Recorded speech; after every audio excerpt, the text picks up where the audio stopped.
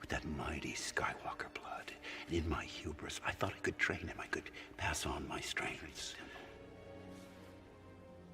By the time I realized I was no match for the darkness rising in him, I went to confront him.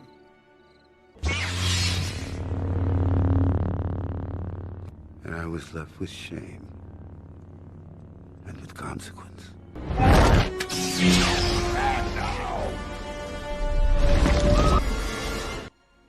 Because I was Luke Skywalker, Jedi Master.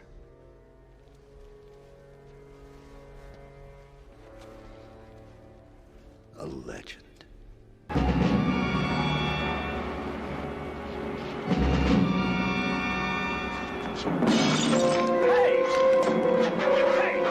Are you crazy? What's the matter with you?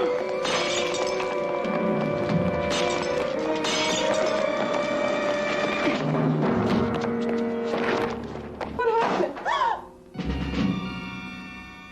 What do you want?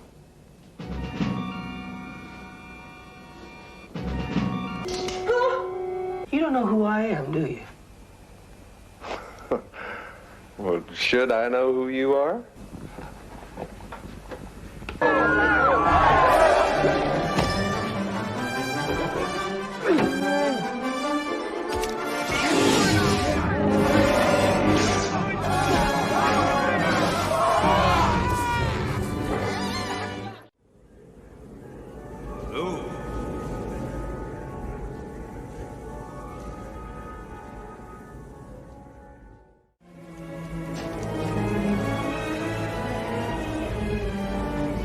Not much time.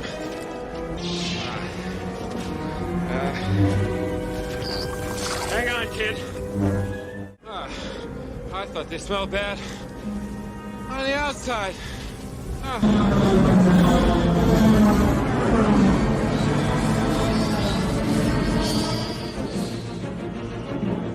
This is Rogue 2.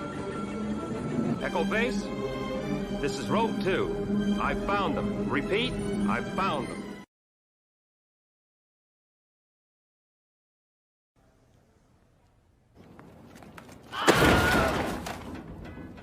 Fade in. This is where the fun begins.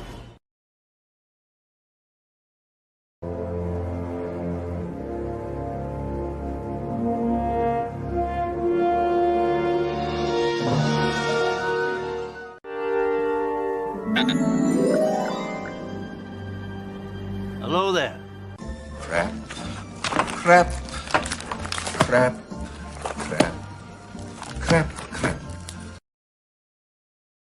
You know, hey! You guys sure are friendly, aren't you? I'll probably never meet him. You might. There's something different about him. The Force is strong with you.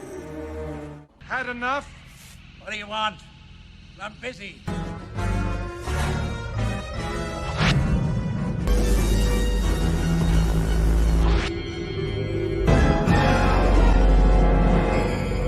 No, we have a race.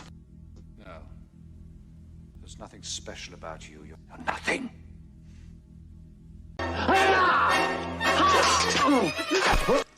Now stand aside, worthy adversary. 'Tis but a scratch. A scratch? Well, what's that then? I've had worse. You liar! Come on, you pansy. Victory is mine. Just a flesh wound. You will each be part of me, and together we will be complete. Use the Force. Let go. The Force is strong in this one. I have you now. What? You're all clear, kid. Now let's blow this thing and go home.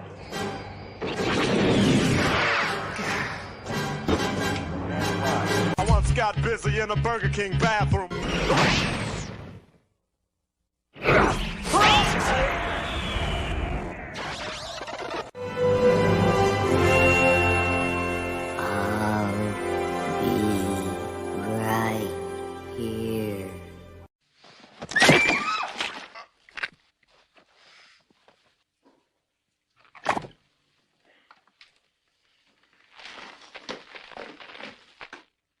kainom. Like a rock.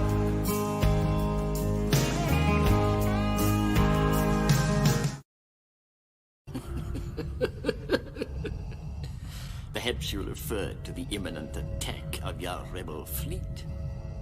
Yes, I assure you, we are quite safe from your friends here.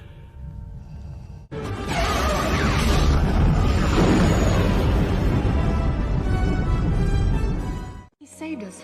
He really did it.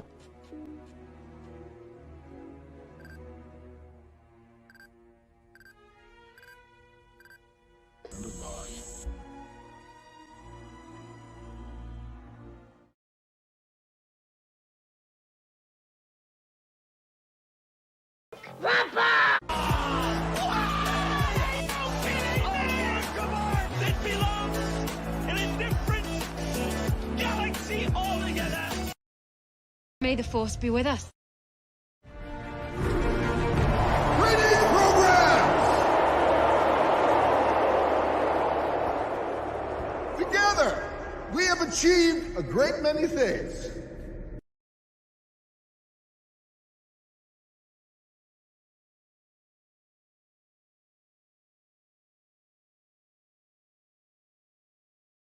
I can wipe you out of existence.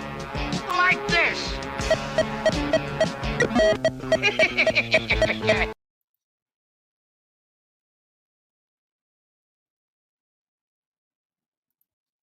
Greetings, programs. Welcome to the Not My Star Wars live stream.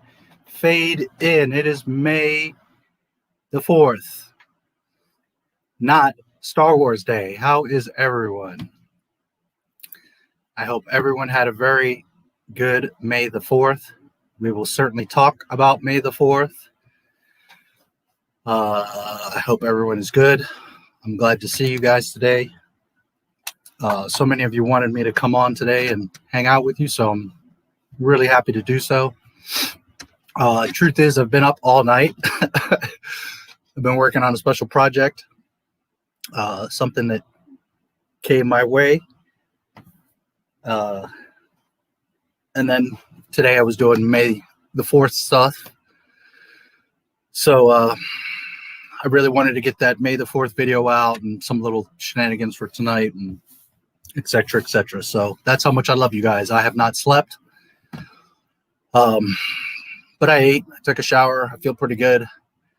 I really doubt I will do 12 hours today. And I know a lot of you have to go to work and stuff tomorrow. So, but we can certainly hang out for a good 4 to 8 hours. We'll see how it goes. Either way, happy to be here. Glad you guys are here. And I think we're going to have some fun tonight. So let's, I'm going to read your chats, and then we're going to talk about May the 4th. And then we'll talk about other Disney shenanigans and whatever else is going on. So glad to see you guys. Hey, Mr. Not My Star Wars. Brendan, yes. I feel like we got off on the wrong foot. Well, first of all, I haven't cussed you out. I haven't banned you. I haven't blocked you. You started that crap. Remember it. Everybody comes on my page and wants to start crap. And I don't know if you're here, but either way, you, like other people, want to come and start crap. But I don't attack you. I don't chase you. I don't ban you. Everyone has freedom to speak on my page, on my community, on my videos. You know, people get their panties all in a bunch. I'm not on your page. I'm not on your social media. I'm not commenting on your videos. I post videos on my channel. I post on my community post. And yet people feel the need to come talk smack. Anyways, with all that said, just remember you started that crap. Not we got off on the bad foot. You got off on the wrong foot. So if you're willing to be a man or a young man or whatever the case and accept that and acknowledge that, you are more than welcome to be here. You're more than welcome to have a good time, and you're more than welcome to learn, because that's what I do, is I teach. So Just keep that in mind. Be respectful and you will always be welcome here. Feel like what? Like we're being watched? I'm sure we are. Good to see you, Greg. Good to see you, James. I got home at 2:50. That will give me 15 minutes before I watch the stream. Also, instead of watching Bad Batch, I'm watching Clone Wars 03. Good decision. The Force was not with me today. Start the car to go to work, and it's dead. So, missed work today. Well, it's May the 4th. Worst days, I guess. Impromptu vacation day. There you go. Hi, hello, Sasuke Skywalker. Cool name. Hello there. Welcome. I'll have an hour to be active because some of us have morning jobs to wake up at 5:30. Wow, that's early. Totally understandable.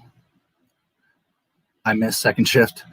A few years ago, I worked second shift at a liquor department for the state of Maryland. It was like this massive warehouse, like every liquor, every beer you can think of from all over the world was in that warehouse. And probably all the liquor you've seen times that by 10, maybe 100. And that's how much is in this world. I mean, a massive warehouse. You'd be just blown away by how much alcohol there is. Anyways, I worked second shift. It was like 4:30 in the evening till it varied. A lot of days, 2 in the morning, 4 in the morning, sometimes 8 in the morning, getting off. It had its things. It was rough, but it had its things. I kind of liked it sometimes. But yeah, I know all about second shift.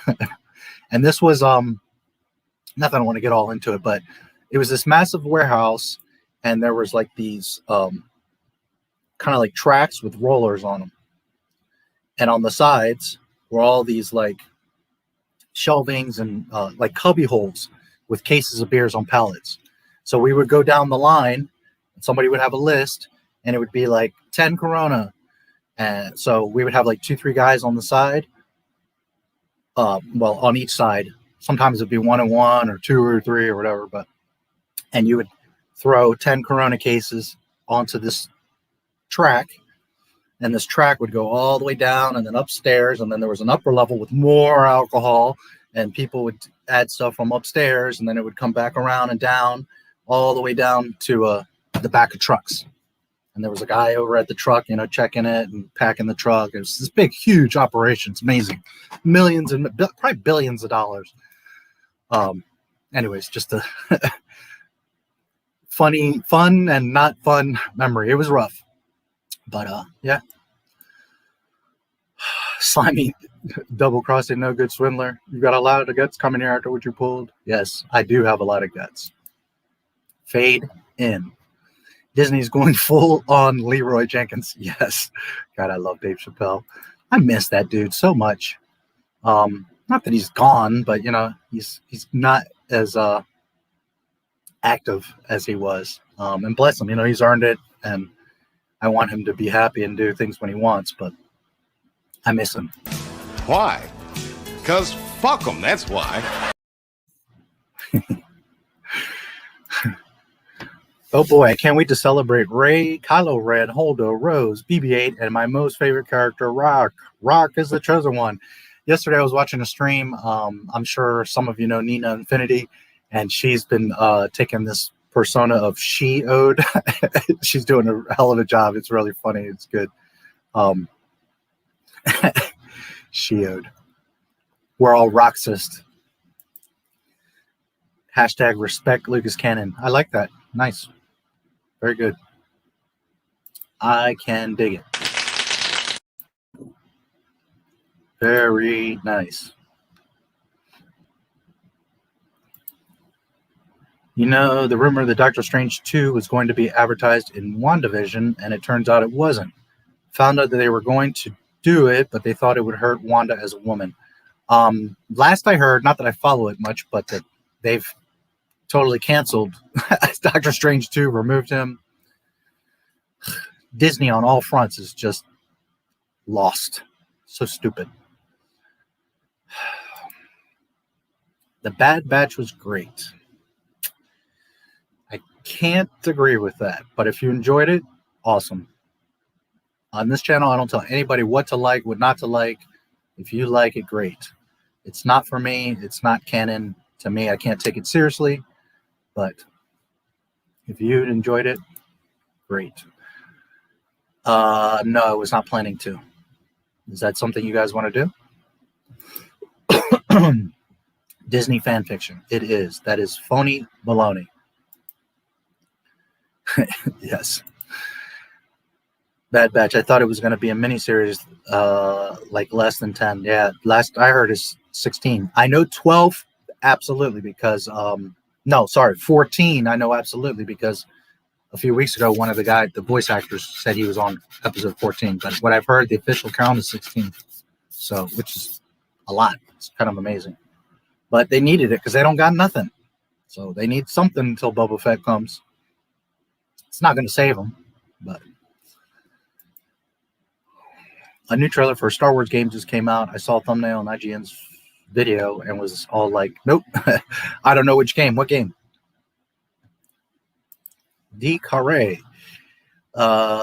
Again, not going to fall for the trap. Will show my money only for Kenobi and The Mandalorian, and that's 1-2 years away. Yes, if Mandalorian happens. And if they actually start Kenobi, because they keep pushing it and waiting. Theoretically, they could be in production right now, but we haven't heard anything. There's no leak, no nothing, so get enough Skyrim mods to make our own Star Wars open world game. Yeah, I would love that. Just a massive open world. Hello, everyone. Ad for a game that wasn't announced until today, but we got nothing for a big open world game that's been in talks for half a year. I don't know. Disney. Hey, Wes.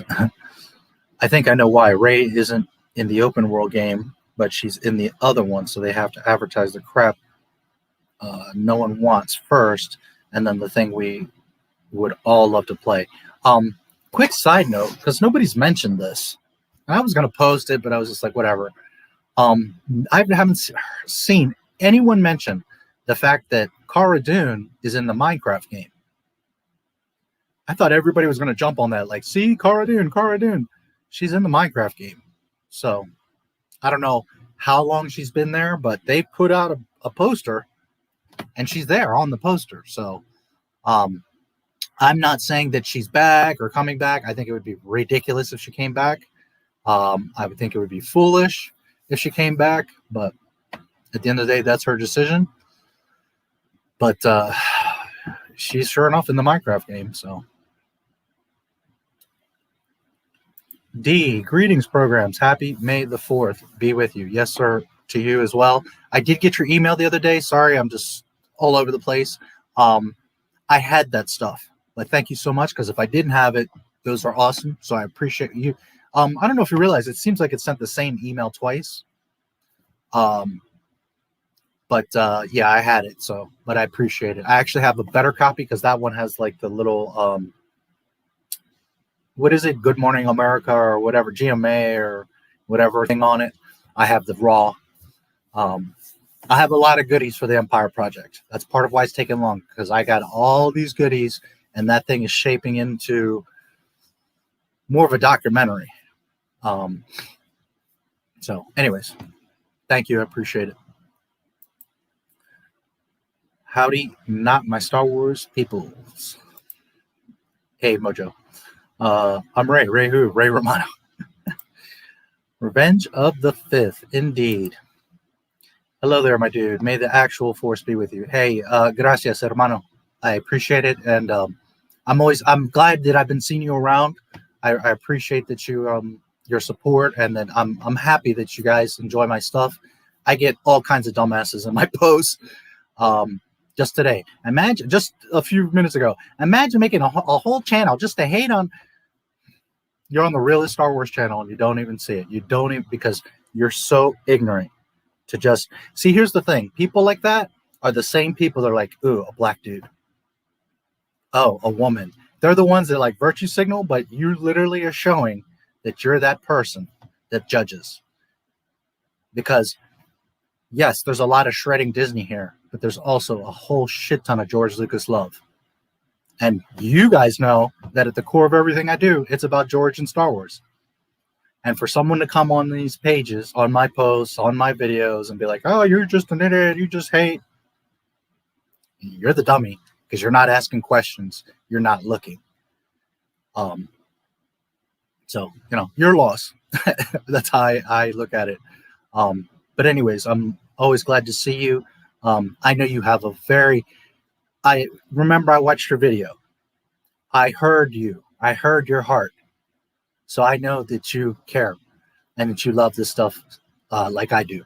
So that's why I'm always happy to see all you guys, you know, of course. But I know that it means a lot to you.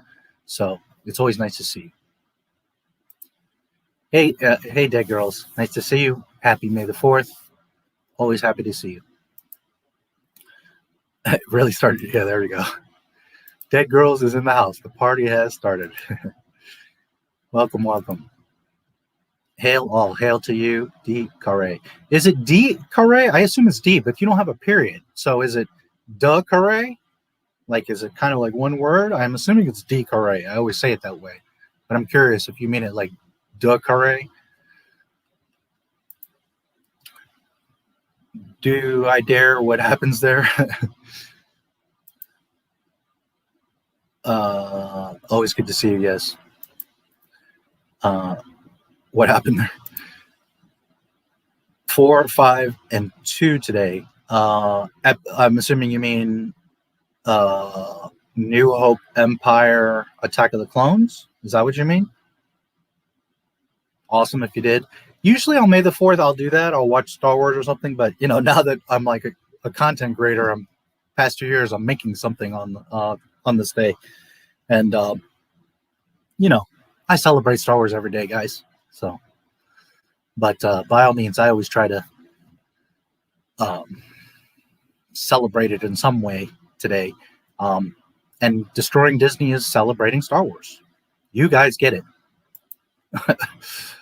You are right. The fandom is on cycle of getting constantly excited for new Disney fan fiction as of today and then getting sad. This day should be about praising George Lucas and real Star Wars. Correct. Even though it's not the appropriate day. And we're going to get into that in a minute. We're going to take a little education, a little, not lecture like I'm lecturing you, but like a college lecture, you know. We're going to talk about May the 4th. We're going to clear the air because, you know, all kinds of people got their panties in a bunch today, and I was loving it. But absolutely, yeah, give it a month. People are going to be like, oh, wow, you know, clone this, clone that, that happened. Everybody, you know, oh, I saw Deppa. Oh, I saw Caleb, which is Freddie Prinze, by the way. Freddie Prinze did do the voice for Caleb. Don't worry. Give it a month. The first few episodes, you know, people are going to be like, oh, my God. I see people saying it's the best thing I've ever seen. The best Star Wars ever saw. You never saw Star Wars. You never loved or understood Star Wars. How sad for you. Because Bad Batch is not Star Wars. Oh, boy. We could talk about Bad Batch. We love you, George. Yes, indeed. On this channel, we love George. That is why we are here. And we are also here because it is very important to always fade in. Fade in, my peoples. Fade in. Good to see you. Yes, yes. Thanks, Westy. Hope you guys are doing well. Yes, I hope you all are doing great. I thought Disney Plus was just going to show the old concept art. What's with the concept art we see here?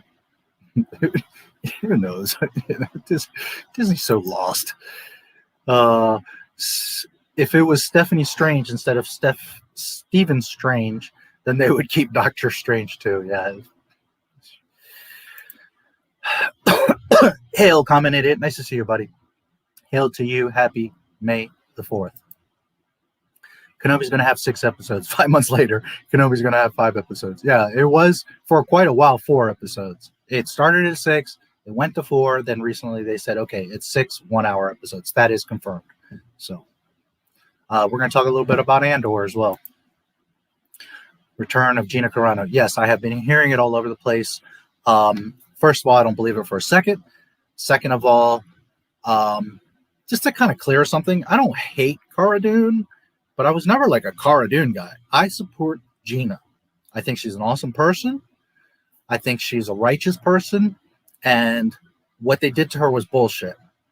She shouldn't have been fired in the first place, but they doubled down. They went the extra step to slander her publicly and do all this extra and remove her stuff and, you know, try to humiliate her. I will respect whatever decision she makes, but personally, I think she would be foolish to come back, regardless of how much money. Listen, she's like me. She's open-minded. She's open-mouthed. Disney is not going to, you know what I mean? Not going to allow that or want that. She's not going to censor herself, especially now. She's in the best situation that she could be. Me personally, even if where was Jon Favreau? Where was Dave Filoni defending her? So even if Jon right now was like, please, we need you. We got all these shows and all that. I'd be like, too bad.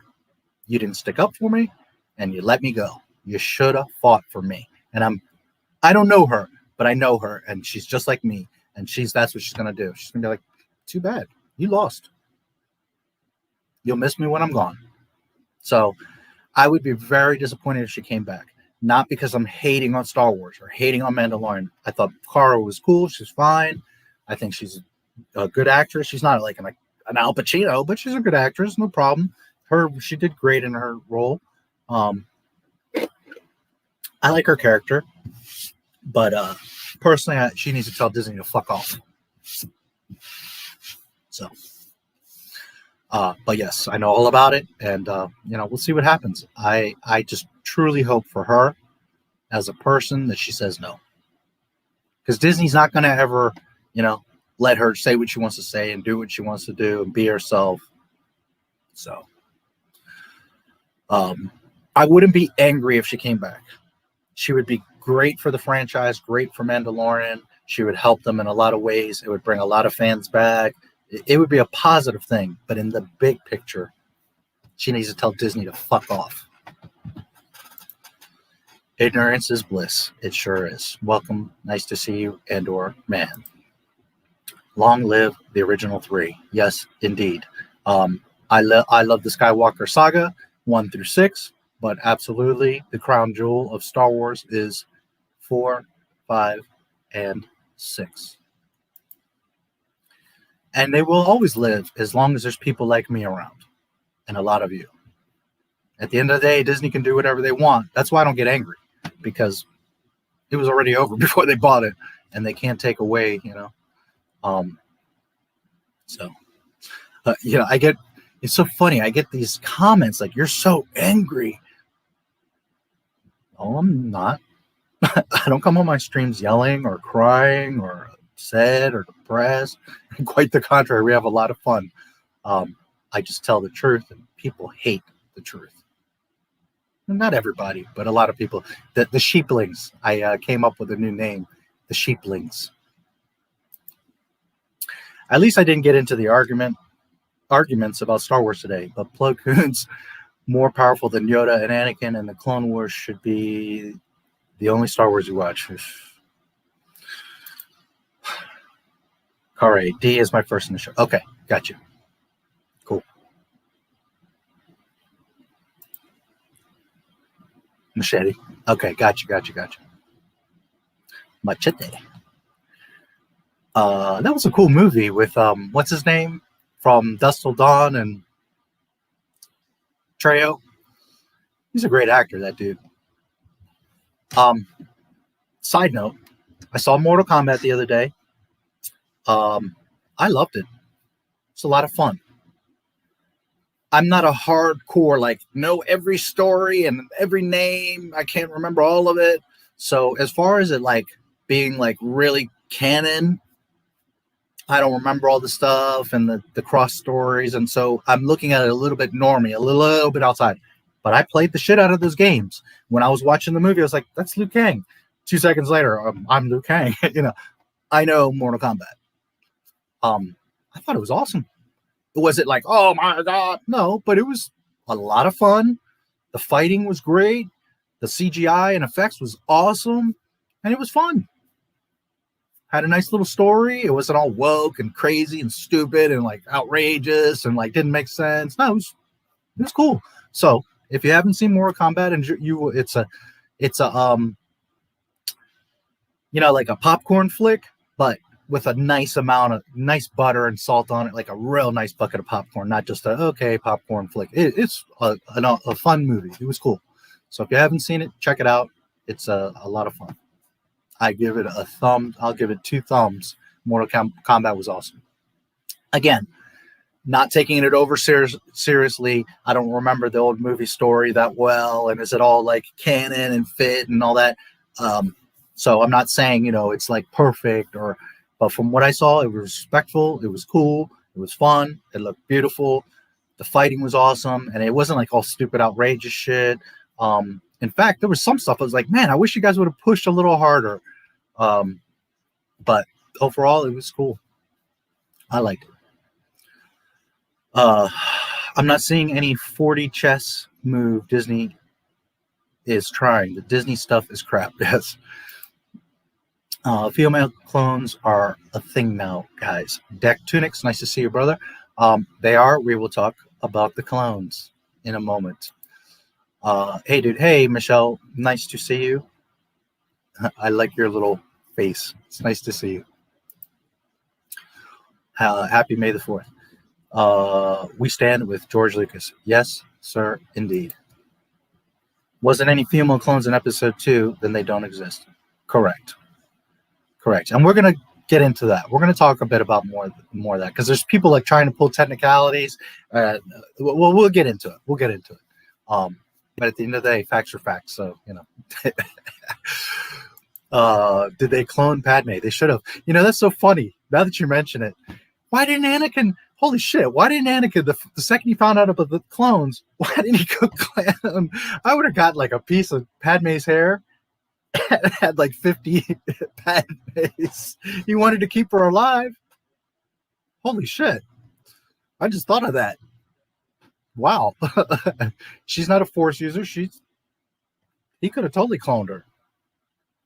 Are they going to be exactly like her spirit-wise? Not necessarily, but I mean, he would have Padme. He'd have a closet full of them. Too funny. He should have. No, they did not. Look what they did with Omega. She's like Grogu, a mystery character. Oh yeah, absolutely. Yep. She's that's what she is. And be prepared. I'm calling her right now. We're going to see Grogu. We have to see Grogu. Several reasons. They have to justify that bullshit they said in Mandalorian, that he was in the temple and trained with many masters, and give it an episode or two, and they're going to show you, because this one was about like right when Order 66 was happening. They're going to show you Grogu. Somebody got him. He got away. They're going to show you. Why? Because they have to validate Grogu so that they can validate cloning. To ultimately validate Force healing. And who does that validate? Rey. And when you validate Rey, then you validate the sequel trilogies. And when you validate the sequel trilogies, who gets the victory? Who's validated? Karen Kennedy. So be prepared. You will see Grogu.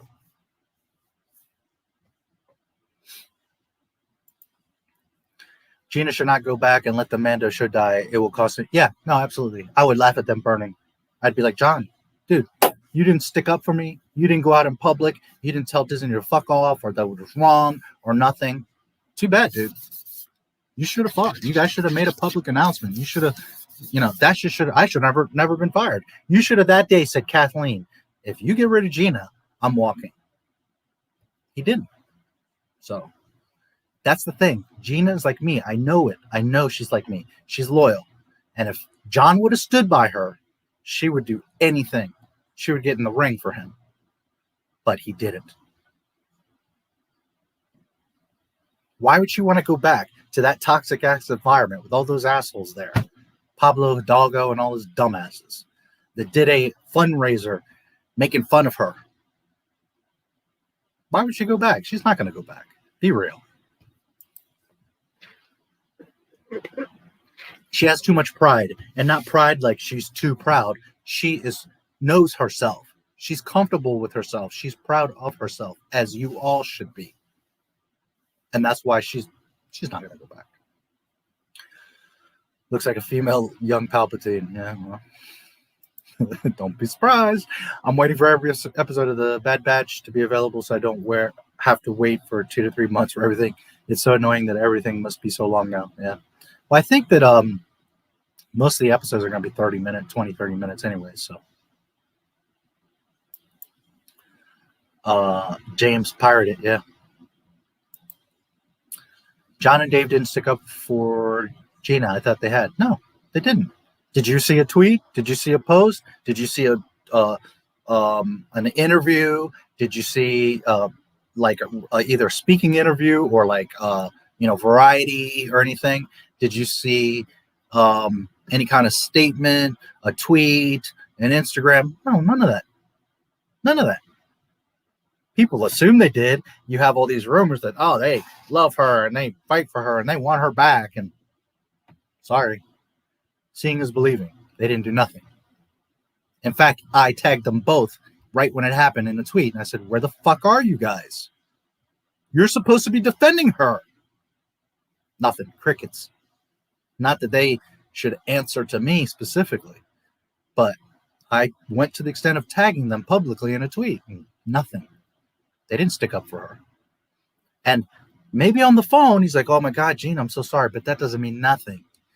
Disney publicly tried to humiliate her, slander her, and totally cancel her. So that she couldn't get any work, couldn't have anything. Be afraid to go to the corner store.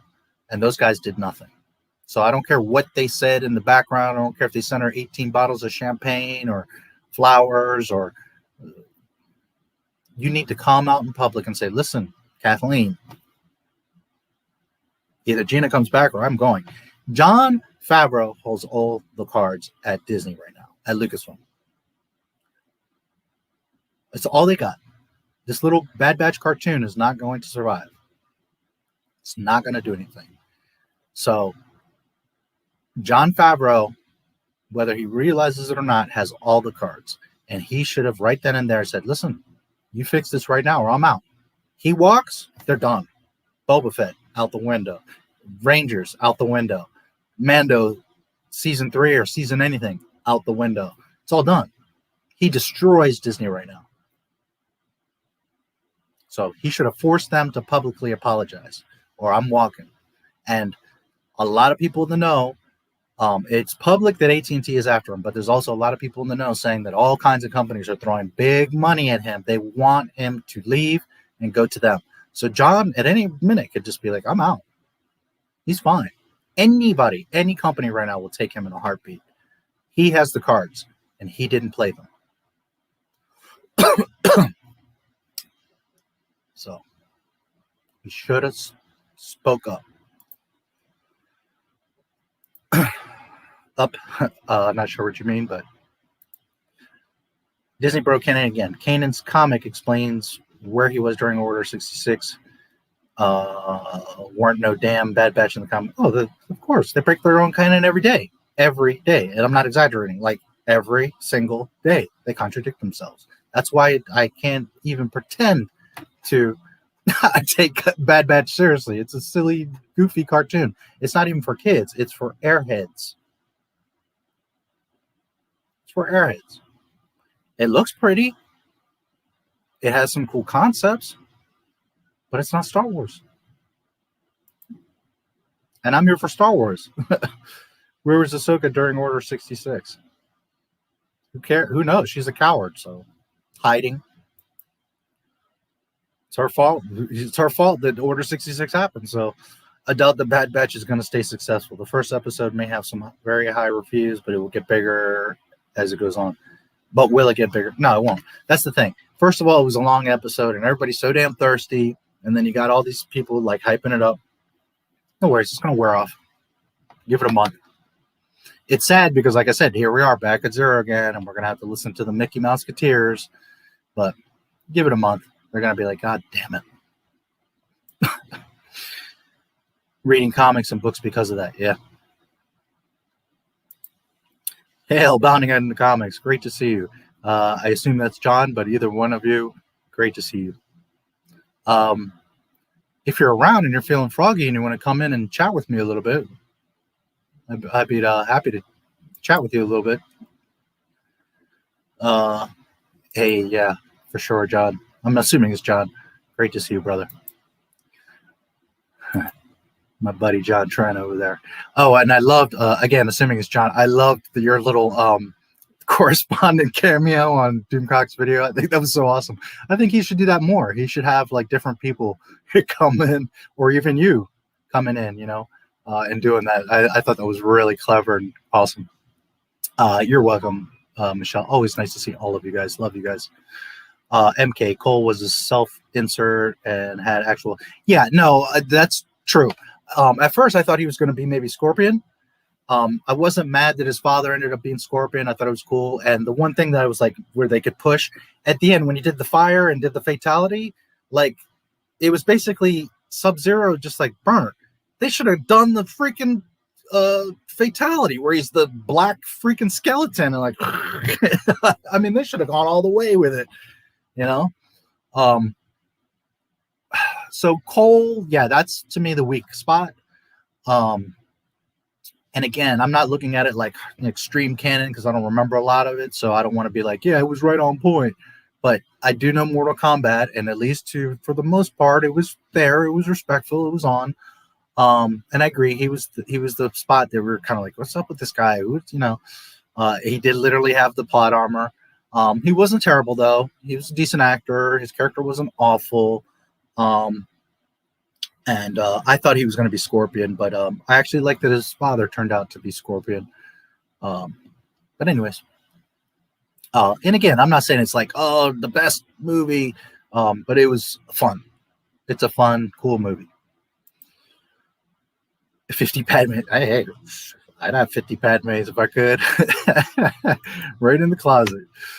What's all this about female clone? I'm very lost. Can you explain what's going on to me? Yes, I will be happy to. We'll talk about it here in a minute. First, I want to get these chats. We're going to talk about May the 4th. We're going to have a little education lesson because apparently people out here really need it. And we'll talk about some other stuff. Clones, Mace Windu, Andor. I got some little goodies. Yeah. Well, at least one. Why couldn't they just make a prequel season of the Clone Wars about how Anakin became a knight and met Rex for the first time, and Obi-Wan starts treating Anakin like his brother? Yeah, I mean, they could have done a bunch of things, but, you know, Filoni. And you will be seeing Ahsoka, too. You can count on that. Ahsoka and Grogu, you are going to see them. By the way, I looked real close at the credits. One, I didn't see Kathleen Kennedy anywhere. I was shocked. No production, nothing. And it's Dave Filoni. Dave Filoni created artwork, director, storyboard. You know, everything was like Filoni. So, I mean, granted, it's a lot of people, but his name was like showing up all over the place. So, Ahsoka and Grogu, you will be seeing them. I promise you that. And I already knew what they were going to do. And sure enough, he's going to go to J19. And you've mentioned him before because you know the exact story that I'm talking about, James. That clone that's the farmer that has the family. That's where they're going. I knew that was going to happen. Not that it's a terrible idea, a story arc, but it's like so predictable. Yes, all paths lead to Jake Skywalker. Oh, look, it's my biggest fan. Just make a Star Wars multiverse and no one has to. No, absolutely not. Absolutely not. The second you do that, Disney's going to come in and be like, oh, remember Star Wars? Well, that's just a multiverse. That's not really Star Wars. Here's Star Wars, our Mickey Mouse capades. Nope, absolutely not. Multiverse cannot happen. Not really. The original real Clone Wars, Genndy Tartakovsky, yes, I love the shit out of it. That was badass. Filoni's baloney? No. I don't hate it. The artwork's nice. There's some cool characters. There's some cool arcs. I used to love Ahsoka. But in general, no, I don't care for it. And same thing with Bad Batch. It looks beautiful. And it's got, you know, the pew-pews and some neat stuff. But it totally breaks canon. It's total nonsense. then I can't possibly take it take it seriously. No, multiverses. There is no time travel and there is no alternate universes in Star Wars. And if you're going to try to fix Star Wars that way, one, you don't know a damn thing about Star Wars. And two, no, absolutely not. Star Wars, that's the point of canon. One continuity. They already can't maintain canon. You think they're going to maintain a multiverse? Right. Give us money so we can talk shit about this one actress. Is it weird, really? Favreau could have walked away. Yeah, he has all the cards. He could have said, listen, I'm out. You guys are going to do what I say. I'm taking over Star Wars or I'm out. And Iger would have been like, please, please, please, whatever you want. Because the second Favreau, here's the thing, guys. A lot of people are holding on to Favreau and Filoni. They're their saviors. They're going to save Star Wars. No, they're not. But, okay, you want to live in that delusion. Now imagine Favreau's like, I'm out. You thought the Carano thing was bad? Holy shit. He has Mickey by the balls and he's not asserting himself. The answer is George Lucas treatments that Disney didn't use. Correct. F-bomb night. Yes. Hell yeah. Gina did say some people went to bat for her, but ultimately lost. She didn't mention who, but you're right. Haven't seen anything from. Yeah. And again, I'm sure behind the scenes, John was like, Gina, I'm so sorry. But that doesn't mean anything. When we publicly are seeing Disney taking a shit on her, Favreau should have said, no, not on my watch. And he has all the power right now. He has all the leverage. He should have stood up and said, nope, I'm walking.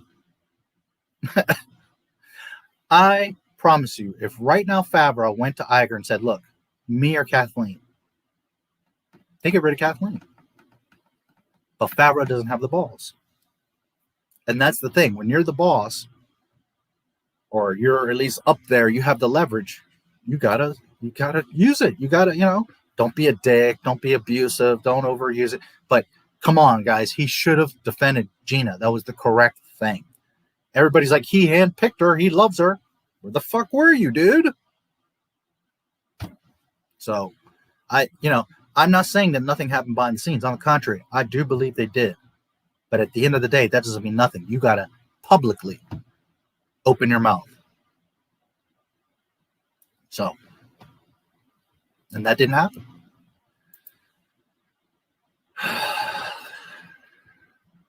Oh, Lord. Dude, you are so lost. You are so lost. I don't know if you're young or you're just like, Mickey Mouse is like, injected you with stupidity, but like the comments you make on my posts, you are so lost. You are so clueless. And I'm not trying to be mean. I mean, just literally, you should go back and read the shit you say. You are so fucking clueless as to what Star Wars is. And you're in the right place to learn what it is. And I don't like to be mean. I don't like to call people out, but I see your little slick ass fucking comments on my shit all the time. So you're always welcome here, but I will call your shit out. And you have much to learn, sheepling. It is weird, really. Favreau could have walked away with her, and Lucasfilm would have been in worse problems. I want to bet he stayed as a favor, not to KK, but to someone else. Yeah, or, he loves Star Wars. He's excited. He doesn't want to lose the Mandalorian and all that. And I get it. He probably has like 10 other projects that they've talked about. I get it. But he has the cards. He has the power. And he should have right then that day said, oh, no, Bob, this ain't happening. No. You fix this right now or I'm out. And Bob would have bent Bob would have got on both knees. That the ones who believe there is hope in Star Wars with Disney right now do sound like fools. Yeah, there is. Listen, guys, as long as Mickey Mouse has Star Wars, it's done. You're never going to see Star Wars again as long as Mickey Mouse has it. No multiverse, no flimmy flam, no Bad Batch. All that shit is bullshit. There's only one solution. Sell Lucasfilm. We have to get it out of Mickey's hands to someone that respects it, that will decanonize and erase that bullshit and go back to George Lucas and start over correctly. That is the only way we're going to get real Star Wars. Otherwise, we're going to be dealing with nonsense. So I love a lot of other creators. I bless them that they want to be hopeful, but you guys got to start waking the fuck up. Disney's not going to change. Disney's not going to, like, because you guys want Luke and you guys are telling them, oh, you like this, that all of a sudden Disney's going to be like, oh, wow, let's try it, 9 years they're spitting on you, shitting on you, and you think that Disney's going to be like, yeah, it's, it's time to wake up. It's time to wake up. I'm all for hope. I'm all for fight and belief, but there's also, it comes a point when you're shooting at the side of the Death Star and you're just losing X-Wings, one after the other, and you have to understand there's a different way, a different approach of attack. You must think smartly, wisely. You must find the better way of attack. And right now, you guys are just flying yourselves into the side of the Death Star and, like, getting upset about it. I've been known better a long time ago. I have shown you the trench and the porthole, and you guys aren't wanting to take it. We can end this shit right now. We could destroy Disney like that. But hey, Bad Batch.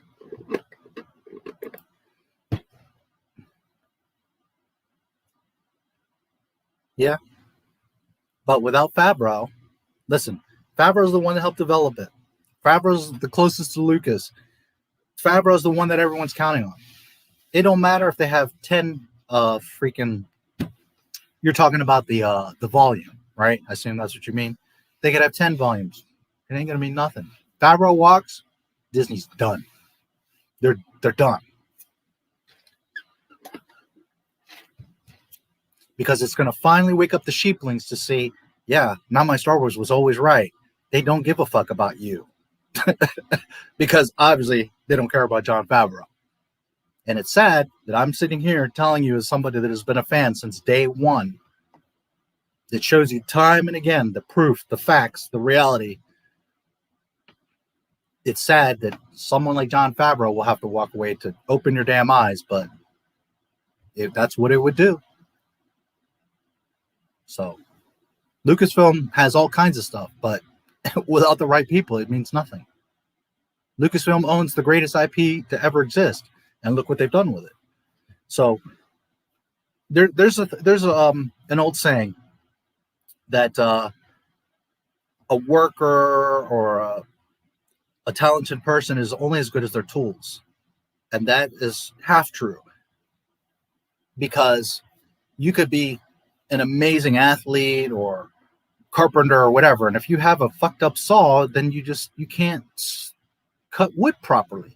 Even though you could be a genius at building stuff out of wood. But on the same token, if you're really that badass of a carpenter, then you learn how to work with very little. So you could have all the best tools in the world, but if you don't have the skills, the passion, the love, the knowledge, then those tools mean nothing. So, that volume right now means, only reason it means anything is because of Jon Favreau. Doing just fine without Disney muddying the waters. The books and comics were in their own world. Now Disney is destroying that and reskinning it. Yeah, he just doesn't get it. He just doesn't get it. But he's constantly on my channel, so it's like I've told you guys many times. A lot of guys come, blah, blah, blah, blah, blah. But obviously you love my channel because you're always here. You're always here. So deep down inside, one, I'm right. And two, you want to learn. So instead of being a dumbass and embarrassing, because if you think you're making me look bad on my posts, oh, you're only embarrassing yourself. So instead of making a fool of yourself, shut up and learn.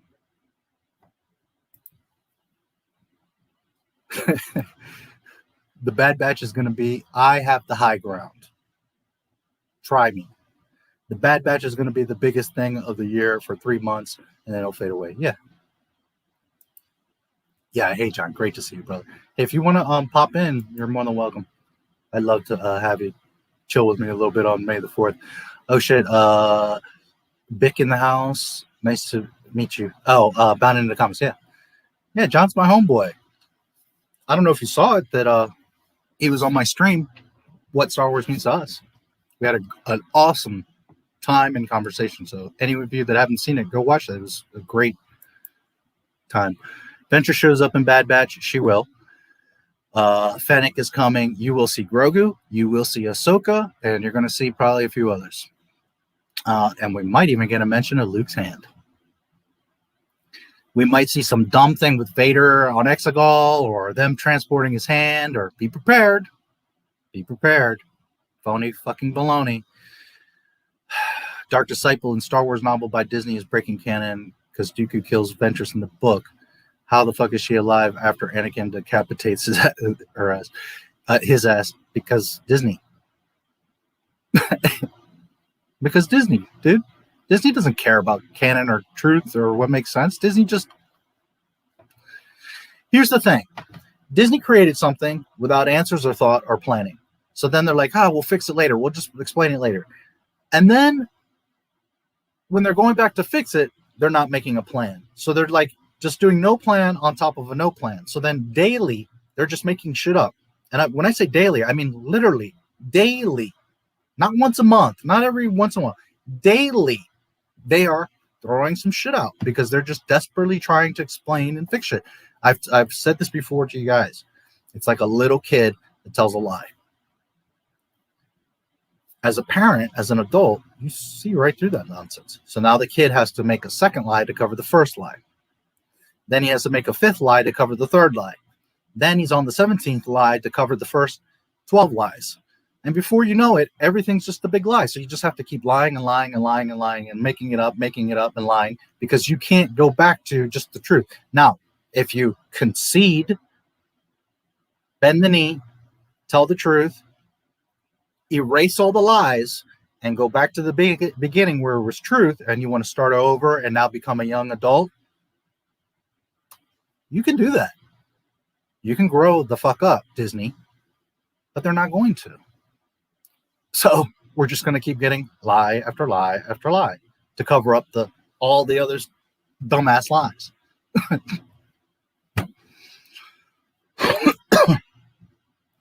He's left it open for more opportunities. It's on me to create it. That's your introduce. No, absolutely not.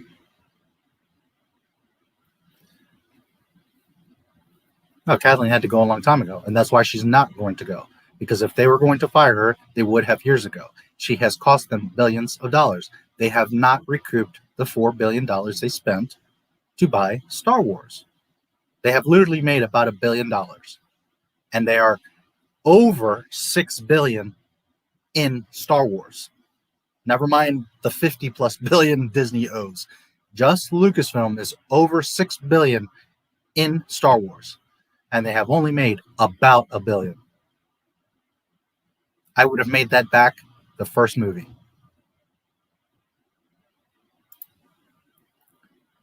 Yes.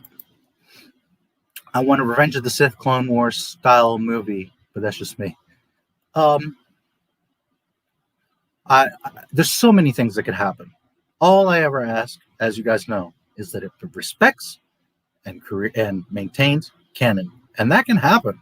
It's not that hard when you know it and when you love it. It's not that hard. And I knew this shit very well. And guess what? If it was on me, I would be in the vault every day, double checking, triple checking myself. And I would have 3, 5 other guys checking me, because that's how important canon is. It must be perfect, because George Lucas always maintained it perfect. It's not that hard. When you have a holocron and archives, the movies, George Lucas, you can call on the goddamn phone. There's no excuse, because I know I could do it. And you all would be bursting at the seams with the Star Wars I would give you. And I would have 3 people behind me double checking my shit, because it does matter, because it does have to be correct. And if it was my watch, it would be correct. Considering Grogu's age that he appears in the Bad Batch, he will. He has to. because Filoni has to validate all his nonsense. They have to validate Rey, and they have to validate Grogu being in the temple. And they also have to further validate Ahsoka. You will be seeing Grogu and Ahsoka. I promise you. Hey, I have a very serious question. What is your opinion on... I'm not sure what that is. Let me know. I will be happy to answer, but I'm not sure the TBI...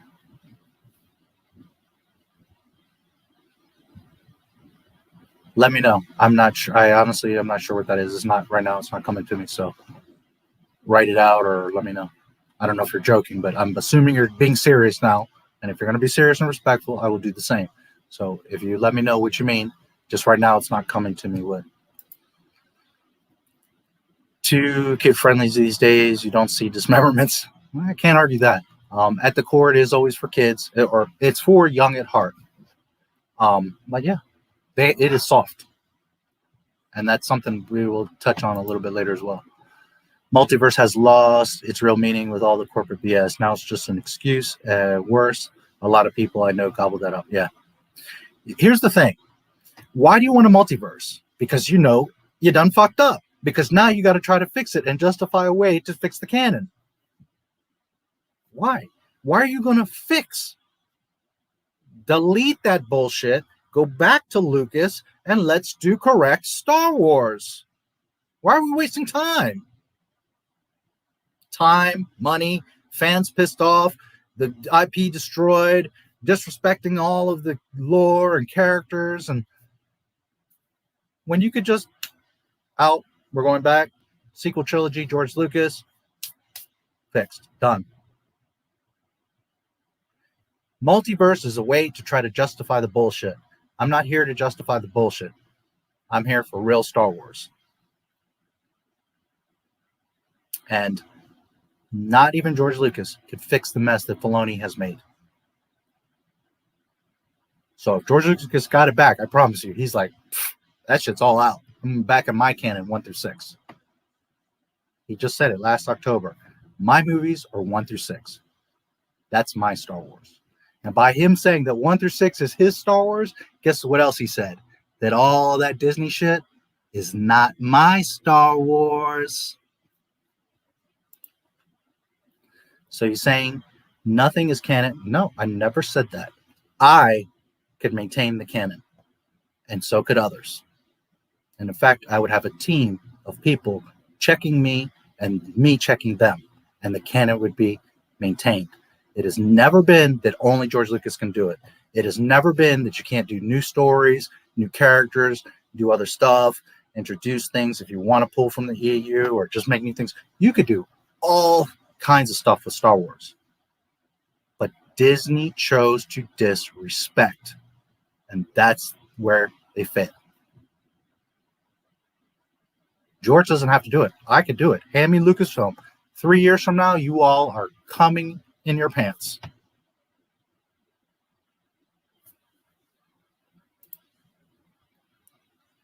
You're in the theater like, promise you. People always say that the Clone Wars are the best thing from Star Wars, even though they say that the first 2 seasons are slow and a lot of episodes of season 7 are filler, but they still think it's the best. No? What can you do, man? You can't, someone that doesn't want to learn, someone that doesn't want to listen, someone that doesn't want to be realistic. Some people just want to argue, just, don't want to listen.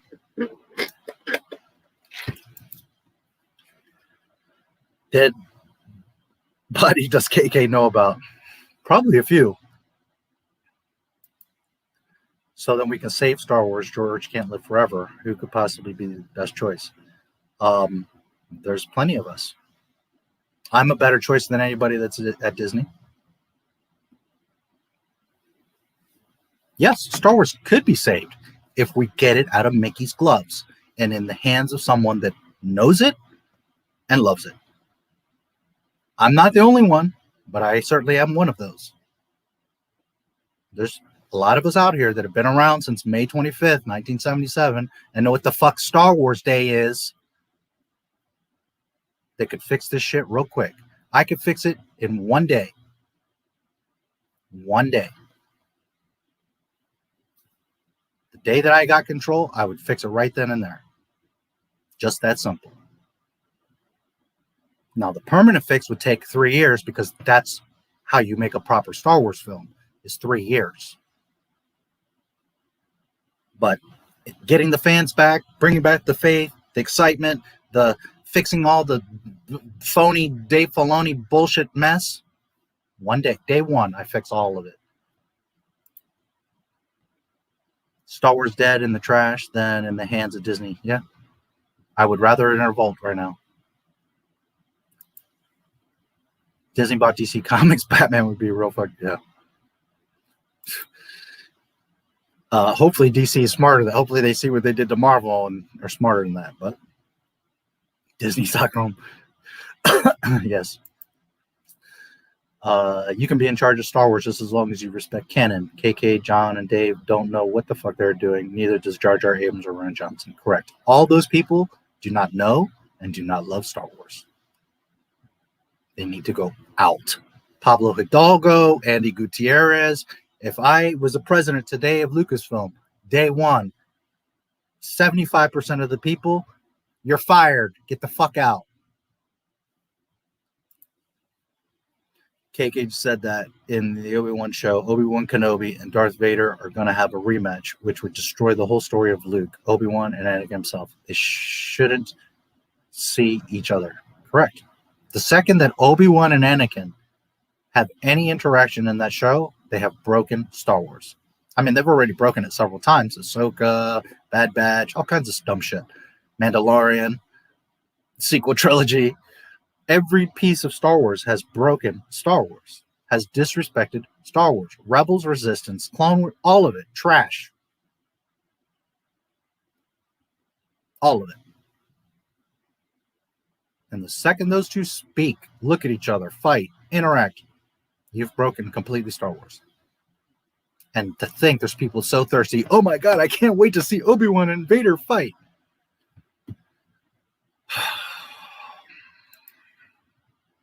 Star Wars doesn't need saving. It's already complete. Enjoy the EU with a grain of salt if you want more. Otherwise, accept with love the great myth of our civilization as it is. Yeah, I mean, it was over on episode 3.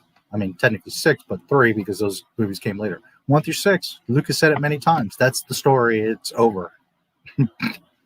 So, Disney puts out stuff called Star Wars, but it ain't Star Wars. That's correct.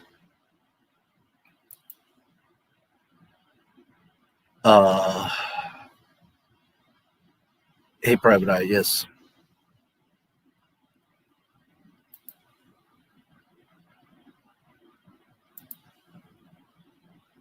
It's funny because Ventress is still alive in the EU. Yep.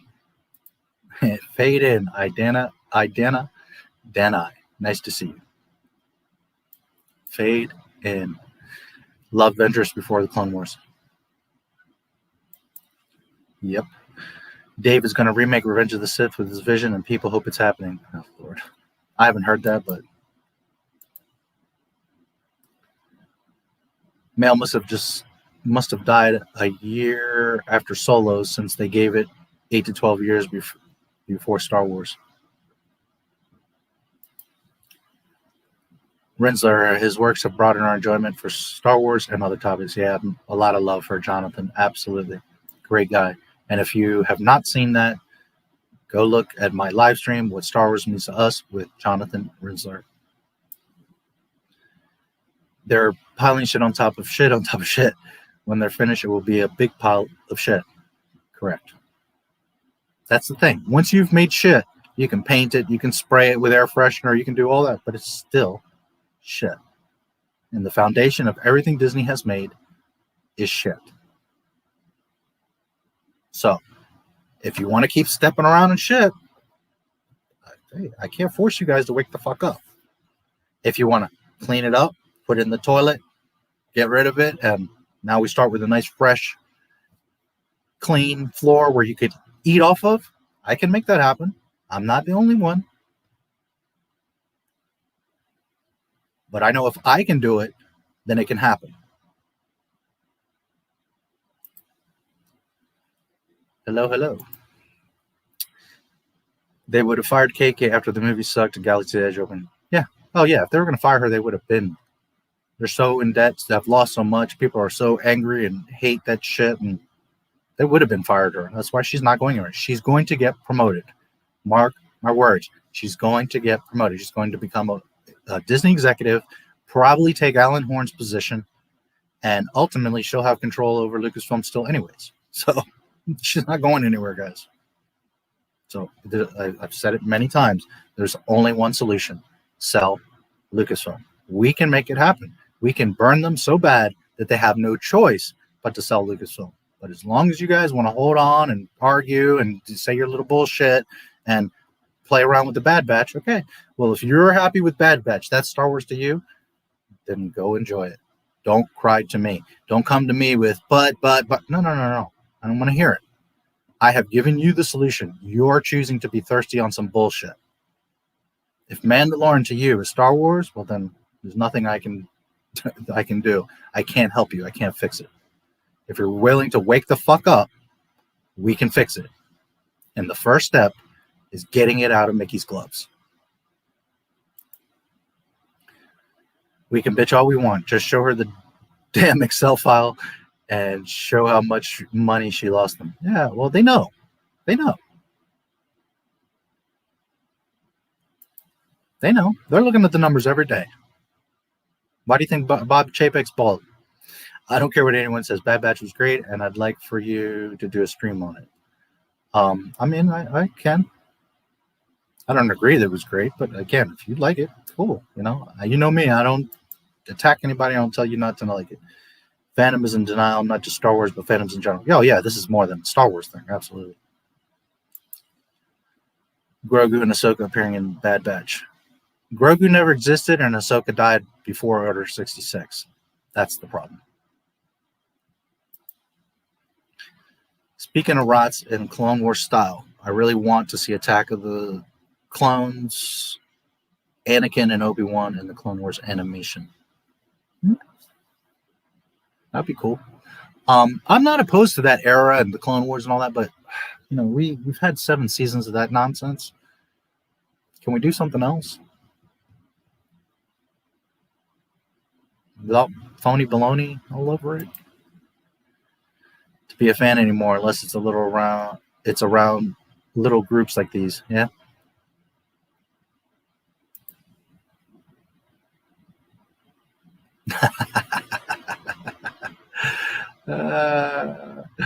I knew you'd get your panties in a bunch, little bitch.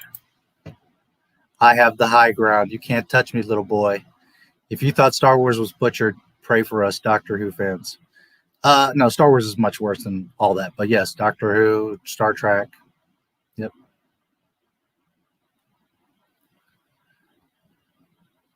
Again, I'm 10 steps ahead of you, little boy.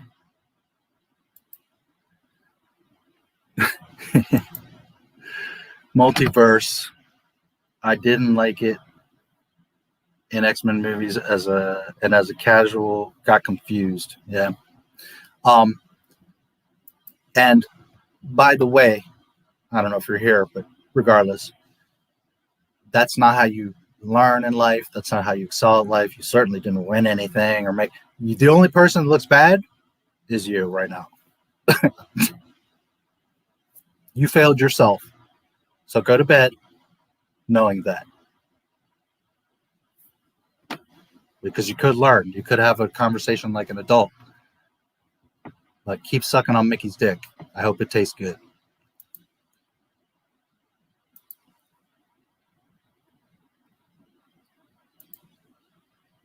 That is just current denial, not just the Clone Wars, but many shows in general. We kind of accepted mediocrity.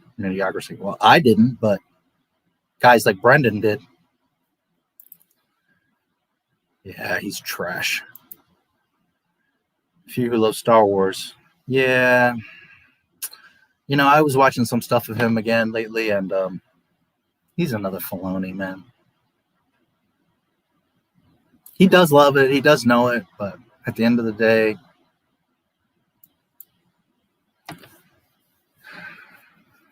Ahsoka dies before Order 66. George Lucas said that, number one. So end the conversation, breaks canon. But if she was alive, why didn't she seek out Yoda? Why didn't she seek out Ben? Why didn't she seek out Luke Skywalker? Where the fuck was she? Why didn't she help the rebellion? Why didn't she help Luke Skywalker? That's why she breaks canon. She can't be alive because she wasn't alive. She didn't even exist. And instead of Dave being a man and saying, okay, it was fun, she was a cool character, now she must die because I have to respect George Lucas and the canon. But he doesn't. So that goes to show you he doesn't give a fuck about George Lucas or canon or Star Wars at all. He cares about his little Ahsoka show. She dies before Order 66.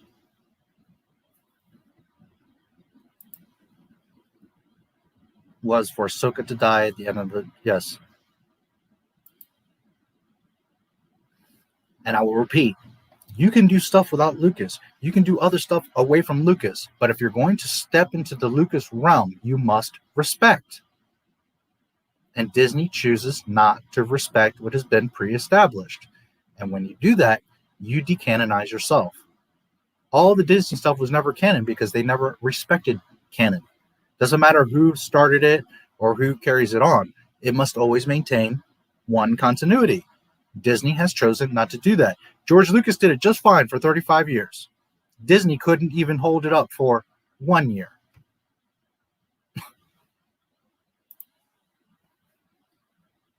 Yes, George created Ahsoka, and George said that she dies. Why? Because he knows his own goddamn canon and story. It's not that hard. Episode 3, yes. Exactly. Ventress was hot.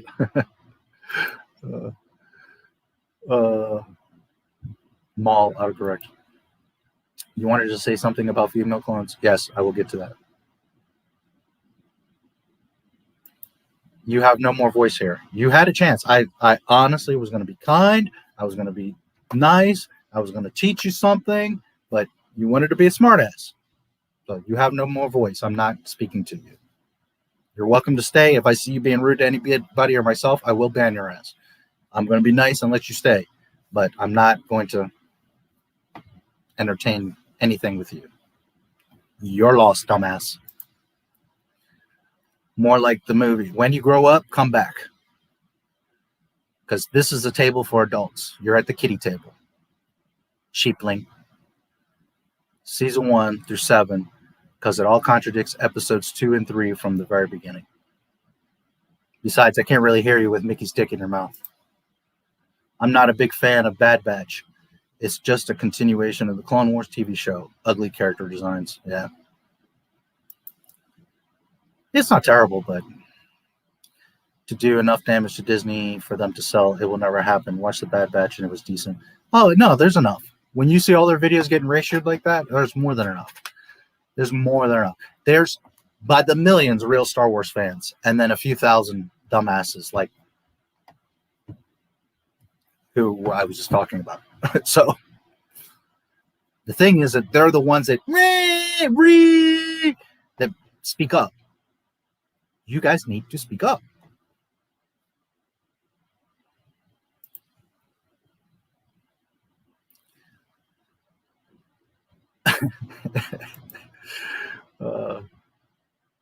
Yeah.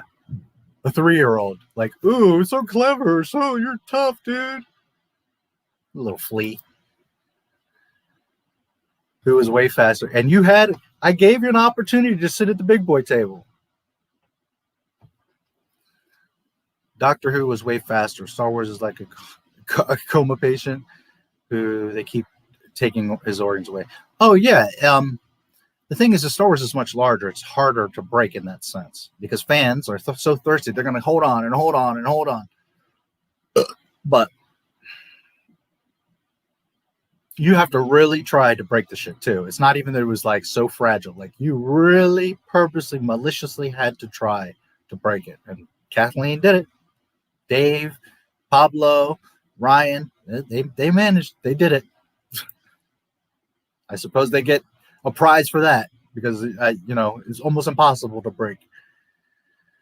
Catch on the next live stream. Thanks for the answer. Yeah, absolutely, my pleasure. You have a great night. Have a good May the 4th. Disney staying in the Clone Wars. They won't move on. Walt Disney used to say, keep moving forward. Maybe Disney should watch Meet the Robinsons, the movie they made. Correct. They should watch all their old shit because they seem to have forgotten who the fuck they are.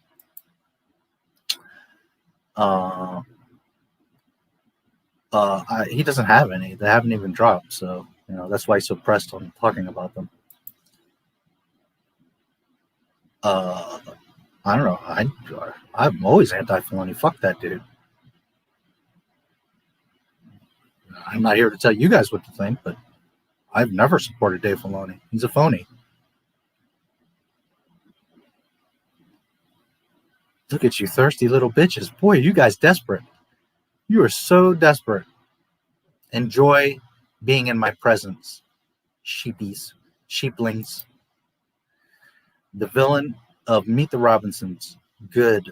Goob, the baller hat guy. Never thinks anything through, just like KK. Yeah. You seen the retro blasting video on Kathleen Fire? Yeah, I have seen that. I did see it. Yeah, they sure did.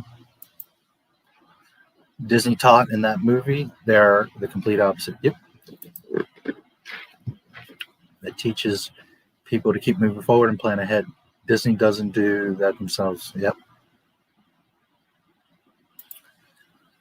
Logan Sidoric. Hey, I like your channel and your videos. Happy May the 4th. Happy May the 4th to you. In a moment, I'm going to be talking about how it is not Star Wars Day, but happy May the 4th, regardless.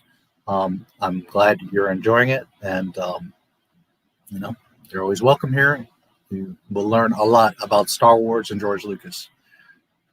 If you want to know about real Star Wars, you're in the right place. So, welcome. Hold on, it jumped on me. And thank you. I'm just trying to learn your reasoning. No, I'm not saying you are. I'm not arguing with you. I'm not yelling at you. I'm not cussing you out. Content developers were tripping over the mail ed trying to get content out on the Bad Batch just a month earlier. F you Disney, bring back Gina. Here you go. Filoni baloney. Yes. As others have said, Bad Batch won't keep Star Wars alive, and the Obi-Wan show will probably be shit. So in other words, Disney's days are numbered. There's only so much content they can make before multiverse. Yep. Yeah, it's going to run out. I suppose I owe you an apology then. Truth be told, I didn't like the sequels and they should be erased. However, I have always enjoyed everything else that wasn't that. I'd rather the sequels go only. And that's hey, up to you. I don't tell anybody what to think or what to like or what to do here. But I do always tell you the truth. I always tell you the facts. And I have given you guys the solution time and time again. And there is only one solution if you want Star Wars. It's really very simple. Wipe them out. All of them. It's just that simple. I hate the word limit. If it wasn't for that, I could write so much better. Yeah, I know the feeling. And then sometimes you're like, well, fuck it. I'm not going to write the other message because now I have to do 2 messages, and I totally know.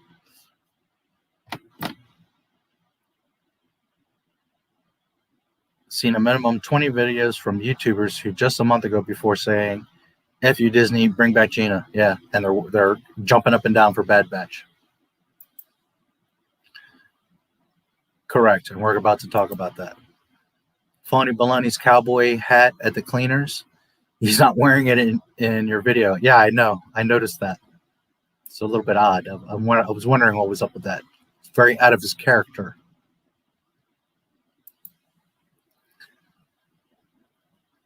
So in the whole Star Wars universe, what do you like? 1977, May 25th, 1977, Well, here. It's really very simple. This is what Star Wars is. May 25th, 1977 to October 30th, 2012. That is Star Wars. 1 through 6. I love the EU. It was never canon, but it is Star Wars. That's legitimate Star Wars.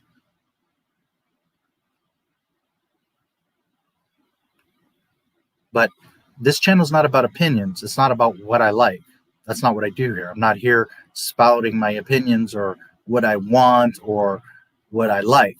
I speak facts. I speak about and defend canon. I don't give a fuck who makes it, what it is. It must respect canon. And Disney cannot seem to understand that. And if it's not canon, well, then it's not canon. And if it's not canon, then it's not Star Wars. It's really very simple. It's not complicated. So what I like is real Star Wars, which is not limited to George Lucas, but it is limited to respecting that canon and respecting George Lucas. But you could do other stuff without George Lucas. A million people could do things, but you must respect the canon. He will. Thought I was able to retract. My second retracted message is correct. Star Wars Theory is acting like he knows Star Wars and praises Dave Filoni and Jon Favreau. Yeah. No, Star Wars Theory is the biggest Disney Star Wars channel on YouTube. And that's okay. I don't hate on him. I don't want anything to happen to him. I wish him a lot of success. But he has much to learn about Star Wars. He is so confused. So confused. Mini-series on Starkiller Arena. Starkiller. Oh, leave now, you sexist. Yeah, it better be Starkiller Arena. Just by watching his channel, the only thing Star Wars Theory cares about is Episode 3 and Vader. He literally doesn't cover anything else. Yeah. Yeah, that's all he cares about and wants to see is Darth Vader doing stuff. Which, I mean, to be frank, he's selfish. Because he's not concerned with Star Wars. He's not concerned with George Lucas. He's concerned with what he wants and his theories. Yep.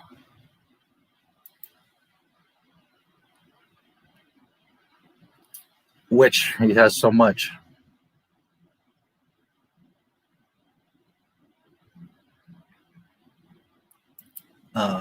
Just got on here. Yes, I saw it. It's not Star Wars. It's a silly cartoon. It looks nice. The animation's awesome. The characters are okay.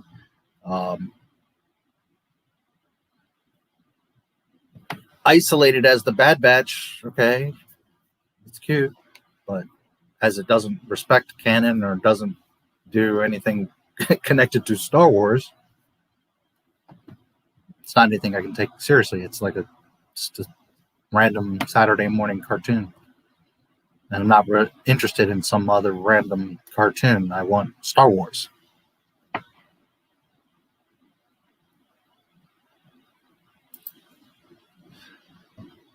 I do see the canon breaking problems in Clone Wars, such as Anakin having multiple dudes with Dooku, and 3 implies Episode 2 was the last time they met. My power, exactly, Dave Filoni. Probably never ignited his lightsaber. No, he didn't. He didn't have to. He literally didn't. Okay. Who do you want? Nobody that's there now. I'm happy to do it. Someone like me. Someone that knows and gives a fuck. And the sad thing is I know very few people that would be on my level of knowledge and love and respect. So I have to nominate myself because I really don't know anybody else.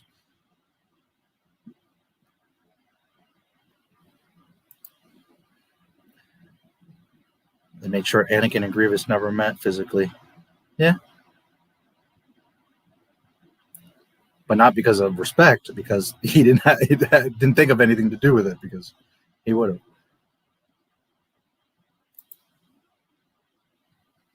Have him duel, yeah. It's just stupid. It's just dumb. All right. May the 4th. Just 1 second. I need to pull up a couple things, and we're going to talk about May the 4th.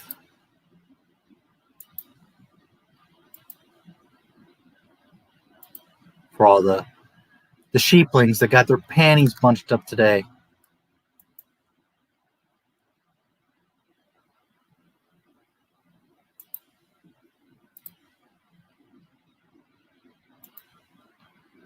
Just 1 moment.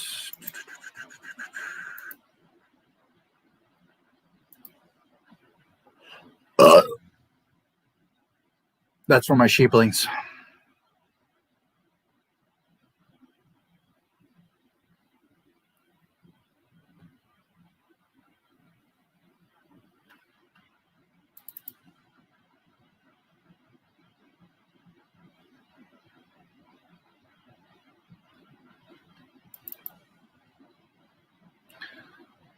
All right. All right. I got all kinds of comments today. Probably my favorite one. You're so dumb. If you would have spent 5 minutes of research, you would have known that May the 4th has always been a thing.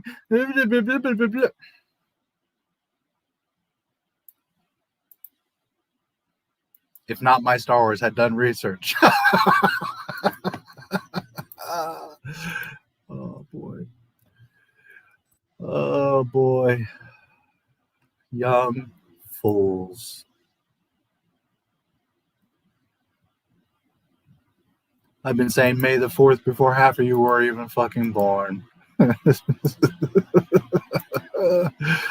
Oh boy, so funny.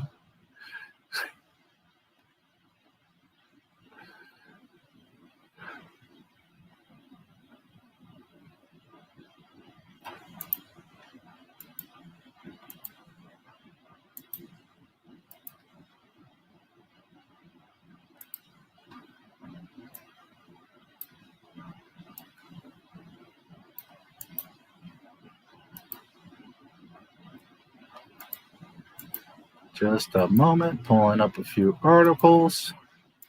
Because, you know, here we do research and we back them up with the sources and the facts.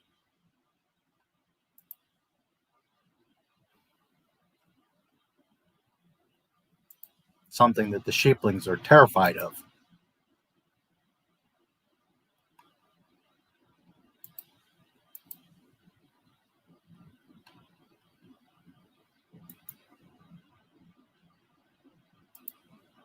Okay.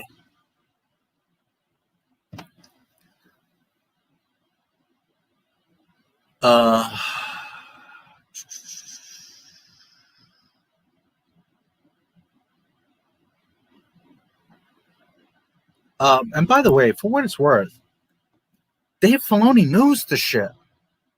Dave Filoni could make awesome stuff. But the problem is Dave Filoni don't give a fuck. He don't give a fuck about George Lucas. He don't give a fuck about Star Wars. And he sure don't give a fuck about you. So with that said, he's done a few little cool things. He has the potential to do amazing things.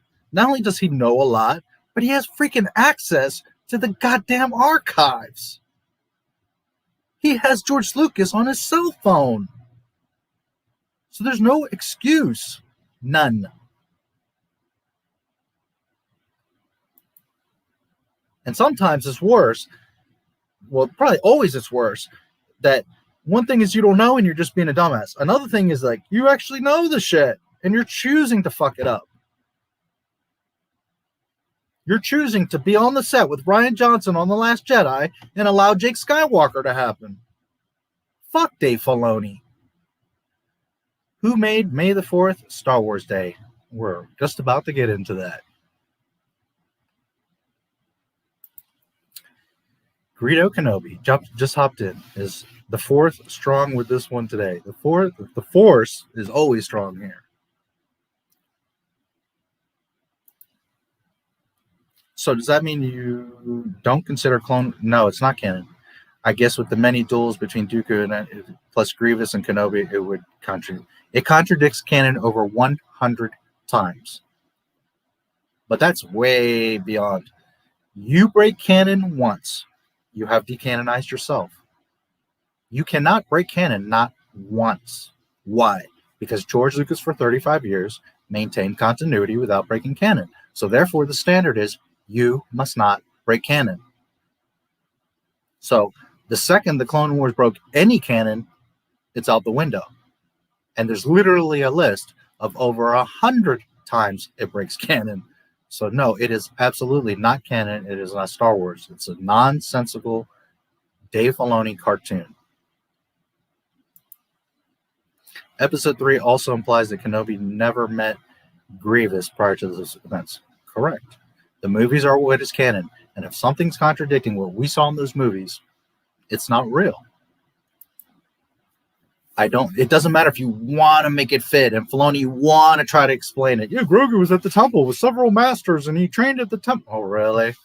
Nobody saw him, heard of him, saved him. He had no impact, ramifications. When Luke is in A New Hope, where the fuck was Grogu? Where the fuck was Ahsoka? I don't think Anakin and Grievous interacted with each other before Rats. Obi-Wan, yes, but I don't think Anakin met him till the near end. Yes, correct. You see it. You saw it in the movies. Well, there's been some. I'm sure there'll be more. Revenge of the Fifth, yes. I've never heard of the May the 4th in my entire youth. Not saying that means everything, but I don't know when this became a thing. We're about to talk about it. Obi-Wan to meet Grievous, but Anakin not be present because they're partners after all. Yep. 4th, we started after the prequels. No, actually, it's much older than most of you realize. So does that mean you can make good content that respects the canon? Nah, I'm going to make Ahsoka porn. There you go. That's Dave Filoni. No, Yoda clearly says that it is not. And I think you're just saying the quote and not asking the question.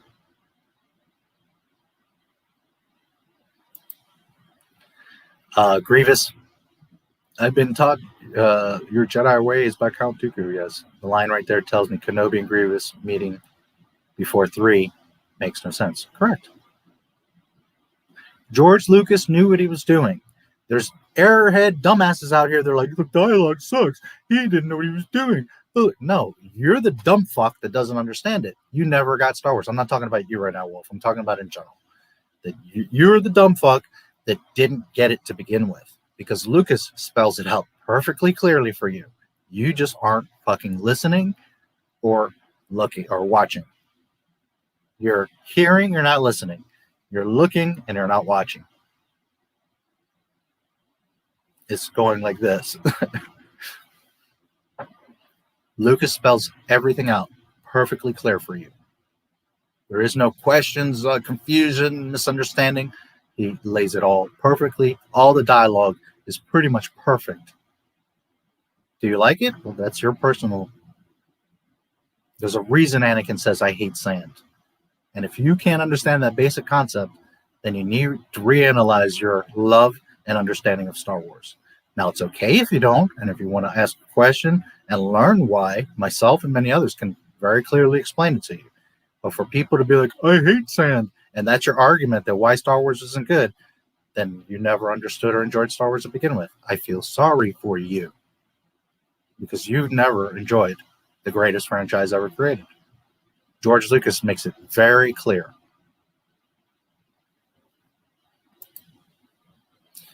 Clone Wars. Obi-Wan and Anakin were prisoners with Dooku, and they join together to escape.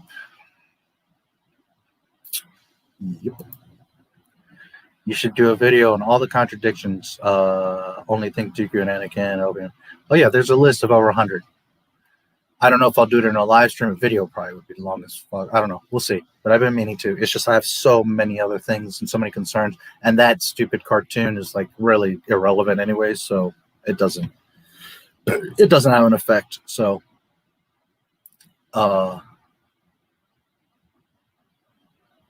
yeah, it's not a priority. I do want to get to it, but there's just too much other stuff. But it will come. Skim through a couple of the streams. Senna 0202. Okay, I don't recognize you, but you're more than welcome. And it doesn't appear you eat, drink, or use the washroom. Do you have a family or job to worry about? Okay. I do indeed. Roughly every 2 hours, sometimes 3-4 hours, I will take a break, a 10-minute break. I play an intermission, and I go stretch, and I get a snack, and I go to the bathroom and all that. If I have to go to the bathroom, I'll go to the bathroom. But I do this every Friday, usually for 12 hours.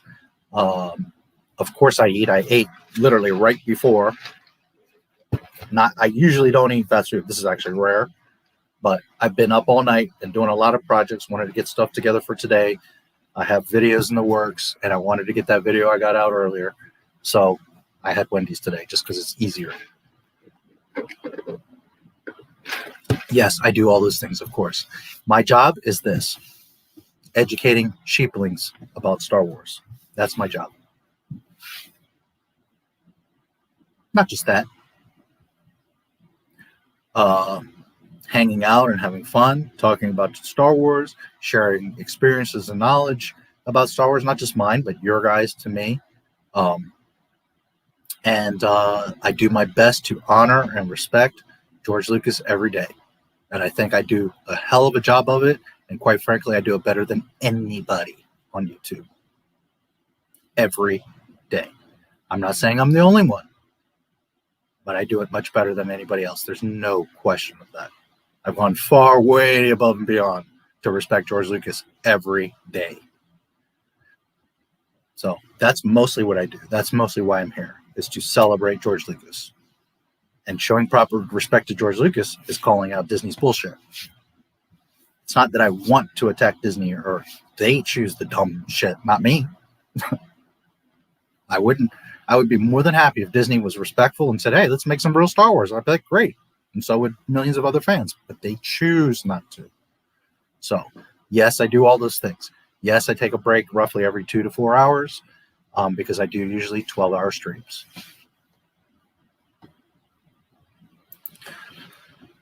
And this is my job. James is about ready to start singing Barbie Girl by Aqua about Ahsoka. Yes, no problem at all. Again, if you come on here and you're respectful, I'm not going to tell you all my personal life and business, but if you guys are respectful, and again, I don't do opinions. I don't do theories. I come here and share facts supported by George Lucas.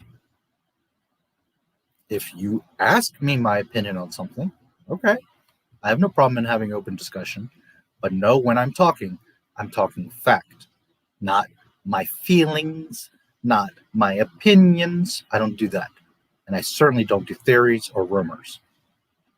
Again, if you want to talk about a rumor, no problem. We can have fun and talk about anything. But I'm not here guessing or, oh, I didn't like it. Something. Nope. I'm a grown-ass man. And I know this franchise since day one. In the Clone Wars, Anakin and Obi-Wan went to Grievous's hideout and fought him. Yep. How do you feel about some of the altering Lucas did, such as Jabba? I know human Jabba was initially. A lot of the stuff I don't mind, because at the end of the day, it's George Lucas's art. It's his creation. So I have no choice but to respect what he says and what he wanted. It's funny that you mentioned that, because I was thinking about this just the other day. So here's something I wanted to bring up in a perfect example, and thank you. Tatooine. Everybody gets their panties in a bunch. Tatooine used to be this little place. It was like 2 streets, and it was all intimate and small. And okay, I get it. We all grew up and saw that, and that's what we assumed. But George Lucas always said it's like this sprawling metropolis. And just because we saw it that way and we assumed it was that way and we got used to it that way, doesn't mean that that's what the fuck it was. He just, at that time, couldn't make Tatooine what it is. And at the end of the day, what I feel or think about it doesn't mean a goddamn thing.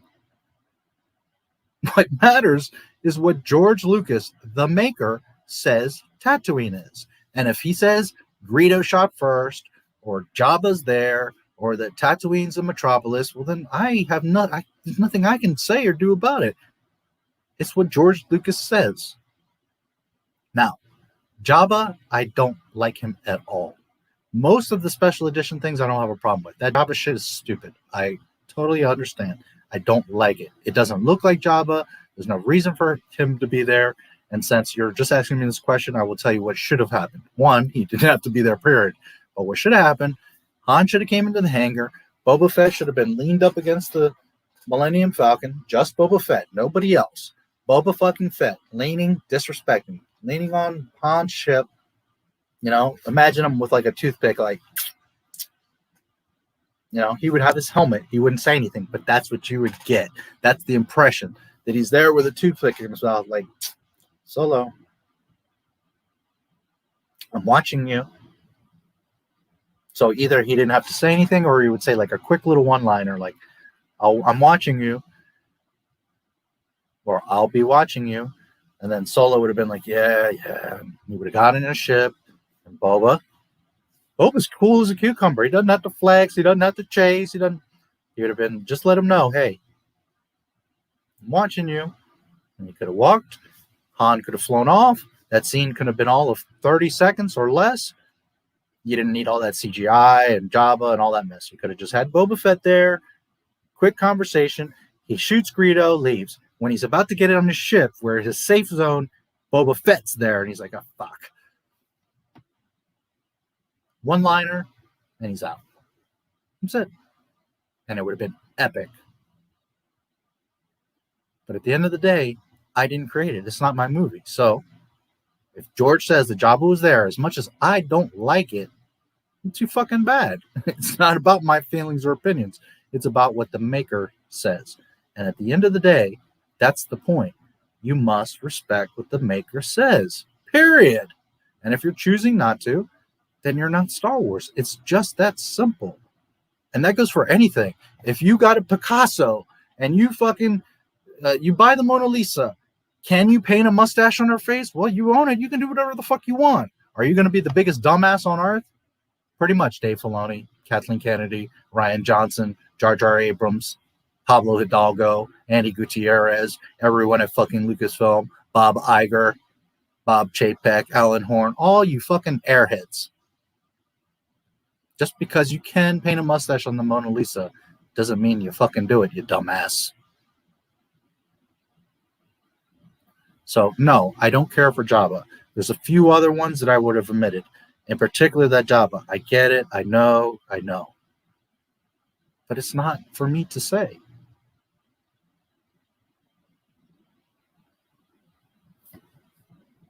Most of the special edition shit is awesome.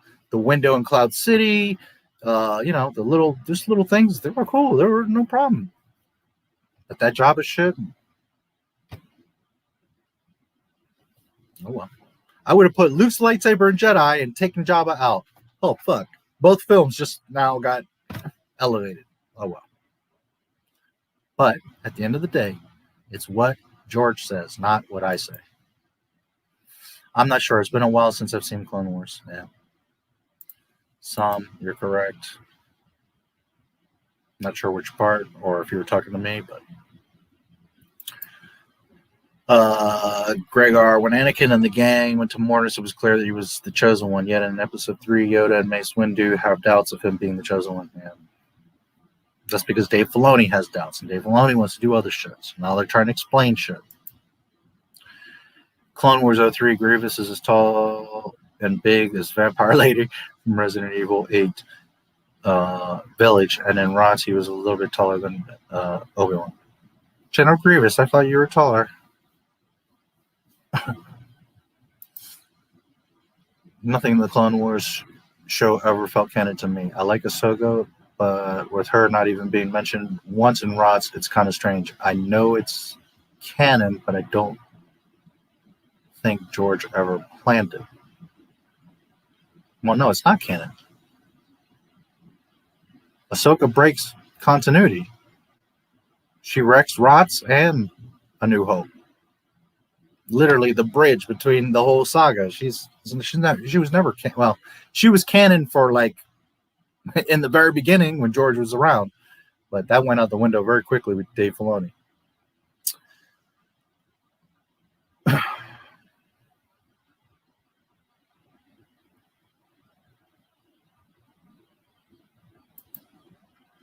Even though it's hard to have a combo now without starting a feud over canon, I do appreciate the newer Star Wars projects have brought many new casual fans, and Star Wars is a nice combo piece. Sure, and Star Wars has always been open to everybody, but understand something. Star Wars is not for everyone, and it's okay. Everyone's going to, the franchise and you or whoever are going to be okay. It's okay if you're not a Star Wars fan. If you like the Disney stuff, and I'm not saying you do, I'm just giving an example. If you love the Disney stuff, okay. That doesn't mean you know or love Star Wars. It means you like the Disney fan fiction. And again, that's fine. Do you? Nobody here tells you not to.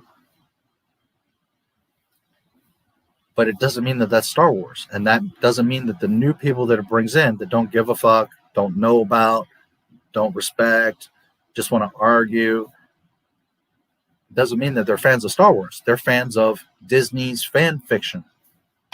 And again, that's okay. You could love the hell out of Rebels. Do you? But that doesn't mean you're a Star Wars fan. That means you're a fan of Rebels, the Mickey Mouse Disney fan fiction. That's fine. That's what you like. Canon is canon. It's not up for debate. So, Clone Wars 03, kill everything around him. Clone Wars, Grievous, curse you, General Kenobi. Yeah. Well, that part of that is Lucas, so we have to respect. I agree. I wanted what Genndy did. Holy fuck, that should have been Grievous. But at the end of the day, if George says he's the mustache twirling coward, then that's what he is. I still love Grievous. I think he's awesome. Is he what he was in 2003? Would he have been even badasser? No argument for me. But this is the thing. We, in our own minds, picture things and think, but that doesn't mean that that's what George Lucas thought. That's the same thing like you write a story and then you ask me like, well, what would you think? What do you think? What would you do? And I might tell you a totally different story of what I think. And maybe it will give you ideas. Maybe you'll like it or not. But at the end of the day, you're the one that's creating the stuff. So you're the one that has the control over it. It's your story. So it doesn't really matter at the end of the day that I say, well, but he should be like this. If in your mind he's a badass or he's just a coward twirling his mustache, well, then that's what it is. And that's what I was just saying a second ago, that Star Wars is not for everyone. People need to get over that. Apples aren't for everyone. Fish sticks aren't for everyone. It's life, guys. It's not about not being inclusive or not being diverse enough or not being for. Star Wars has been the most diverse piece of media, period, in the entire history of the world, more than anything else. It's not about excluding anybody. It's about reality. Some people are just allergic to strawberries. It is what it is. And Star Wars, you could say, is a strawberry. So either you might be allergic to it, you might hate them, you might kind of like them, or you might love strawberries. Me personally, I don't like fucking strawberries. I don't hate them. I don't want to destroy them or eradicate them from the earth. I could eat it. It's not like I'm allergic or hate them. But you gave me a bowl of strawberries, I'm not going to be excited. You give me a bowl of cherries, holy shit, I'm happy. And if at the end of the day, I don't like strawberries, well, it's okay. I don't like strawberries. But that doesn't mean I can come to you, the Strawberry Council, and insist, but you have to make strawberries for me. No, that's not how the world works. Star Wars is not for everyone. It's going to be okay. Move on like something else. And if you like the Disney stuff, that's okay. But just know that you don't like Star Wars. You like Disney's fan fiction. That's all.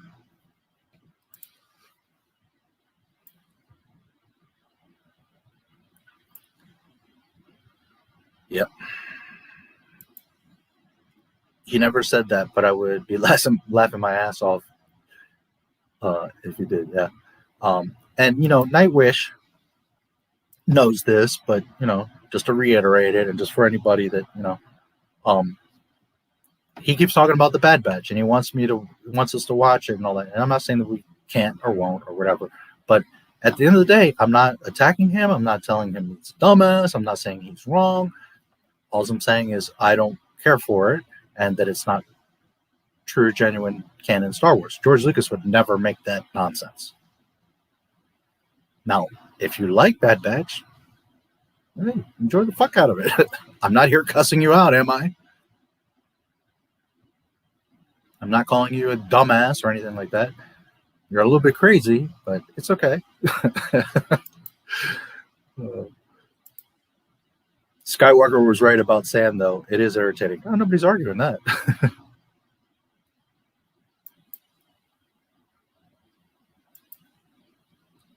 Try not. Do or do not. There is no try. Absolutely. That's why I would always get it in my eyes. I would barely run my eyes, and it's still got there. By the way, who was it? Senna. Senna.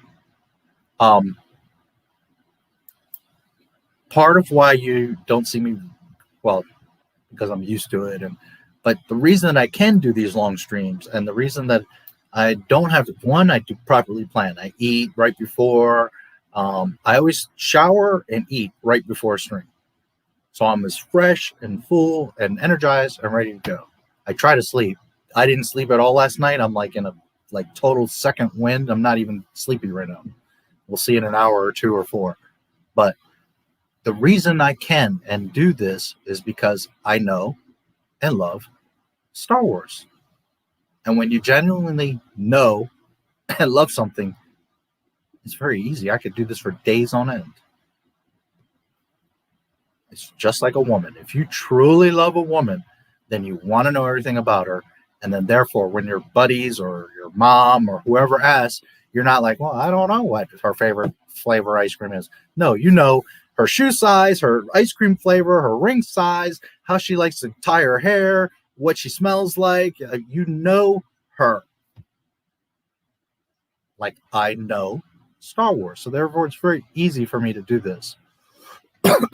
Not bragging, not because I'm great or because I'm better than anybody, but because I genuinely love and know Star Wars. That's how.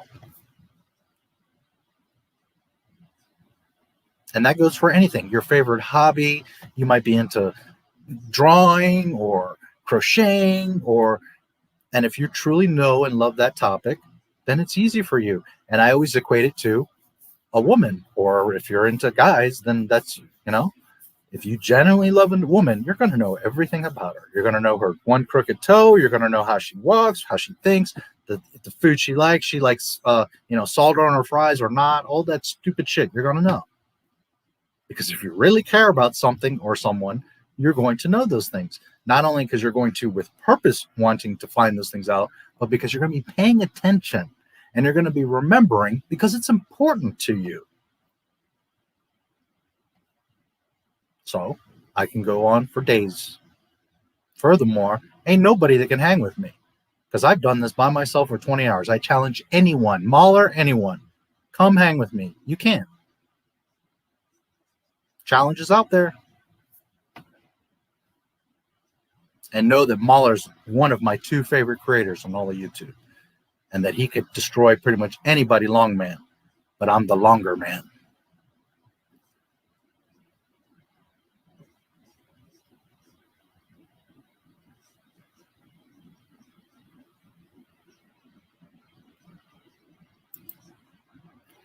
Another one, Greg, Anakin gang went to Morning. Yeah, right. I already got that.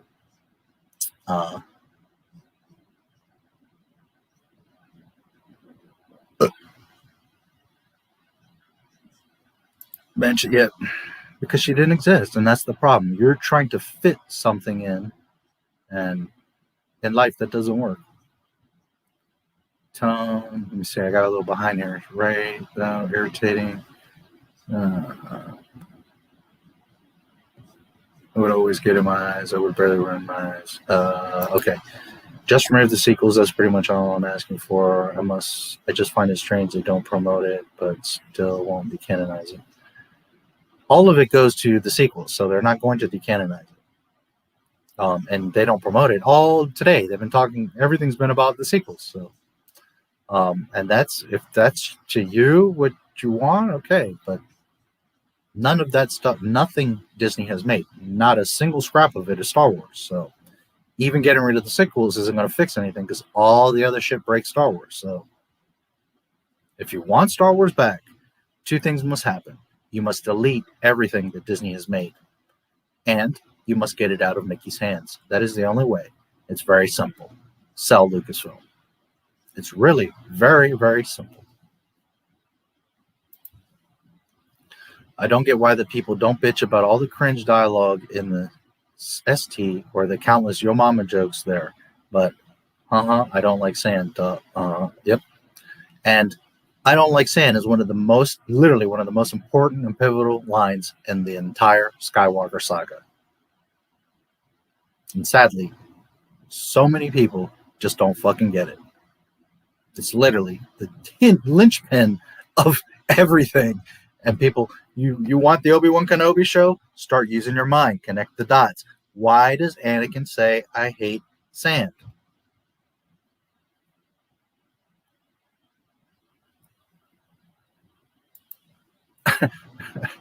Oh boy. Well, the Senate wasn't bothering me or attacking me. Or are you just jealous? Oh Lord. I am handsome. I don't claim to be the best looking man on YouTube. But I know I'm handsome because I've seen a mirror all my life and because all my life people have told me. Women and men. Oh, I'm all that ass man. Completely. I like all of it. But if I have to sacrifice top for bottom, I'm belly button down. Hips, ass, thighs. I don't know where that has to do with anything, but yes. That's why I said 50 Padmes in the closet. I'm all good.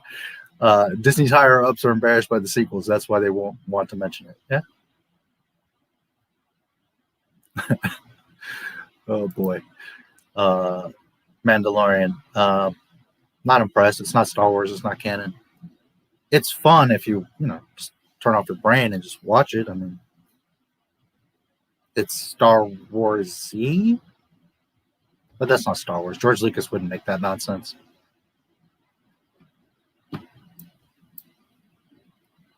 I can't respect the Jedi rock scene, but that's me. CGI aliens breaking the fourth wall, singing into the camera lens. Yeah, I'm not a huge fan of that either. They should have just left the original song. Nice to see you, Chuck, man. Thanks for coming by and the comment. No, I agree. Guys, I never said that George Lucas is God or perfect, or I said it on the stream with Rinzler. For all I know, the man doesn't know how to tie his own damn shoes. But there's one thing he knows better than any fucking body.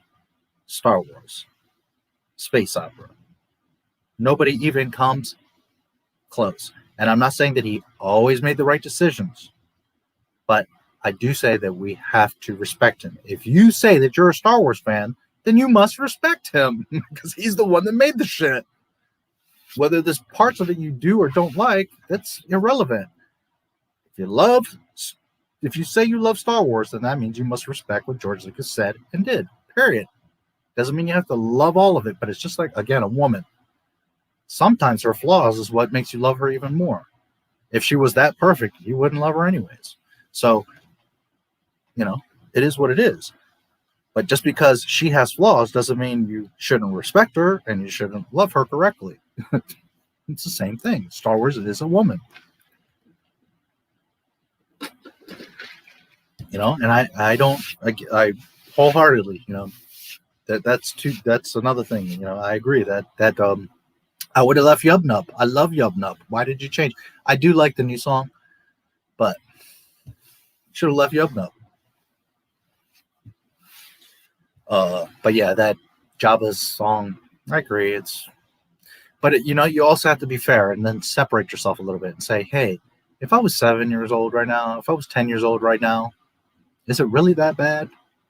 No. Jar Jar, it's not that bad. It's actually pretty funny and goofy. I get it. We're older. We grew up with the originals. It's a little bit frustrating. You often cling to what you first knew and had, and I get it. I get it. But, you know, I can't be mad at the maker. I mean, it is what it is.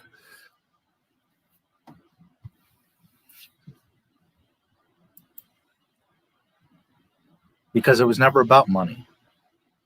That's why Kathleen is not going anywhere. That's why she hasn't been fired, because it was never about money. It's about agenda. It's about virtue signaling. It's about politics and bullshit. It has nothing to do with the fans or Star Wars or love or respect or even money. Disney's way beyond giving a fuck about money. It's about pride. It's about, this is what we want to push on you, and you're going to like it. Too bad. Shut the fuck up and like it. That's Disney. The only one he shot. Yeah, I know. There's that whole thing. Han shot first. No, he didn't.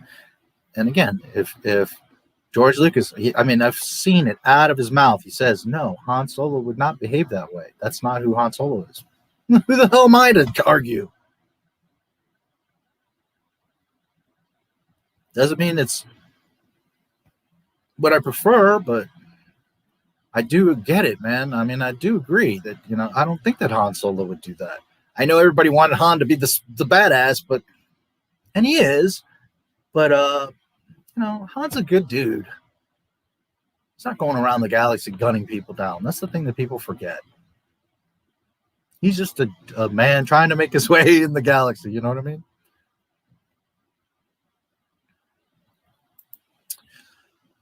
I'm trying to sneak around Coruscant, but I'm dummy thinking the clap on my robotic cheeks will alert General Kenobi. Obi-Wan, hello there. Grievous, no. Cough, cough. Jabba's scene is not even needed. All we learn from it is what Greedo's seen. Even some of the dialogue was used. Yeah, I don't know if you heard my take on it earlier, but yeah, no, I agree. You know, no argument. I'm not arguing. I would have done the Boba Fett scenario or just nothing. Just, you know, him go like he did. That's fine too. I just think, well, you had Boba Fett there, and when you think about it, that's badass. Like that makes sense.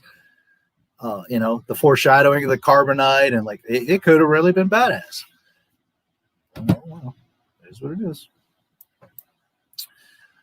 Tatooine, I respect that he changed things that were his initial intention, but the Jabba thing never said. Yeah, nobody likes it.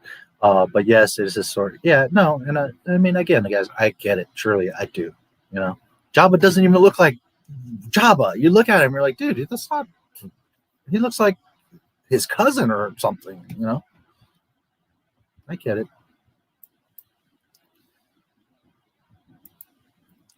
Obi-Wan appears that General Grievous has the virus. Stay away from me.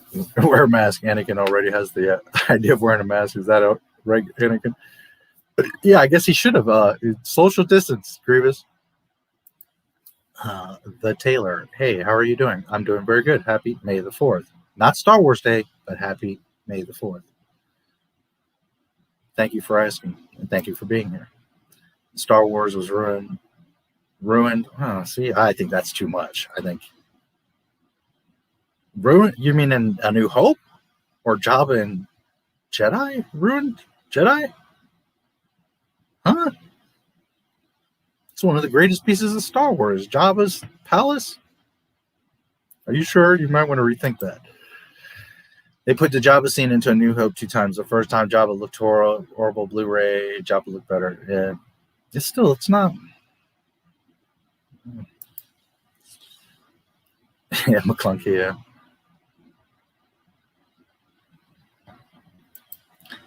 The scene of Boba leaning on Han. Yeah. Remember, Boba would have said nothing or just one little line.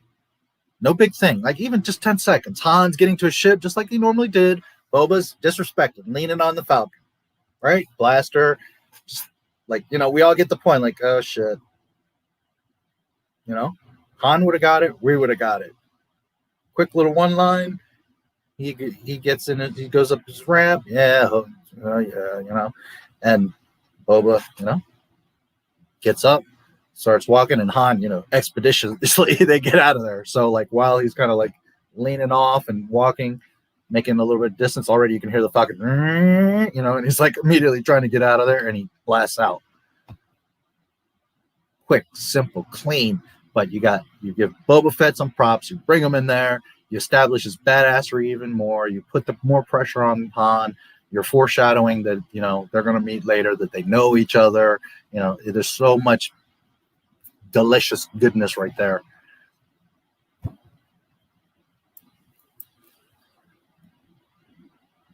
A little bit. Prequel rewrite fan fictions. Yeah, maybe one day we'll do. Boy, you guys think I'm harsh and shredding now? Before we watch the sequel trilogy, holy fucking drop the hammer. But in both versions, it's stupid when Han walks around Jabba. Yeah, no, I agree. You know, that whole thing is totally unnecessary. Yeah, I figure because I've picked up on that you do a lot of quotes. Filoni fanboy, yeah. By size, do you? Yes. But Picasso did not. No, I didn't mean it that it was. Yeah, no, I just jumped. Yeah. Sorry. Yeah, no. I know. I just Picasso just is an artist that often comes to my head, and the Mona Lisa. I figured, well, rather than calling an artist like a painting. Plus, I was gonna say Picasso and then like a scene, but then I figured, you know, simple Mona Lisa. We all know that face. You're gonna put a mustache on her, you know. That's why. Yeah. And I don't claim at all to be a art expert. Just saying that I totally shifted there. I know. Yeah. I have to go to sleep. Lots of things. One day I want to participate in a show. Yeah, sure. You can. I can have you on sometime if you want to hang out and talk. Sure, Private Eye. I'd be more than happy. Absolutely, brother. Let me know if you want. You have my email. If you want, write me sometime and we can, you know, talk about it. Or I mean, I can bring you in any stream, but yeah, no problem.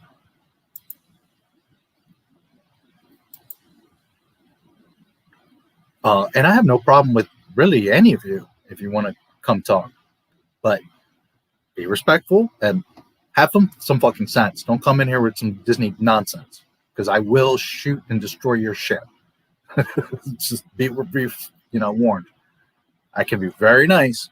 If you're going to come at me with some nonsense, be prepared. It's not to say you can't have your opinion and like what you like, and that's all fine. I have no problem with that. But all I can tell you is you're going to come at me, you better be sure. Grievous from Lucas had honor. He agreed one. Yeah, absolutely. He sure did. And Lucas says that in a literal interview. It's probably in one of my videos. I have so much stuff right now, or it's coming, where he literally says it's a time of nobility, you know, where people could fight one-on-one. And, you know, one contradiction that never sat well with me was Lucas literally named the movie The Last Jedi, and yet we had several Jedi alive in the games and shows. Example, Ahsoka, Kanan, Jarrus, Ezra. Okay, first of all, Lucas didn't name the movie Last Jedi. That was Ryan. Are you talking about Lucasfilm? And second, all those fan fiction bullshit characters are Dave Filoni because there are no Jedi. That's the whole point of A New Hope. There's Luke Skywalker. That's all there is. And that's the gravity and weight and importance, the stakes. That's why Star Wars matters and is important and is beautiful. Because Luke is our only fucking hope. Literally. Ben dies. Yoda dies right after, and neither is about to fight Vader. Luke is our hope. Yes, the rebellion, help, and Leia and all that. Nobody's taking anything from them. He doesn't do it by himself. But at the end of the day, it all hangs on Luke. That's the point of Star Wars, guys. Luke.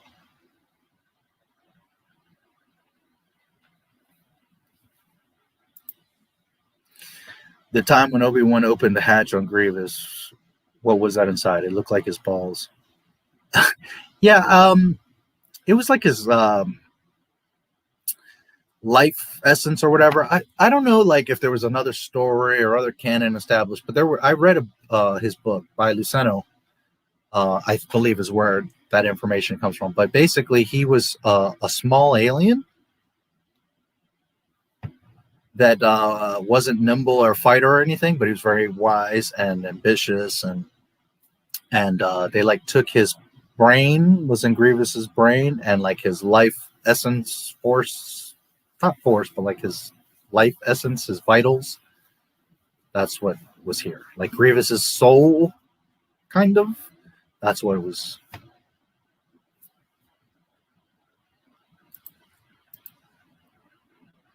Yeah, that was Ryan.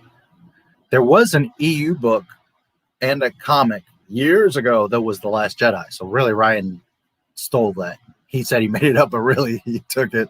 It was already there, but it wasn't Lucas. It was EU. Man, you guys are chatty. Okay, I'll come back to the chat. I want to do the May the 4th. Let's do May the 4th. I feel like squishing some sheeplings, because I got all kinds of little penny bunches today. You're an idiot. You just hate Star Wars. You don't know a fucking thing. You're stupid. It's been around and blah, blah, blah. Really, I was a Star Wars fan before you were born. So who the fuck are you telling?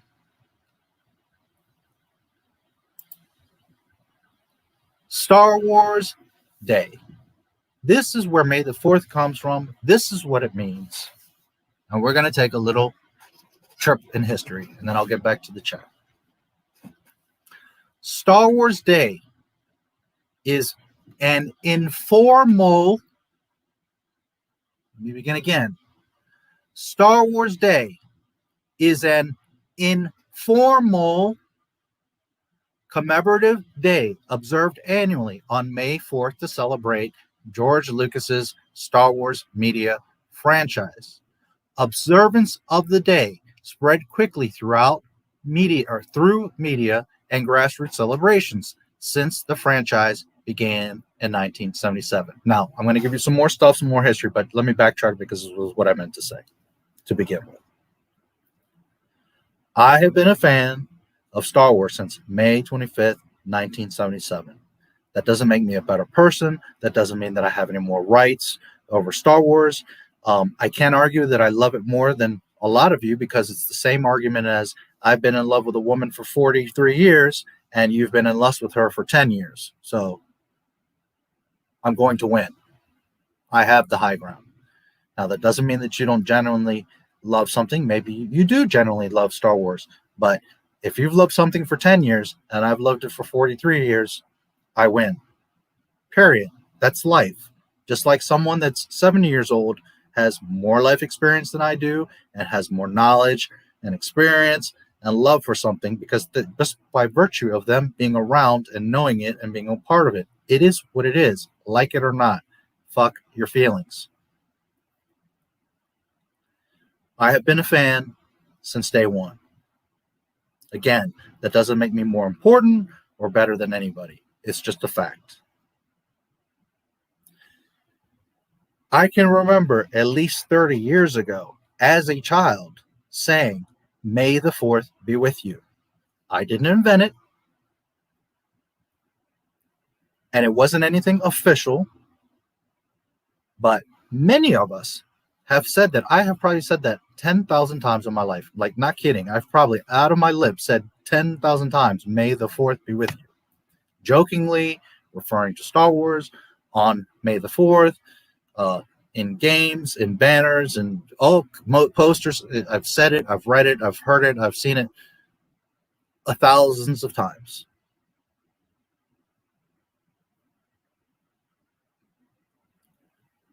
I love the idea.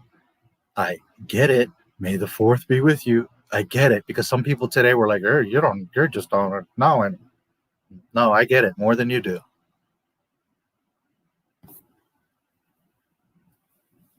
I have no problem with it. It's cute, it's cool, it's fine. And I think it's awesome to be able to say it to each other. I always prefer May the 4th be with you, but May the 4th is cool. I think it's fun, it's cool, and it's nice to celebrate Star Wars on a specific day like May the 4th. Beautiful. Fine. I have no problem with it. I encourage people. Great. Like, just because I've been saying it for 30, 40 years, and other people have been saying it for 30, 40 years, and it's been around, doesn't mean that it's canon or fact or official or Lucas endorsed or none of that.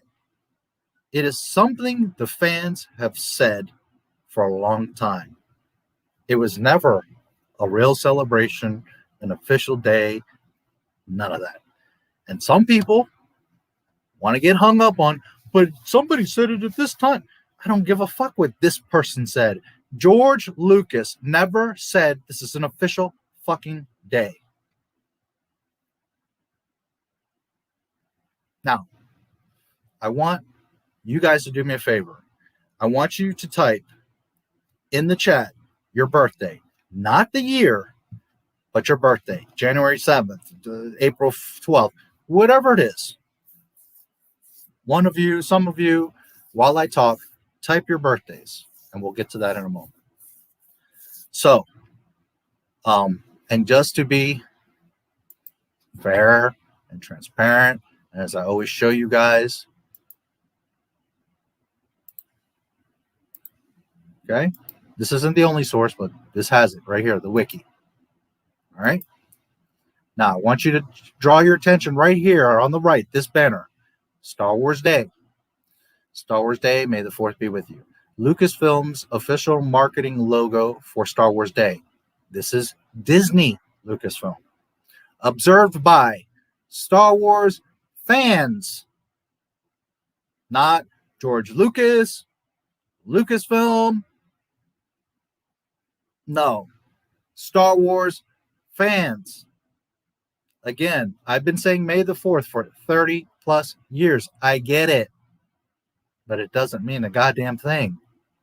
Type, secular, significance, celebrating Star Wars, date, May the 4th, frequency, annual, first time, 2011. Oopsie. Because I had all kinds of people that were talking fucking out of their ass today like they know a goddamn thing. And you don't. So today, you're going to get schooled. The date originated from the pun, May the 4th be with you, a variant of the popular Star Wars catchphrase, May the 4th be with you. Even though the holiday was not created or declared, I repeat, even though the holiday was not created or declared by Lucasfilm, many Star Wars fans across the world have chosen to celebrate the holiday. It has since been embraced by Lucasfilm and parent company Disney as an annual celebration of Star Wars. Now, outside of Disney's stupidity, forget Disney doesn't exist. It was never Star Wars Day. It was never official anything. It's fans getting giddy. And, well, if it's May the 4th, so we'll say May the 4th, and it's our day. And I'm all for that, guys. I love May the 4th. But it doesn't mean a goddamn thing. The first recorded reference of the phrase being used on May 4, 1979, the day after Margaret Thatcher was elected as Prime Minister of the United Kingdom. Her political party, the Conservatives, placed a congratulatory advertisement in the London Evening News saying, May the 4th be with you. Maggie. Congratulations. Yes, it was in reference to Star Wars because Star Wars was the biggest thing to ever fucking happen in pop culture, never mind movies. Star Wars changed the world. Not Star Trek, not Lord of the Rings, not Doctor Who, not Naruto, not Pac-Man. Star Wars changed the world. So the first known, now granted, that doesn't mean that someone at Lucasfilm or George himself didn't say, oh, May the 4th. May the 4th be with you. But the first public recorded large-scale mention was May 4th, 1979, in honor of Margaret Thatcher. In the 1988 episode of Count Duckula, The Vampire Strikes Back, a spacefaring superhero, Tremendous Terrence, asks Duckula the date and is told May the 4th.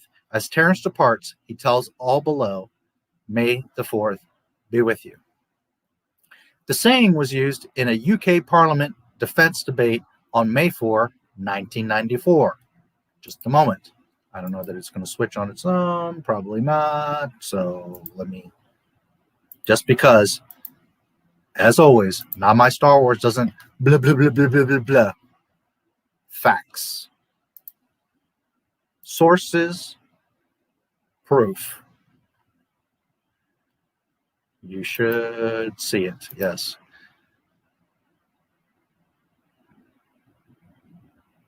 This is referring to Ronald Reagan in that era. May the 4th is an appropriate date for a defense debate. My researcher, who is a bit of a wit, said that it should be called National Star Wars Day. He was talking about the film Star Wars rather than President Reagan's defense fantasy. If you're old enough, Ronald Reagan was developing a space defense system where we would have satellites in space that would shoot lasers so that if Russia or China shot ICBMs, long-range intercontinental ballistic missiles, right, from China to the U.S., well, they would have to go up into space or very high in the atmosphere, and therefore we would have satellites with lasers that would shoot those missiles out of the sky. The Star Wars program. For those of you that are not old enough. He was talking about the film Star Wars rather than President Reagan's defense fantasy, and he added, May the 4th be with you. That is a very bad joke. He deserves the sack for making it, as in getting fired. But he's a good researcher. So the reference was there, but even the guy that is referencing it says, yeah, my guy, he's a great researcher, but he's a whack job because that shit is fucking dumb. It's a ridiculous joke. So it wasn't even taken seriously. It was just mentioned. So if the conversation wasn't beginning to even take it seriously, how do you pretend to tell me that it's Star Wars Day? Onwards.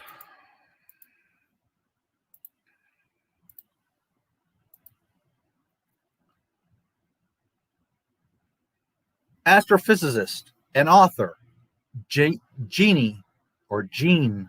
Cavalos used the saying on page 94 of her 1999 book, The Science of Star Wars. There was a reference. In 2008, the first Facebook groups appeared celebrating Luke Skywalker Day with the same catchphrase. So not only has it not been official up to 2008, now it's being used in a duality of, oh, well, is it Luke Day or is it Star Wars Day?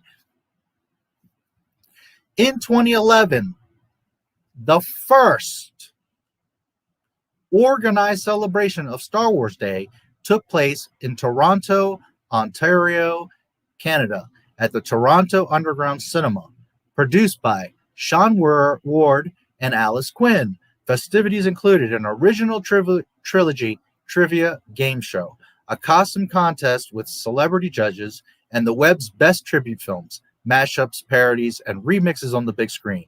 The second annual edition took place on Friday, May 4th, 2012.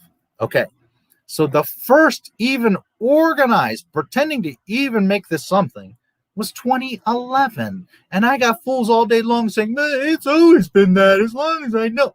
No, you didn't know. You're talking out of your ass. Shut the fuck up.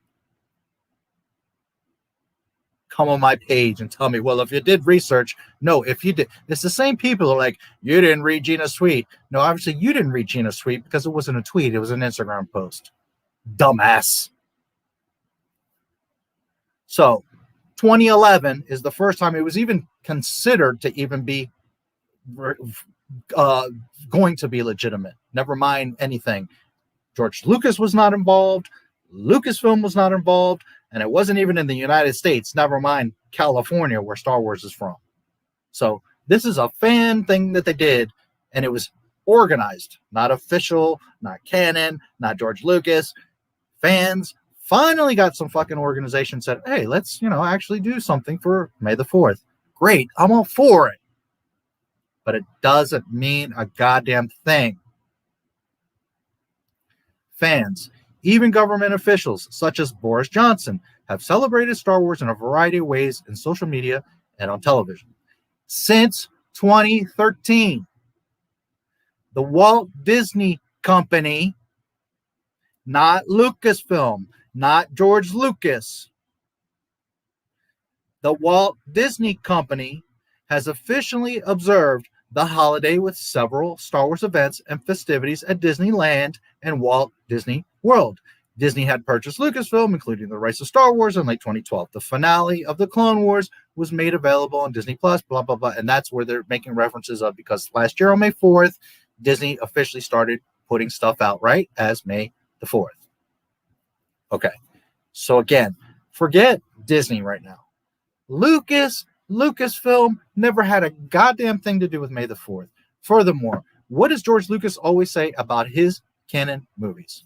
You all know it. Think about it for a second. How does he refer to those movies? As his children. Now,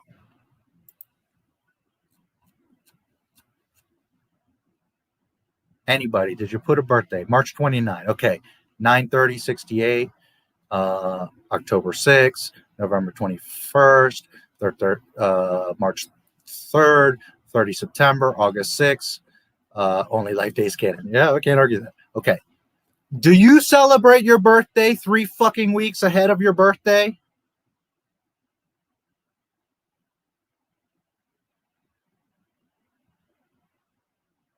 If you had a child and everybody's like, oh, we want to have a birthday party on June 6th, and yet your child's birthday is September the 8th.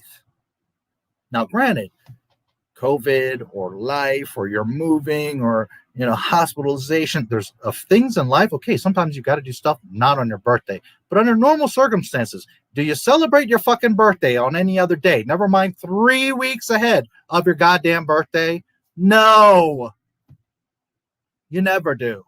You never have. And furthermore, if you were the father of that child and people are constantly celebrating your child on the wrong fucking day, it would probably make you goddamn nuts. So you were disrespecting George Lucas with this Star Wars Day bullshit. May the 4th was never Star Wars Day. It is a fan day to celebrate Star Wars, and I'm all for it. I love May the 4th. I have said it longer than most of you. But it doesn't mean a goddamn thing. It does not mean that it is Star Wars Day. Wake the fuck up.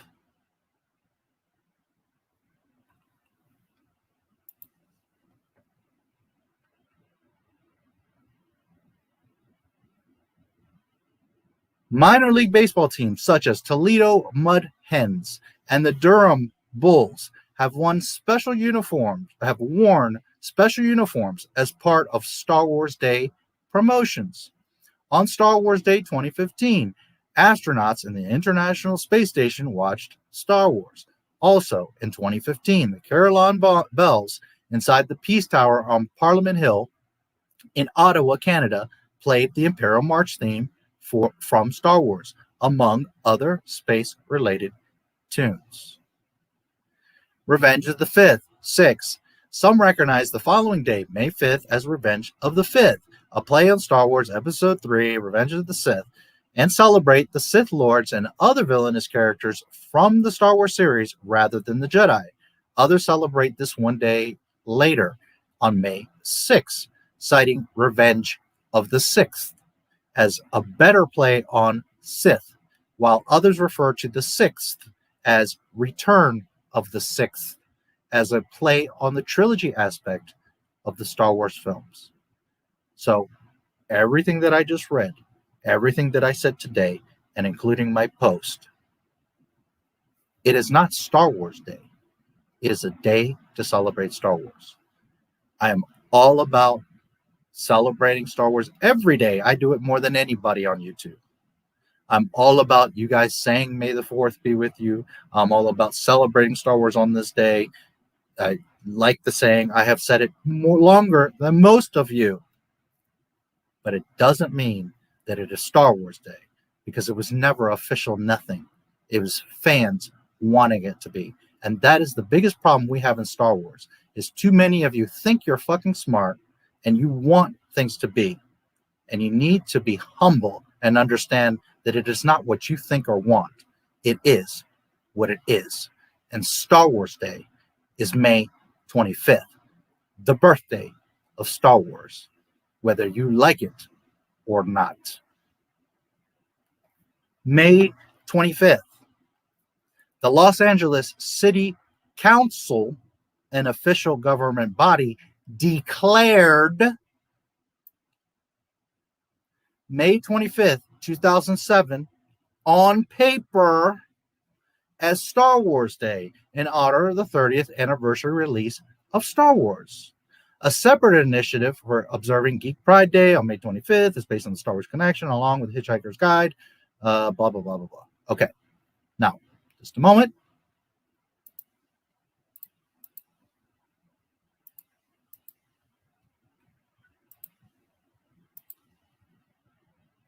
Oops.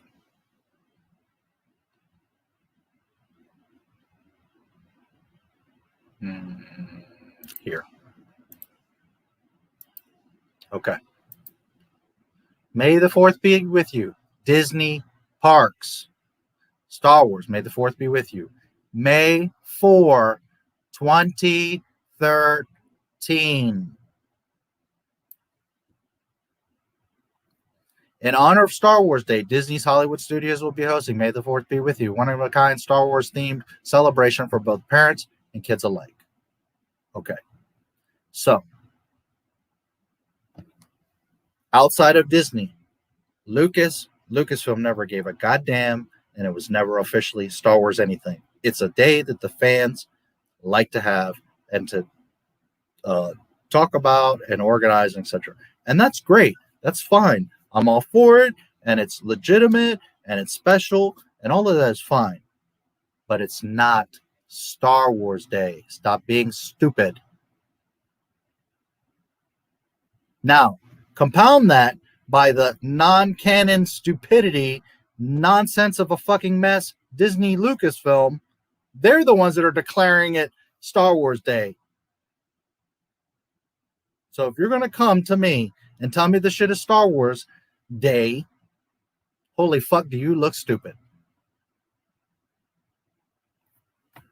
It's a Mickey Mouse fucking creation, and you want to argue that it's Star Wars Day.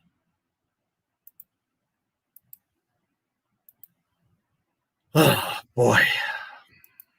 The shit is so simple. Like, you can literally go to Wiki, just like I did in 2 seconds, and shut your goddamn self up. But you want to come on my shit and make a fool of yourself. Well, fuck it. I don't care. We all love it. You're entertaining us, so keep going. Walt Disney, let me see. Yes. Walt Disney World Resort, Friday, March 28th, 2014.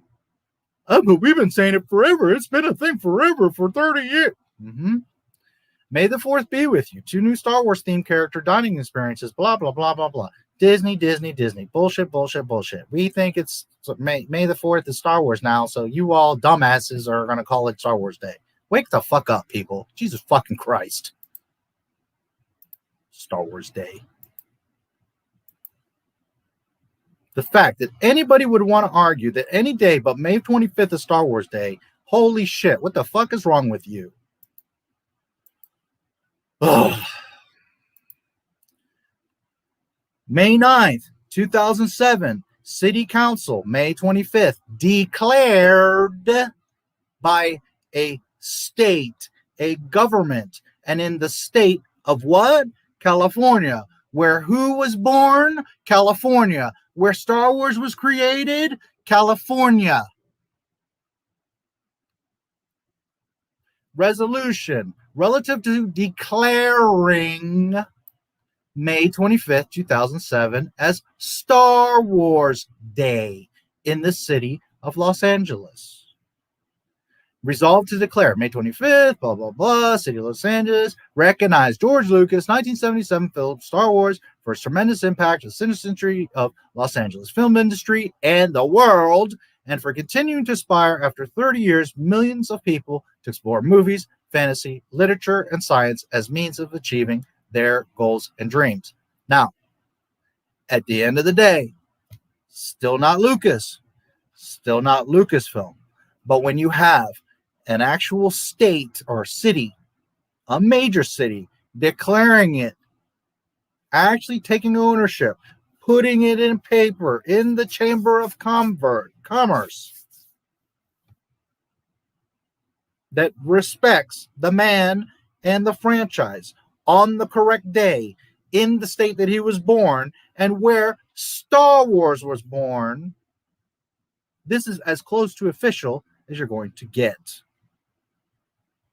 May 25th always has been and always will be Star Wars Day. I love May the 4th, just like any of you. I celebrate May the 4th, just like any of you. I encourage all of you to say it, to celebrate it, to enjoy it, to embrace it. But your opinions and your feelings don't mean a goddamn thing, because May 25th is Star Wars Day.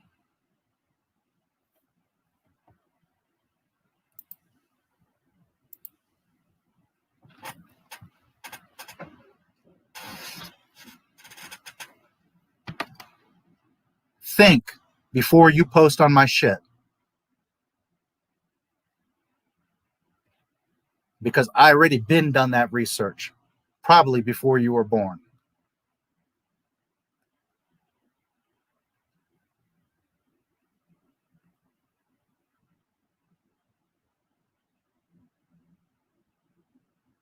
Clone Wars.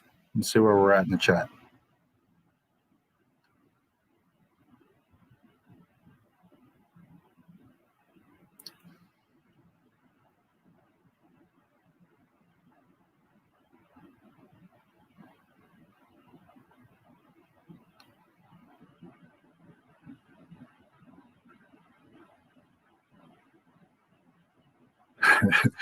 He doesn't like, you don't like size noodles?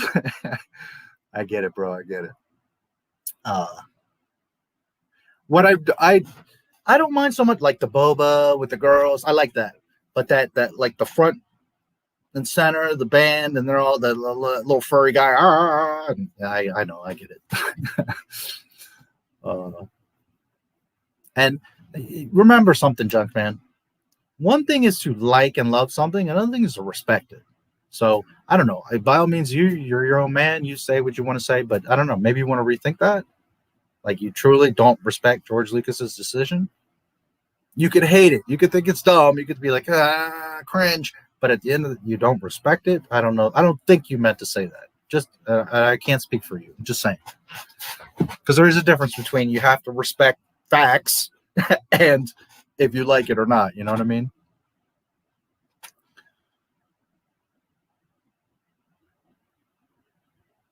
And again, I'm not speaking for you. You know, I'm just saying.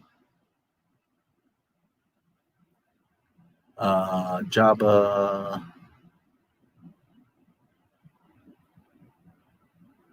I love how people think I put up videos or community posts like knee jerk, like, oh, look, I got something I can say about Disney. Meanwhile, I've been 6 months ago, before you even knew fucking who I am, already knew and was on that shit. Fucking children. Sheeplings.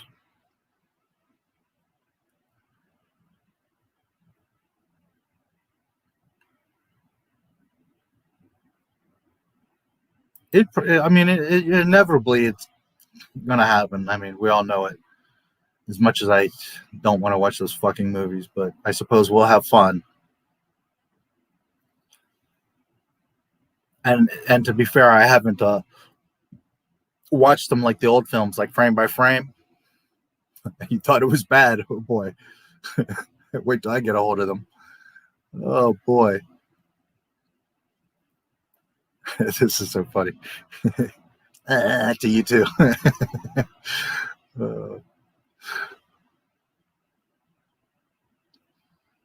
Name the movie. That's.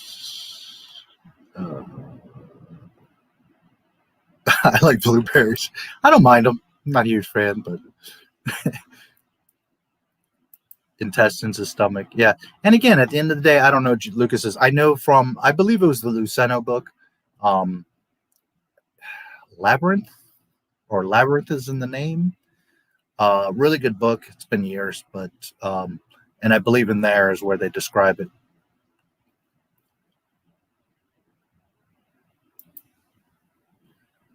Bad Batch, Clone Wars, Rebels, but I don't view them as canon. The only thing that I view as canon is 1 through 6 and anything Lucas says. Yeah, and again, you know, I don't attack any. That's the thing. People are like, you're such a hate. You're so full of hate. I'm not. You're the one coming on my page. I'm not going to your little fucking miserable page with the 3 subscribers and harassing you. Grow the fuck up. The things I say are on my channel. And it's open. If you want to comment, you can. But if you think you're gaining anything by coming and comment, all you're gaining is looking stupid in front of everybody. That's all you're gaining. Anyways, the point there is I don't go on other people's shit or tell them how to live or what you should like or what you should do, and yet everybody thinks they have some prerogative to come onto my shit and try to say something. And in the end, you just look stupid. Why do that to yourself? Why? Wasn't 2008 the Clone Wars made while Lucas still had creative control when Filoni made the first seasons? I assumed he did, but I'm not sure, to be honest. Yes, the initial intention was for it to be canon, that George Lucas was creating it. But very quickly, and I mean right away, that's why he hired Filoni and other people, because George was like, I don't have time. I don't want to be fucking with this. I just want to make, you know, further stories. And he handed Ahsoka and the Clone Wars to Dave. And then Dave very quickly started going off and breaking shit and acting dumb and changing shit. And Boba Fett's not a Mandalorian and Jango's not a Mandalorian and Ahsoka and all this nonsense. And then George was like, oh, well, just go, just make it shit. Dave Filoni himself, you can see several interviews. When I first came in, I was told I was going to see George Lucas 3 times a year. Jonathan Rinzler and others have said George would walk into a room with an outline. There would be writers in the room. He would drop the outline on the table, turn around, and walk out the room. George was never involved with the Clone Wars. He funded it. He conceptualized it. And yeah, he had a little input, and he would sign off on 1 or 2 things. But at the end of the day, that's why he had that group, was to create the Clone Wars. That's not George Lucas' Star Wars. The initial intention was that, but he wasn't making the Clone Wars. George Lucas doesn't contradict himself. So, that right there tells you. You had an early night last Friday. You were gone when I checked in. Yeah, I was really tired. I still did like 8 hours, though. I know. It's light for me, but yeah, I was really tired. Would say the same thing about the Alien franchise. The original Alien, 1979, was made by Ridley Scott, and that was great. The Ridley made the bad prequels, Prometheus, 2012, and Alien, Covenant, 2017. Aliens 1986 was not made by Ridley, but was great. Yeah, and again, I want to stress, it's not that Lucas has to, well, obviously he has to because people are fucking fuck-ups. Because they want to start getting creative and like, oh, but I can do this, and I'll just throw them this, and you can't get your fucking ego out of it. Instead of just saying, I have to respect George and make his Star Wars. No, I want to put myself in there. I want to get my things in there. And that's where Dave was. And then he got more and more and more, and to the point where he's like, oh, well, fuck it. I'll just do whatever the fuck I want. That's where Dave Filoni's at this point. Like, fuck it. It don't matter. Ahsoka was long dead a long time ago. But here we are. We're about to have an Ahsoka show. But at the end of the day, it's not that George has to. Well, in this case, yes, George should be controlling it because Disney's a bunch of fuck-ups. But it's not that what makes it canon is George Lucas. It's respecting what it was established by George Lucas is going to make it canon. And unfortunately, George Lucas is the only. Well, he's not the only one. Because, again, I could do it very easily. And I'm not the only one. And I wouldn't do it by myself. I would get others to double-check me, and I would double-check them. Because it must be perfect. Nothing's perfect, but maintaining continuity is absolutely achievable. It's not a problem, especially not when you have George's number, you have all of his, you have the sequel trilogy outlines, you have the holocron, you have the Lucasfilm archives. There is no excuse for breaking a single shred of canon. None. Furthermore, I would reference all that stuff, finish the project, assuming the film, and then I would say, hey, George, sit with me. Let's do a screening. Let me know what mistakes are here, what needs to be fixed, what needs to be changed. Does it fit correctly? Even if I own Lucasfilm right now, I would go to George for him to sign off on it. That's correct Star Wars.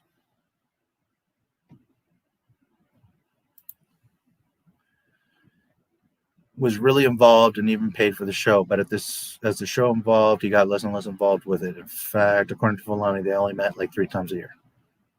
There you go. Aside from all the Grogu and Force bullshit, what was and wasn't canon with Mando and the Darksaber? That whole thing was non-canon. First of all, the Darksaber was Filoni and Favreau created that. And while I've told the story many times, I'll go through it again real quick. Darksaber, Mandalorians, is their ancient sword. Okay. Maul, a non-Mandalorian, comes along, gets the sword, and is like, oh, well, I'm the ruler of Mandalore, so you don't even have to be a Mandalorian. Okay, fine.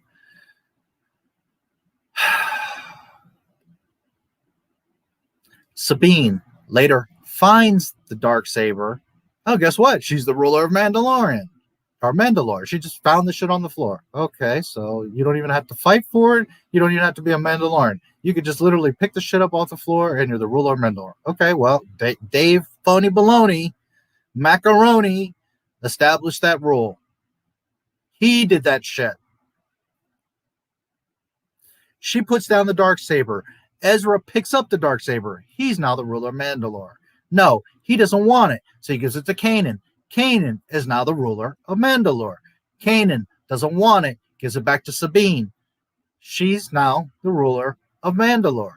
But she doesn't want it, and she feels that Bo-Katan is the correct person to have it. So then she hands it to Bo-Katan, and she is the ruler of Mandalore. I take this saber for my family and for Mandalorians, or whatever bullshit it is that she says in Rebels. So for those of you that think I don't know what I'm talking about, yeah, I know what the fuck I'm talking about. And then we go to the fake-ass, dumbass Mandalorian TV show, fucking mess. And Bo-Katan can't take the Moff Gideon, who's not a Mandalorian, who's not even a Force user, who's nobody, somehow is the ruler of Mandalore. Okay. Then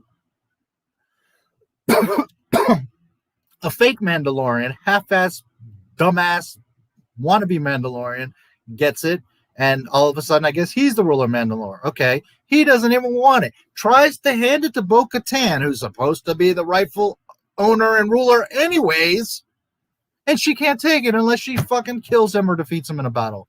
Holy fucking, are you a goddamn idiot, Dave Filoni and Jon Favreau. They created that shit. They established the rules. And like I said in the beginning of the stream, every single day, not once a week, not once a month, every single day, they break their own canon. A bunch of fucking idiots.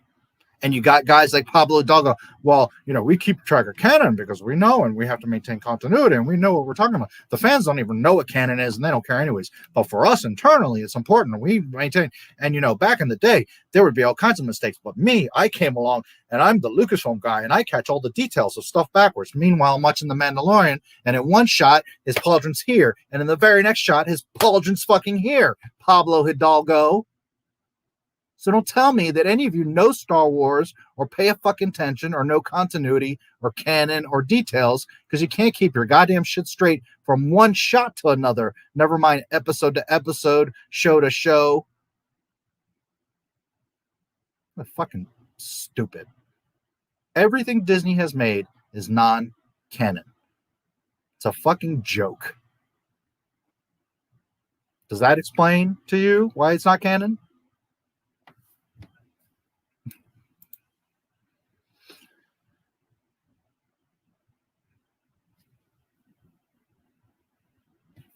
Because he grew up as a slave boy, because his entire life is in the sand, thinking he's never going to go anywhere. The only thing he knows is being a slave and being grounded in sand. And he has had nothing but horrible experiences there, from being born there, being a slave there, his mother dying in his arms there. And why is that important? That he states that I hate sand, and then he goes through all that. Because in A New Hope, Darth Vader, remember, is in the Star Destroyer. He doesn't come to Tatooine because Darth Vader, Anakin, wants nothing to do with not just sand, but Tatooine. And that's why the Obi-Wan Kenobi show already broke canon and already failed. Because Darth Vader would never go to Tatooine. And George Lucas clearly explained that to you in episode 2. So instead of getting your panties in a bunch, it's so stupid, the dialogue sucks, it's because you don't have the depth of intellect to understand that that's one of the most important lines in the entire thing. That the boy that was born on that planet, that has his very own son on that planet, will never return to that planet. Because it has been nothing but trauma, and he hates the fucking place. Thus, he hates sand. George Lucas is much deeper than most of you even know.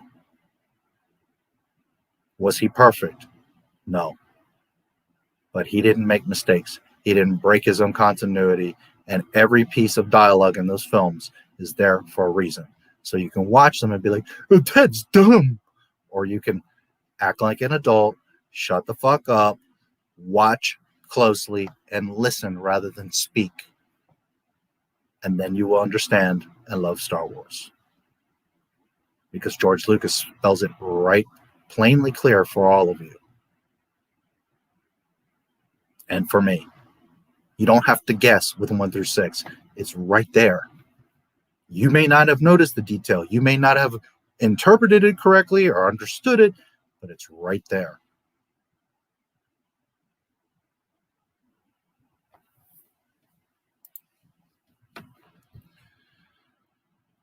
Wouldn't Lucas stop Filoni if he wasn't happy with the storyline? No, because it wasn't that important.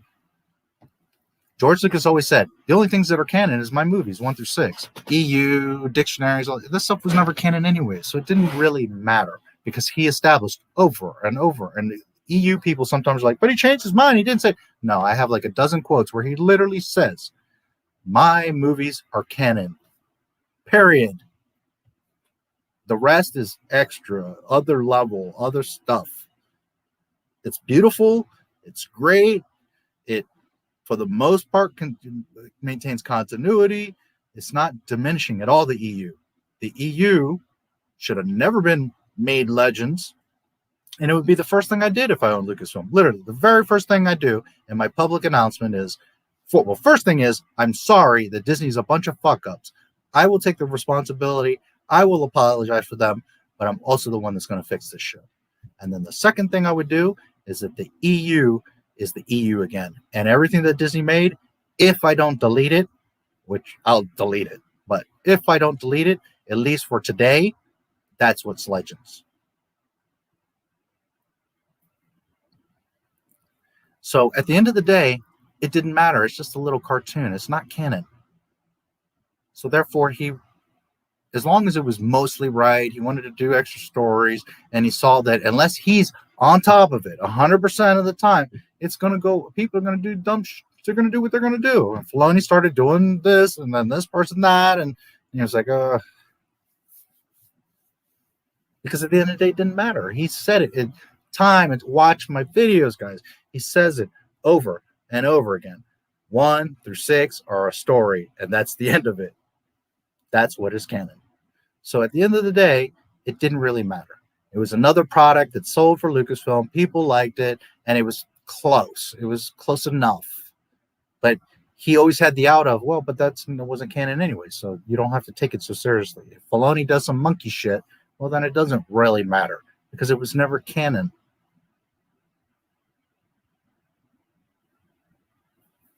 Same thing with the EU. You can't be the creator of something and have 15 other authors pretending to know what's in your head and create your story. No, they're creating their side story. That's why the EU is never canon. That's not how it works. Other people can't create your thing.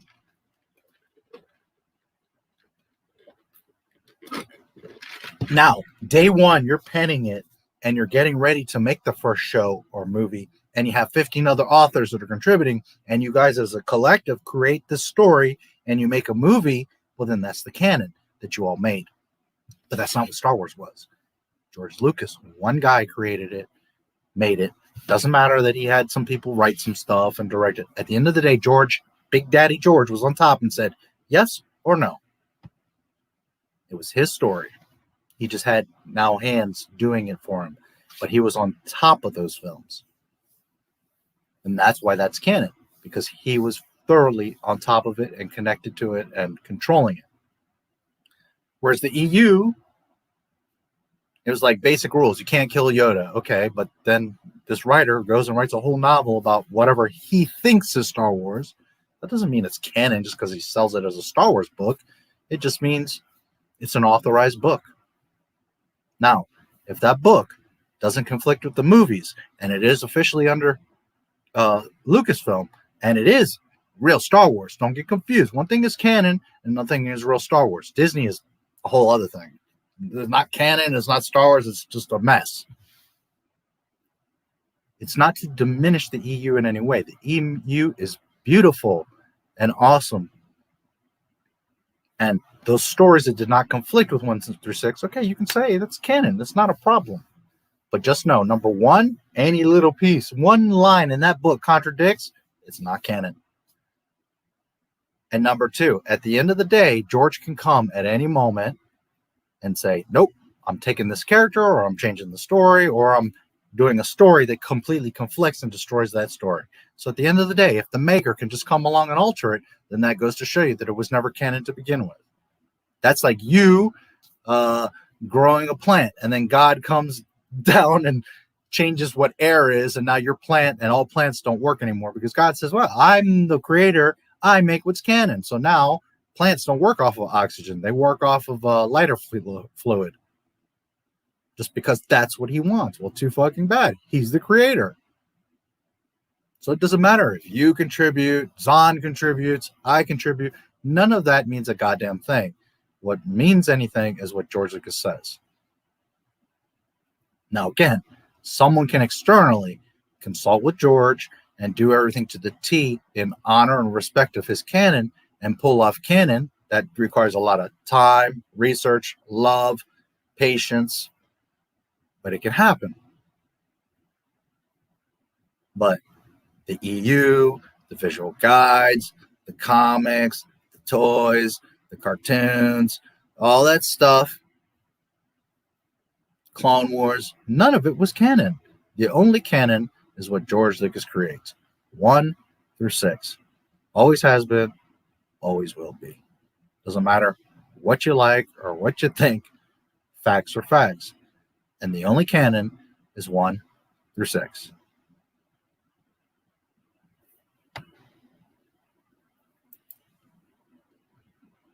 Not because there can't be other canon, but because everyone chooses to fucking go astray from canon. Which is mind-boggling, but okay, everybody knows better than the creator. Right, sure. Before the Disney trilogy, there was always a hope of getting an episode 7, 8, and 9. Then we got those episodes, and now all is lost. Yeah.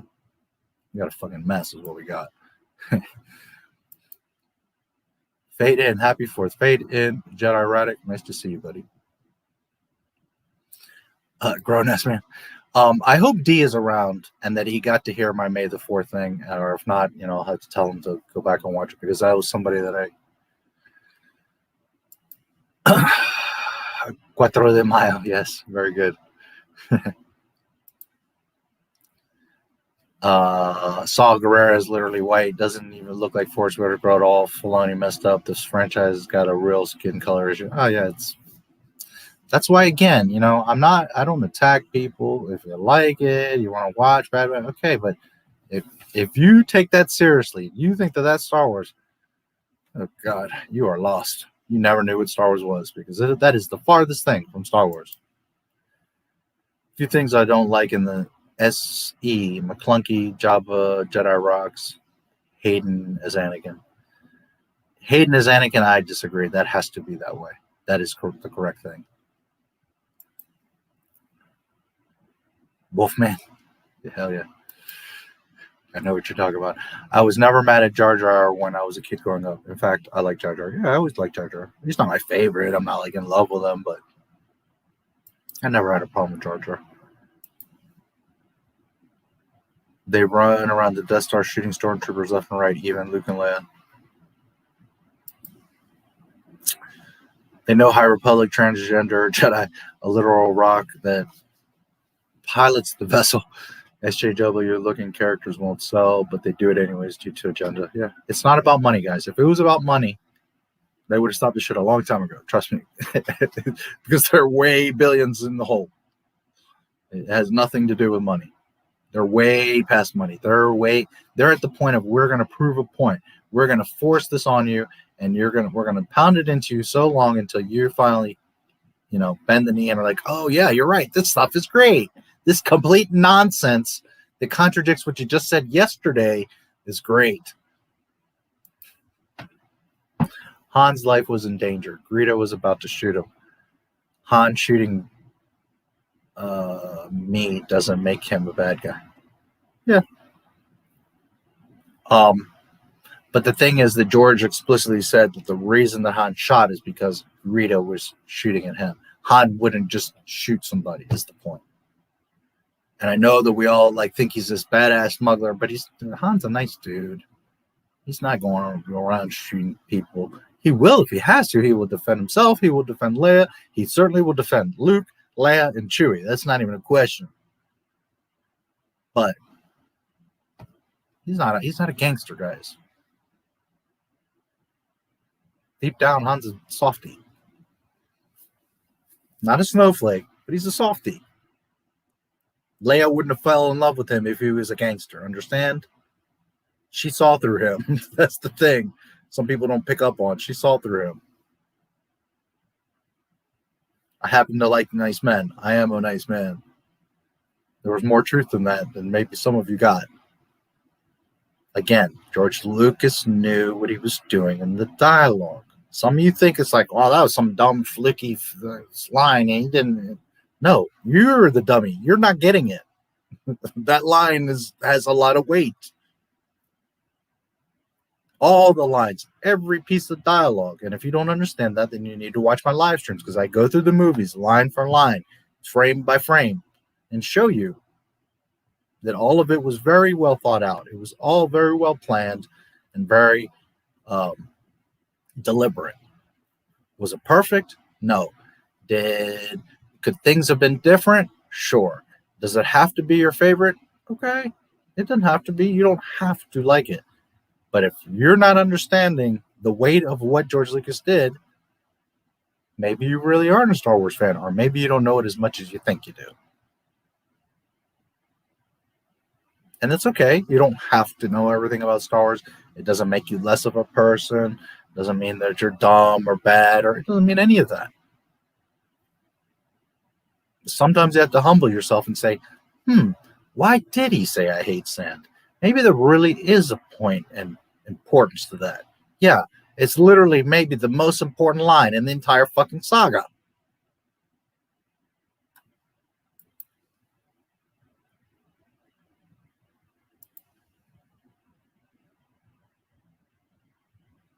Hayden and 6. I liked Hayden. I don't know why people got their panties in a bunch over him. And I like little Anakin too, little Jake. I meant seeing Jabba and Hope kind of ruined the surprise in Jedi. It didn't add anything, but it took away something. Sorry for not being... Oh, yeah, okay. Yeah, I got you. And I think any Star Wars, 99% of... honestly, I don't know that I've met a Star Wars fan that's like, you know what, I really like Jabba there. I think... he doesn't look right. He's totally out of place. The scene is unnecessary. I get it. I agree. But Star Wars, I've said this many times, Star Wars is not mine, and Star Wars is not yours. And it certainly ain't Mickey Mouse's. It's George's. And if George fucking says that Han would not shoot first, or that Jabba's dumbass is there, or that there's an extra window in Cloud City,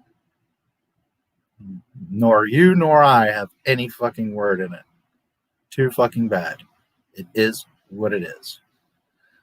Ahsoka didn't become a Jedi. I don't think I ever did either. Yep. But yet, she acts like a Jedi. Her episode is called The Jedi. She's a Force ghost that helps resuscitate Rey, because she's a fucking Jedi, Dave.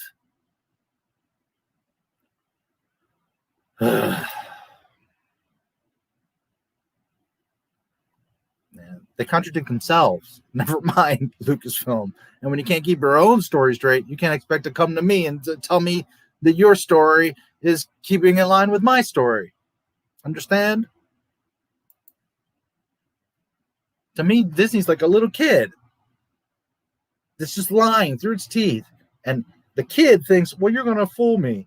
And me, I'm like, dude, what are you doing? You're just making yourself look fucking terrible. Stop it. Lumpy. I'm down for Lumpy.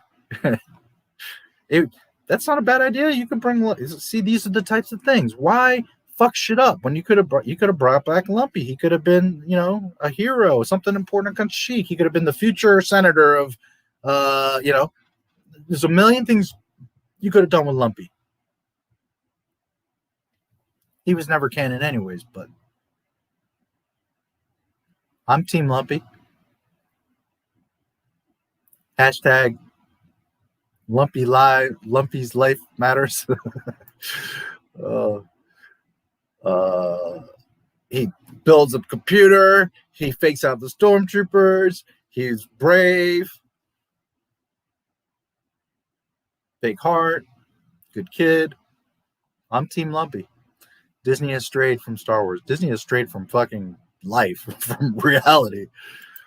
Feel like Kathy watches this channel secretly and is trying her best to either piss us off or reel us in. I remember Spider-Man 94 was my favorite Spidey cartoon before I got taken off Disney Plus. I was just thinking to myself, I gotta say, Kathleen Kennedy flicks her bean to my channel. Imagine if they tried getting me back into their shit by introducing a goth girl as a character. I don't know. If it was Dead Girls, I'd be down. Me, when I enter theater, I would love to see Dead Girls as I can't remember the species right now, but Barriss and Lumi, but a vampire Jedi. I like it. I like it. I like it a lot. This is going to be cool and hot. Hold on. Me, when I enter theater, woo, nice goth assets. This is going to be cool and hot. Me leaving theater. How do Kathy and Ryan keep grading work? Yeah. By the way, I'm totally kidding on the dead girl. Well, yes and no. First of all, of course not. That wouldn't be canon. There's no vampires, and I'm just having fun. But yeah, I would think it would be badass to see a vampire Jedi dead girls. Make a side horror movie. And by the way, going back to the canon and George Lucas, you could have made side movies. And from the beginning, you say, this is not canon. This is just a fun Boba Fett or Osage Ventress or whatever story. We're going to put love into it. We're going to take it serious. We're going to put the money, but just know that it's not canon. And from the beginning, you're safe. You're fine. Boom. You can do whatever. As long as you're within the Star Wars realm, you can't go too far. But if you made a horror, I would love to see a dead girls vampire Jedi, and zombie stormtroopers. I really love the idea of zombie stormtroopers, like 10 million of them all over the place, just but with blasters, just for fun, like an EU movie. It's totally fine. But when you want to come and act like, oh, this is for real Star Wars, guys, we really mean it. Rey is for real. She's our symbol. You've done fucked up from the beginning. Wow, am I that far in the chat that I'm just now getting to the birthdays? Interesting that May 4th is being used for Star Wars Day, as it is right next to May Day, which is considered occult or pagan. Yeah.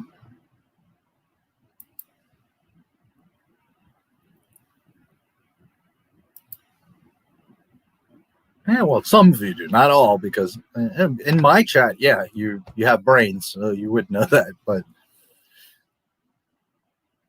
and again, I want to stress, if you want to celebrate on May the 4th,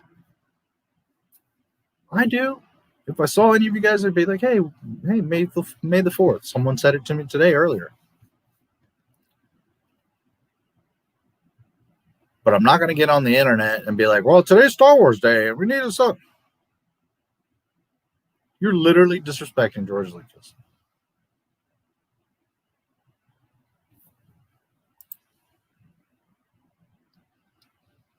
Yeah, Geek Pride Day. Yep.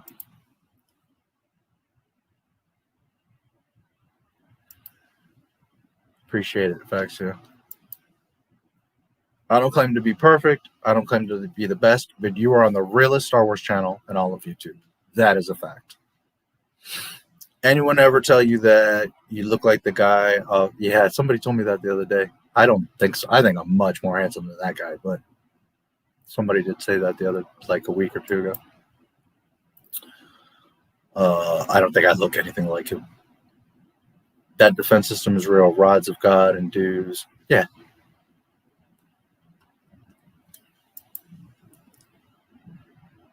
Isn't an official day? Yeah, correct. But even that, which I know all about that, and for that matter, let me tell you something. I created International Hemp Day. 420 is Weed Day. International Hemp Day is 421. And Earth Day is 422. Green Weekend. I created that. You can right now go to my website and see that I established that years ago. I created that. And people know it around the world. 421, International Hemp Day. Right here, I did that. Does everybody know about it and celebrate it? No. But I also officially declared it, wrote a thing about it, got people in the industrial hemp community involved. Not just people, but experts, writers, doctors, lawyers. I'm well known in the industrial hemp world. And I created that day because I declared it officially. And people were like, yeah, okay. 420, 421, 422.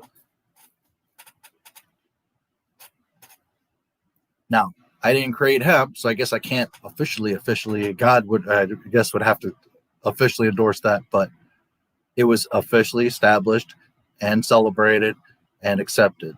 So it's a little bit different because, and the same thing with 420. Millions of people around the world for decades have been like, yeah, this is the real marijuana day. I mean, it is. That's more official than May the 4th when there's an actual official birthday for Star Wars. That's different. But no, I get your point. You know, it's loosey-goosey. Go ahead, look up International Hemp Day. International Industrial Hemp Day. That was me. True Hemp Clothing International. I'm not very good at remembering the exact date of when movies are released, but I know that the first Star Wars was May 25th. Why? Because I know that's the true Star Wars day. Yes, Empire was the 21st. Jedi was the 25th. Phantom Menace was 25th. I want to say that Sith was the 23rd or maybe the 25th. Those, I don't remember clones and Sith right now.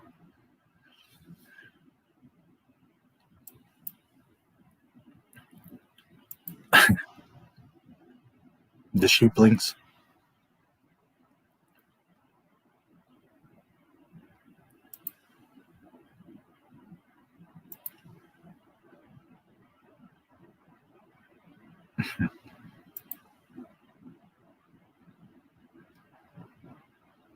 Jedi rock scene doesn't really need respect. If you like it, you like it. If you don't, you don't. Yeah. But again, you know, understand that respect and like are two different things. So just be careful, because saying you don't like something is perfectly acceptable. Saying you don't respect it, but not to say you have to. But that's a much harsher like position. So if you don't respect it, then you kind of disrespect it. So then now you're taking a position of, you know, and again, facts are facts. So, you know, you might not like the grass is green and grows vertical, but you have to respect the fact that its grass is green and grows vertical, whether you like it or not. Labyrinth of Evil, my all-time favorite EU book. I did read that one, yeah, many years ago, but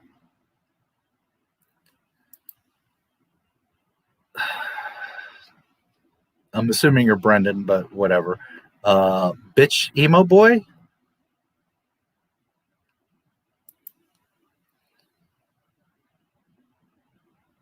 Do you know a mall? And I was talking about Kylo for what it's worth. What a worthless fucking joke of a fucking... If I saw Kylo Ren coming at me, I would laugh.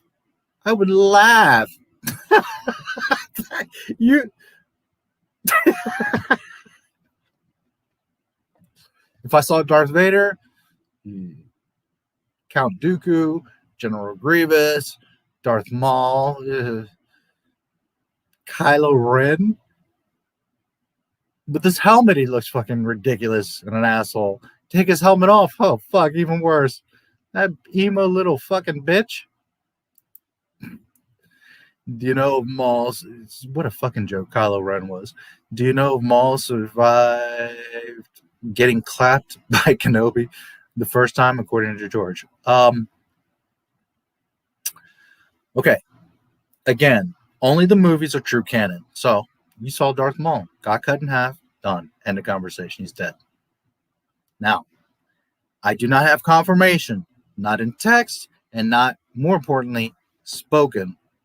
But according to Dave Filoni, who is a fucking liar, he's been caught lying many times and breaks canon every fucking 2 seconds. Furthermore, he had the nerve to say that he created the legs for Maul, and right next to him was Katie Lucas and said, no. We created that in UU. And he's like, oh, yeah, that's right. When you guys created in UU.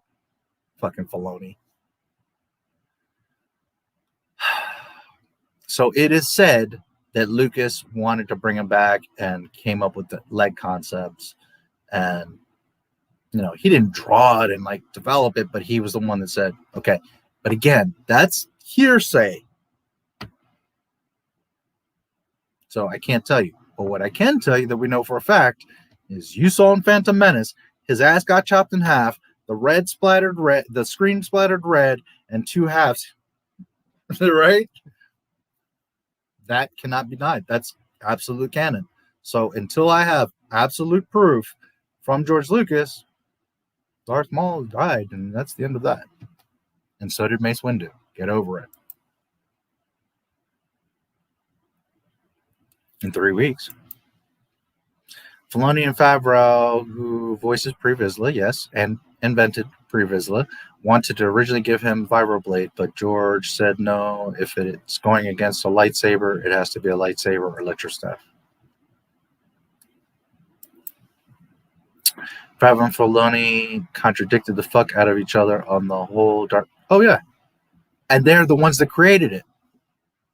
Favreau and Filoni created the Darksaber, and then they went back and forth and changed it and contradicted and went back and forth. And it's one story in Clone Wars, it's another story in Rebels, it's another story in The Mandalorian. It's all the fucking Disney, all of it. It's fucking stupid, stupid nonsense. George Lucas once said 1 through 6 canon to his continuity. Then he once said the Clone Wars TV show was a part of that. Then after Disney, he went back to saying 1 through 6 just canon. I wonder why. Well, because Dave Filoni broke the shit. He's breaking it all over the place. And yes, I have several quotes of George Lucas directly speaking on what the fuck canon is. He spells it out very clearly that his shit from 1 through 6 are canon. The last and most recent quote is that 1 through 6 and the Clone Wars TV series, or the Clone War, I forget exactly how he words it, but the Clone Wars is canon. But that was before he sold it, before Filoni went off and started fucking doing all kinds of monkey shit. Naturally, George Lucas spent 35 years maintaining continuity. The second you start breaking his continuity, it's not going to be his canon, obviously. So, yes, I have the quote. I will never deny the fact that he said that. But just because he said that in that one moment doesn't mean that things didn't change and that it got contradicted. And the second you break canon, you decanonize yourself. Dave, phony, baloney, macaroni.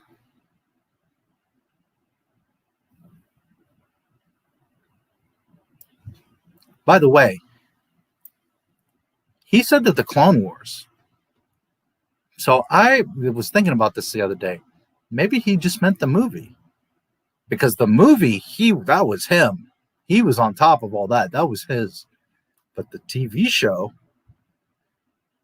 So I often wonder in that quote, maybe he just meant the movie. Now, he had the intention that the show was going to maintain continuity, and it's not that he didn't want that or intend that.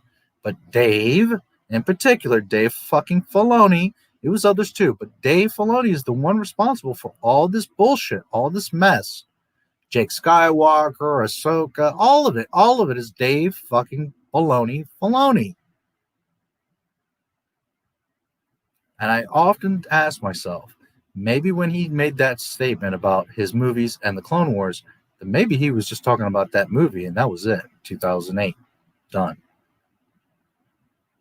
Because he wasn't involved with those cartoons. He was not there. He was not holding Dave's hand. He wasn't doing what there is one thing that is confirmed. Dave would make the episodes and then George would watch them when everything was completed.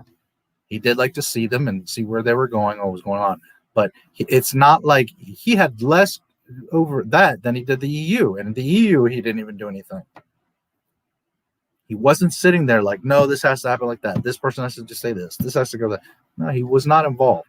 So I often wonder if that quote, he's talking about just the Clone Wars movie. The 2008, the original, not the Gendy. You know what I'm talking about.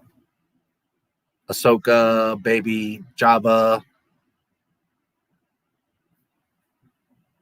Unfortunately, the only way to truly get the proper answer is to speak to George. But I can tell you, his most recent interview, which I posted before everybody on January 12th, that was me that found that. He clearly says, 1 through 6 is my Star Wars, and that's it. And I will repeat, if 1 through 6 is his Star Wars, then everything Disney has made to George Lucas is not my Star Wars.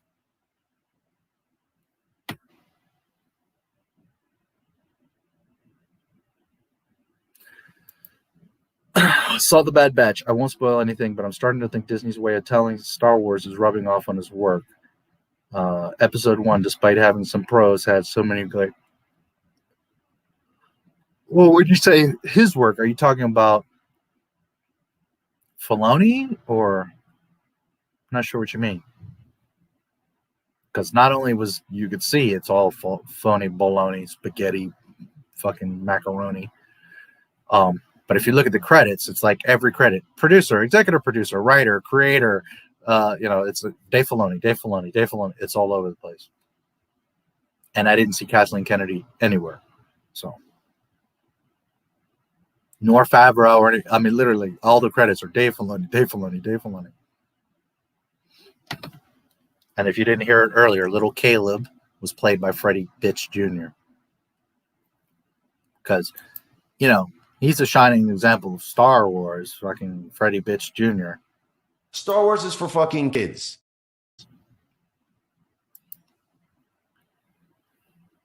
That's one of those like quotes that is the most fucking oxymoron things ever fucking said. Star Wars is for fucking kids. What a fucking dumbass. George Lucas would just like smack the shit out of that boy.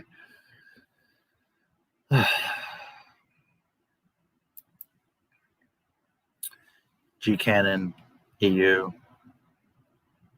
Filoni, Disney. Disney's not canon. That's the thing. First of all, it contradicts George Lucas, so it's already not canon. But forget even George Lucas doesn't even exist. They can't maintain their own shit. And when you can't maintain your own story, well, you're not canon. So the Filoni, Disney, Rebels, none of that is canon. Never was. So it doesn't even matter.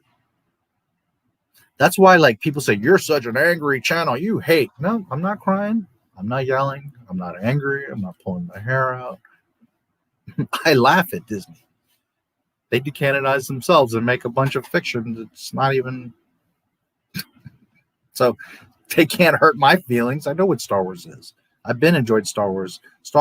George Lucas sold them a finished, done, over product. He hustled Disney. So it doesn't even matter what Disney does, technically. And again, if Disney just wanted to do like other shit, their own new shit, and okay, well, you want to do what the fuck you want. But no, you chose to disrespect. You chose to fucking make Jake Skywalker. You chose to call the fans, your fans, racist, assholes, instaphobes. Okay. You chose this shit, Disney. Well, you chose the wrong fandom, Mickey Mouse. Sorry to tell you. You chose the wrong fandom. I watched Mando for the characters, cast, and the atmosphere. I had to just mute my brain, though, when they started with all their bullshit about Grogu, Darksaber, because I saw Rebels. Yeah, and that's what I'm telling you. I get it. If you want to isolate and just enjoy it, okay, I'm not mad at you. I'm not here to tell you how to run your life.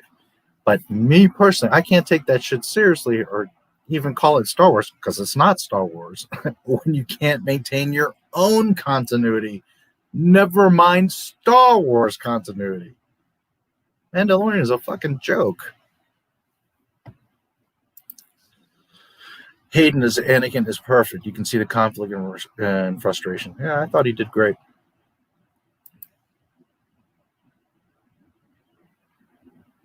Yeah, I mean, he probably will be. That's the whole point, right? I mean, unless they have Kenobi going or bouncing around the galaxy, and that right there breaks canon too. So it's like they can't. You see, this is why do something stupid? Why Disney is constipating themselves in a corner? You thought you're slick. Like, well, we gotta, again, George Lucas hustled the fuck out of Disney because he knew, I already finished the stories, guys. So anything you try to do before, after, during, middle, you have nowhere to go because the story's already done. George hustled the fuck out of Disney. But they're like, well, we own Kenobi, so we got to make money. We got to find a way. So now we'll just invent shit. So either A, Luke is there and Kenobi doesn't go anywhere. So that's not a very interesting show because guess what? All Kenobi did was hang out, went to the cantina every now and then. And that's the extent of it, guys. Sorry. I know I love Kenobi as much as you do. And I would love to see him doing stuff. But just because you saw him in the Clone Wars doing shit don't mean that when he got to Tatooine and he was doing something. He sat his ass in the house and did his most important responsibility. He understood the gravity of his situation and how important Luke is. If Luke fails, we're all fucked because Luke is the only Jedi. Obi-Wan, being wise and mature, understood that and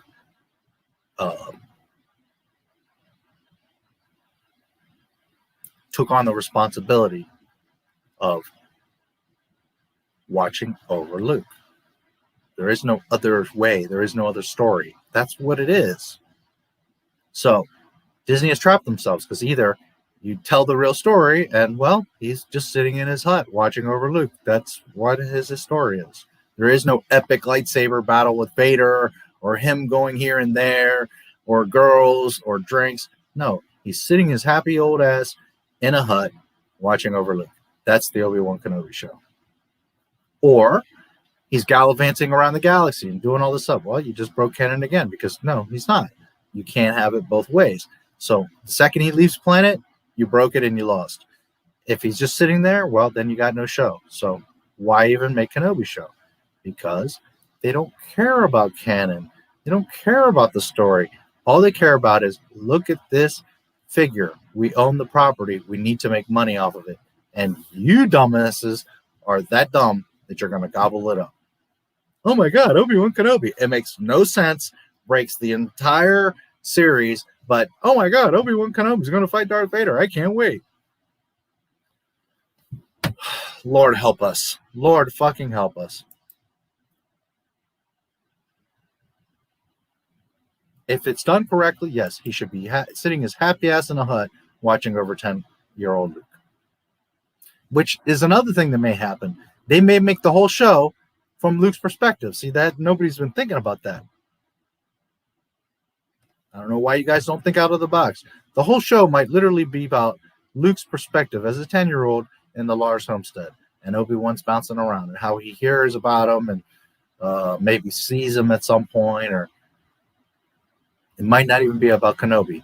And there is precedence because The Mandalorian has nothing to do with The Mandalorian. That show has literally nothing to do with The Mandalorian. It's all about Grogu, and it's all about all the guests that come along. Bo-Katan, Boba Fett, Casca. It's about everyone but The Mandalorian. Why have a show with the name of the character as the show supposed to be based on that character, and that character is literally the least important piece of the entire show? Has no arc, no story, no skills, no brains. He's just a fucking dumbass with a silver bucket on his head, and he's not even a real fucking Mandalorian.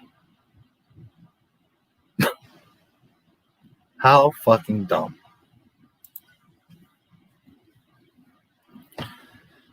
Yeah, Disney. Clone Wars or Rebels, not sure which one at the moment. Before Rogue. Should be Rogue One. Either way, breaking. Exactly. This is the thing.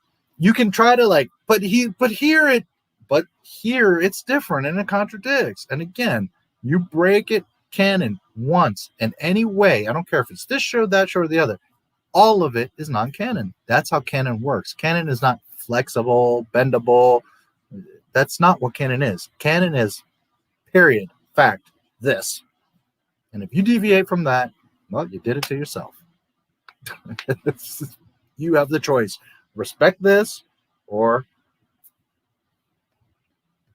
get laughed at. What do you want me to tell you? So it doesn't matter which way you look. Well, but he was white here. Okay, so you keep it consistent, but then he's black here. So now you broke it. Oh, but he was black here, and now that he's white. Well, you broke it on this end. And that's the problem when you don't love and you don't know something. You start doing reckless fucking dumb shit and saying, well, I'll explain it. We'll just say that Grogu was in the temple and all these masters train him, and that's why he can use Force Heal. Meanwhile, Force Heal does not fucking exist in Star Wars. It's bullshit. It's not how the Force works. We all know it. You know it.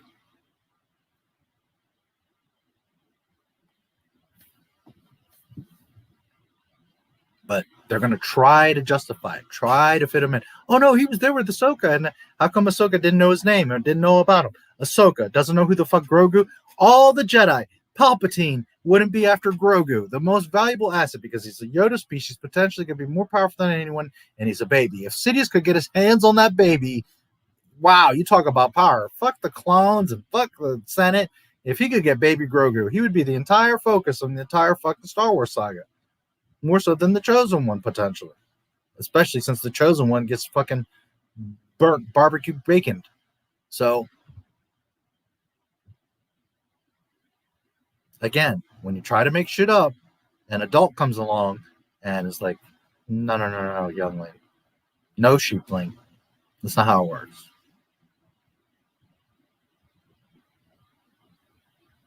But Dave Filoni, understand this. He does that shit because he's laughing at you. He's like, well, you're not smart enough. You won't get it. You won't even think about it. You'll just be like, oh, look, it's Grogu. It makes sense. Yeah, he was in the temple. Okay, that explains it. Let's keep going. That happens because they don't respect you. They think you're an asshole. You're an idiot. That's why they do it. Because they're like, well, it says Star Wars. He looks like Yoda. They're going to love it. And sure enough, a bunch of you have your little baby Yoda dolls and, oh my God, Grogu. And you're not even thinking about how fucking stupid and ridiculous Grogu is. And that he breaks the entire Star Wars franchise. You're not even thinking or caring. You're just thinking about, oh, look how cute he is. Sweet Jesus. Breaking their own canon every single day. Jake Lloyd, Anakin was adorable. He did an amazing job. I didn't have a problem with him. Was he perfect? Was he the best child actor ever? But he was a perfectly fine Anakin Skywalker. He did what he was told. And you see, the problem is, this is the thing. Humility. Most people, what they say is, Jake Lloyd sucked. God, George Lucas is fucking stupid. Why would he do that? And the reality is, you need to go in the mirror, smack yourself around a little bit, and now be humble and say, I didn't like him, but that's why I'm bitching, because I just didn't like him. That's not what I wanted. That's not what I envisioned Anakin to be. And your feelings and your opinions and what you thought don't mean a motherfucking thing. What you saw is what George Lucas said is Anakin Skywalker. Whether you like it or not. That's what George said it was. The problem is not Anakin wasn't good. The problem is your fucking ego.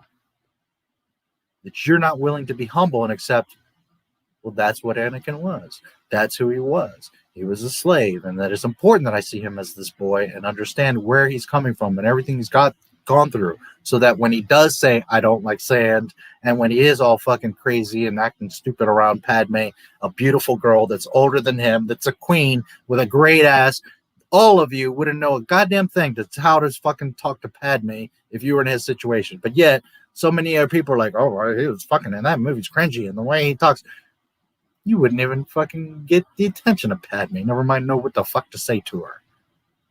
Be humble. Stop thinking it's your Star Wars, because it's not.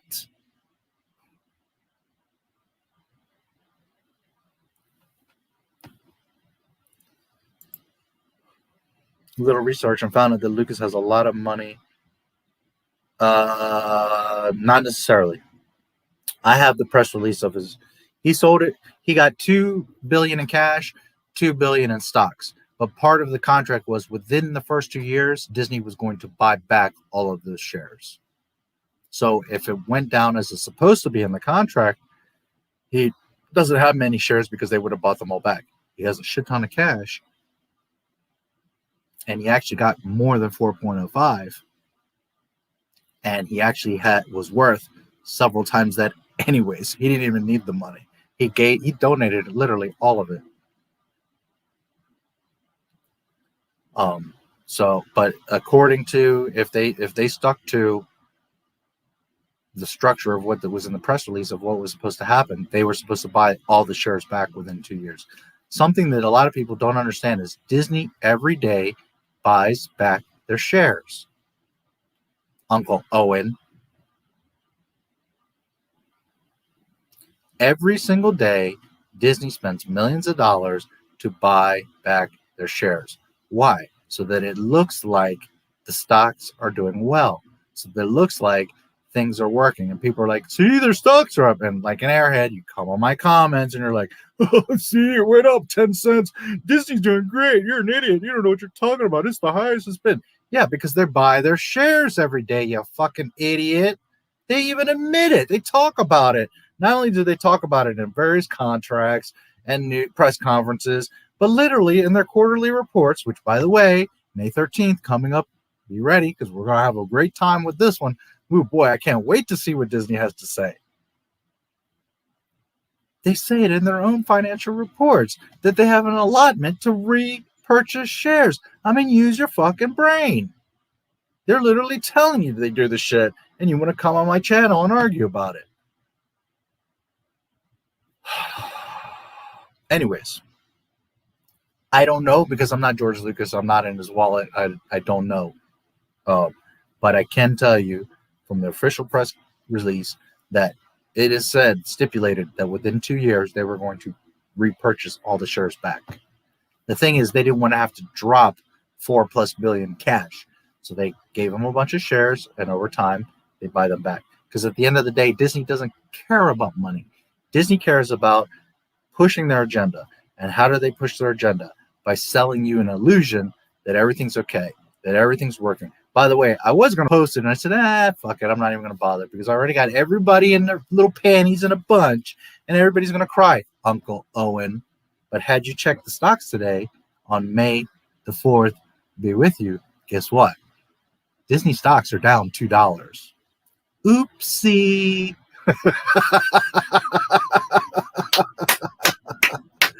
I have the high ground. I always win. Anyways, to answer your question, we do not officially know. But that's what was in his contract. That is a fact that we do know. So how many did he keep? Did they buy them all back? Did he want to keep some? Only George knows at Disney. But he did say in an interview, that's what they tell you they bought it for. George got much more than $4 billion. Listen, George is many things, but he ain't stupid. And if you really believe that he sold the greatest IP, the money printing machine,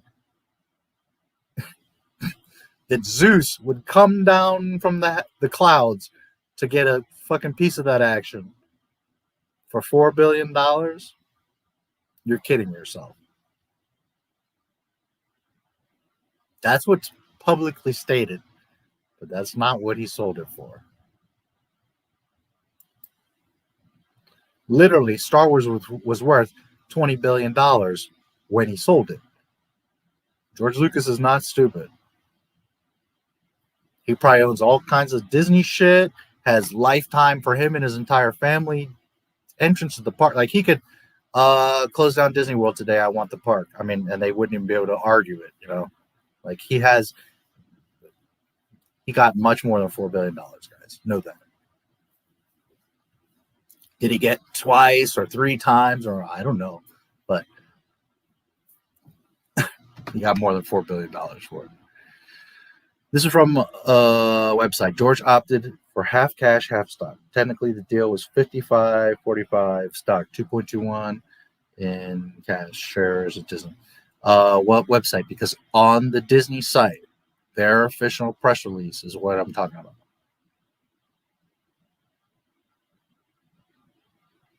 So Disney's obviously not going to lie, right, about them saying that they're going to repurchase the stocks. I mean, they literally say they're going to do it. So just so you know, that's straight from Disney.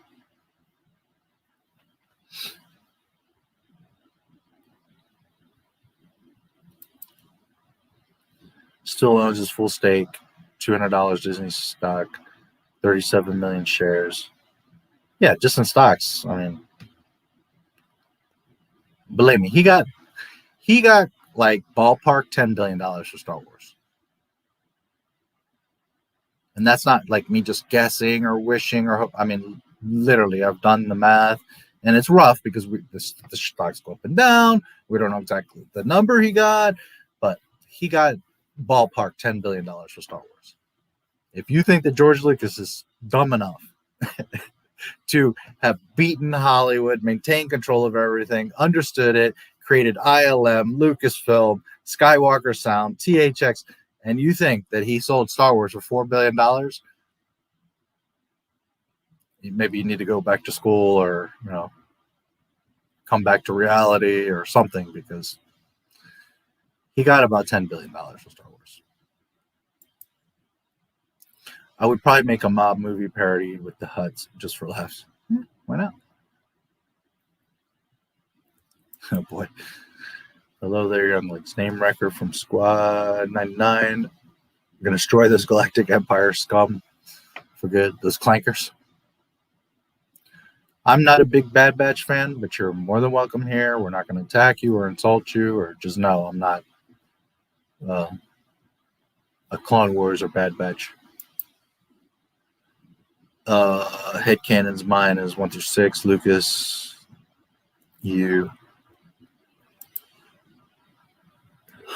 And that's, you can have your headcanon. I'm not saying that you can't, but just know that that's not even like a real word or a real thing. You can't have your head history. History is history. Facts are facts. So technically you can't, your headcanon is irrelevant. But like any human being, you can like what you like. That's perfectly fine, of course. And again, you can like any Disney shows or like whatever stuff you like. The only issues is when you come and you say, this is Star Wars, this is canon, then you just look stupid.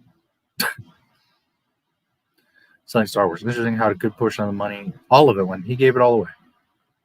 I have a video. What did George Lucas do with the money from selling Star Wars? He gave it all away. 1, because that's who he is. A great fucking dude.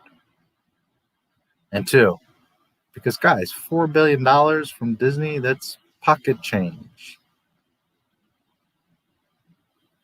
Remember, the creator of Lucasfilm, the Avad computer system, technically the volume, the whole green screen, digital cameras were developed specifically by Sony for George. The amount of toys that were sold, mugs, hats, posters, billions upon billions upon. He has more money than you can even imagine.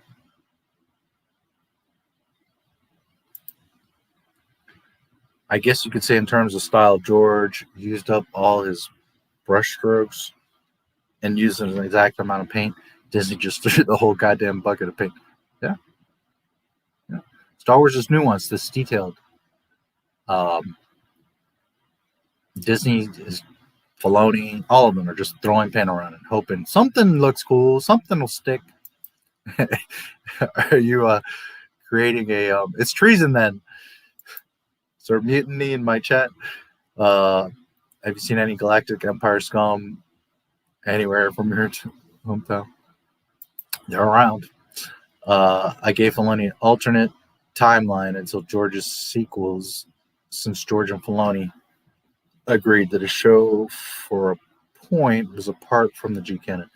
I give Filoni an alternate timeline with George's sequels, since George and Filoni agreed that his show for a point were part of the G canon.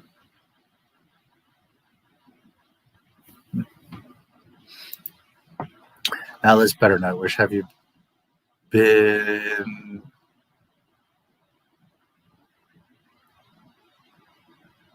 been kind? And would you like to join my squad? It's treason. Wow, what do you mean, dude, shut up, Elements? Are you talking to my Stream Elements bot? You really are Wrecker. Oh boy. Filoni's Rebels in the Disney canon because that's when Disney had Star Wars, regardless of how I feel about it. Just know Disney doesn't have canon. They literally contradict the word, the definition of the word. So Disney doesn't have canon. How funny Disney. How fucking dumb are you guys? Speaking of Life Day, Cheery's son must be proud to know his dad helped save the galaxy. Hell yeah. Bring back Lumpy. Oh, gonna smash your droid brain. That's a tricky bot.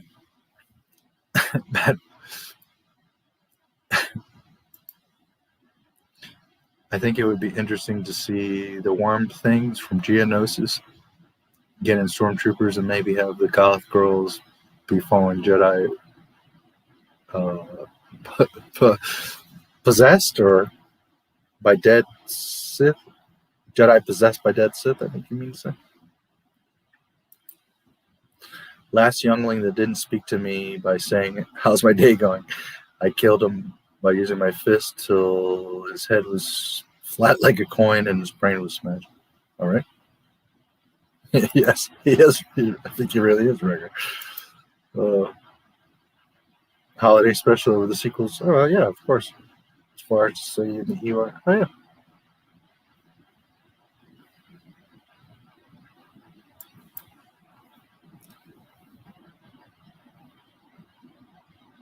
Yeah. And there's a perfect example, just like the EU. The holiday special was never canon. It's not canon, never will be canon. George hated it. But it's Star Wars.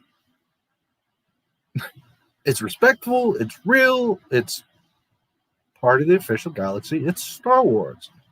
It looks like it. It tastes like it. It smells like it. It moves like it. It sounds like it. The holiday special is 10,000% Star Wars. Is it canon? No, never was. But it's Star Wars.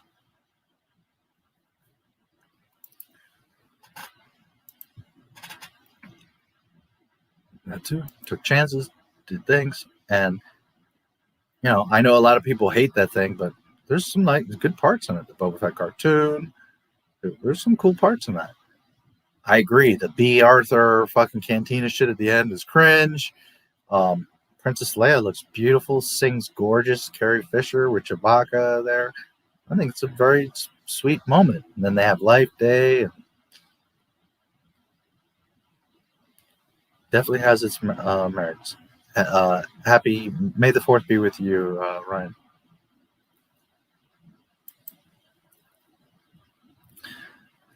Star Wars, not a movie, but a fun special. Yeah. And I'll go back to what I said earlier. It doesn't necessarily have to be canon, but one, you have to say, this is not canon, don't take it seriously. And two, it still has to be respectful, it still has to be Star Wars. And Disney can't manage either. They just want to shit all over everything, and they can't maintain their own story. Oh, boy. When Kylo Ren talking, yeah, oh, God, that little bitch. So, I mean, be real. That thing's he's going to scare you? Throwing his temper tantrums and destroying his own ship with his, I mean, what a fucking snowflake. Holy fuck. So high now that he doesn't know that the Republic are hot best. He thinks that the writers of that shit like Star Wars. Rewind the shit. Yeah. Yeah, and he says it. He says it himself. They're doing an excellent job.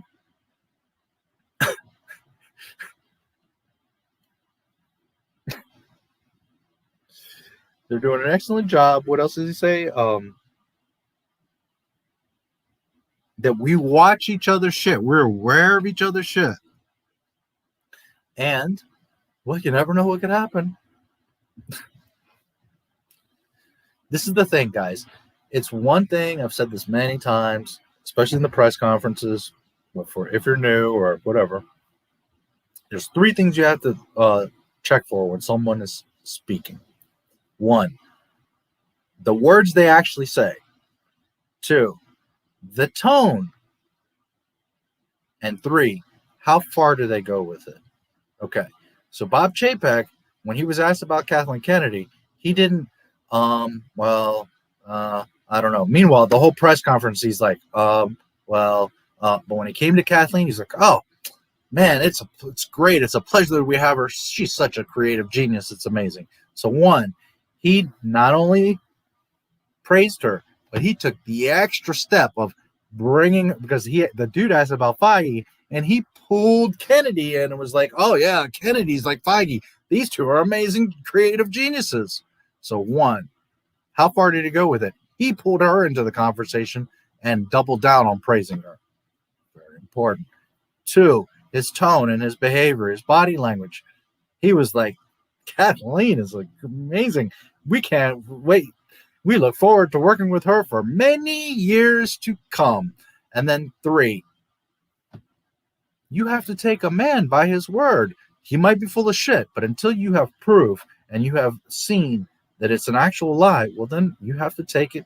And if I tell you that, well, right now there's a fucking purple spider looking right at me in the face, whether it sounds believable or not, you have to take what I say as fact until you can prove me otherwise. Some things are ridiculous, I get it.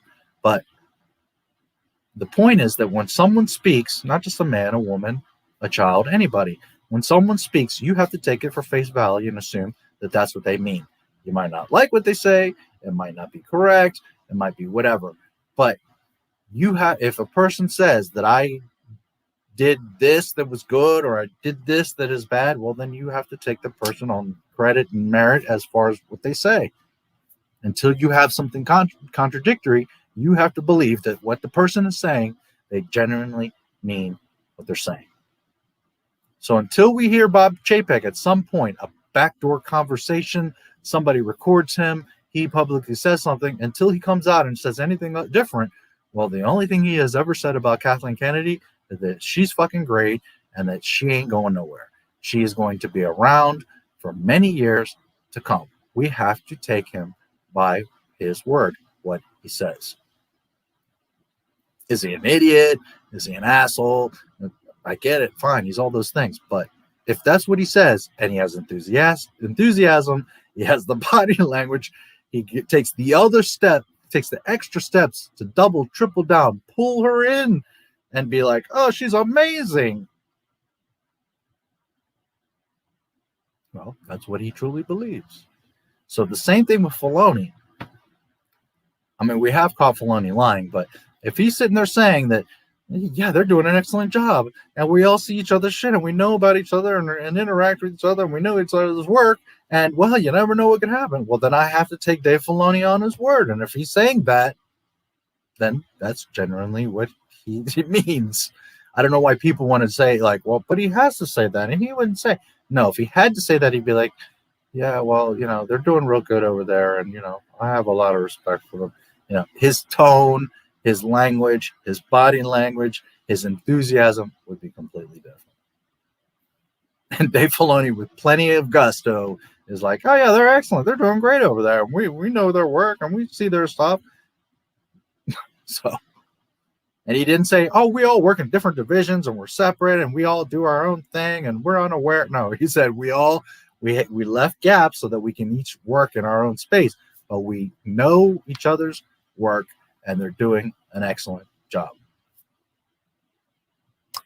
So I have to take Dave for what he said. Just like at that women's conference when he was talking all that woke shit about Luke Skywalker didn't do anything. He opened the door and Princess Leia did everything. Okay, well, I have to take Dave at his word. That he really is that fucking dumb.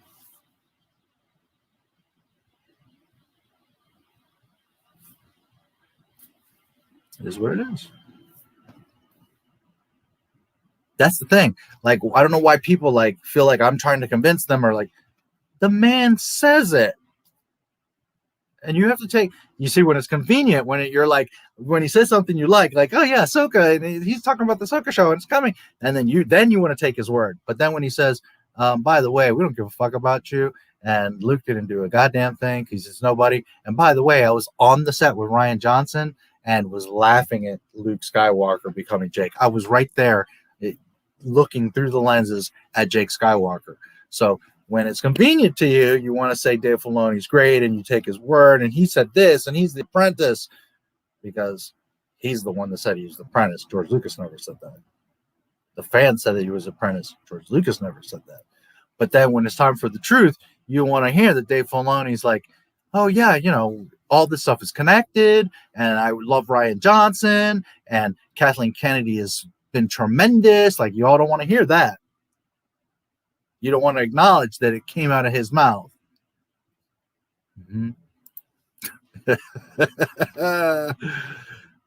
I have the high ground. I think even Tony Montana can take down Kylo Ren. I think a teddy bear could take down Kylo Ren. I get some very strong Disney vibes in like the first 10 minutes of episode 1 of Bad Batch. You should get Disney vibes. It's Disney fan fiction. Anyone asked me the worst Sith, I have to say he's not a Sith. He's not even a Sith. And literally out of JJ's mouth and in the novelization, he's not a Sith. Neither is Snoke. Neither one is a Sith. They're not even Sith, for Christ's fucking sake. They're just wannabe snowflakes that are just like, oh, look at us. We're mean. They're not even Sith. Oh, and Kylo's original name was Jedi Killer. Which, who, when, what Jedi? Who did he kill again? Oh, right. He dreamt about it. Oh, right. He told the Knights of Ren that he killed a bunch of Jedi. Okay. Yeah, he's not a Sith. And that's not me wanting him to be, or me saying it. Like, literally, JJ, the books, Disney said he's not a Sith. Yet Palpatine wants him and is there and has Sith troopers who have nothing to do with Sith, but they are called Sith troopers. I mean, they are so fucking stupid and so fucking confused at Lucasfilm.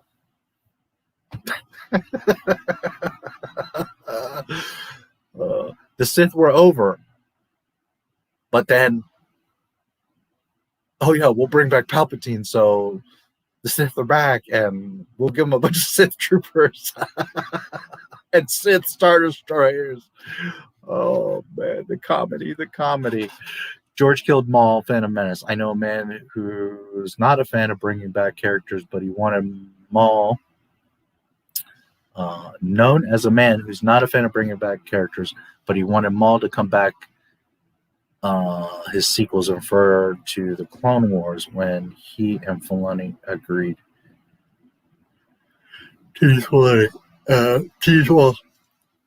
Yeah. Again, I don't have the concrete proof to back that up, but that is the story, at least, that he wanted to bring back Maul and that he's the one that.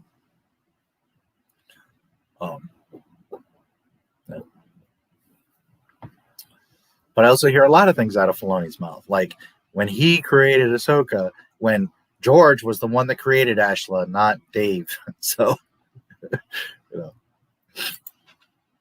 know, to have been for kids, I don't know. I mean, that was the intention. It wasn't too dark for me. I loved it. I understood it.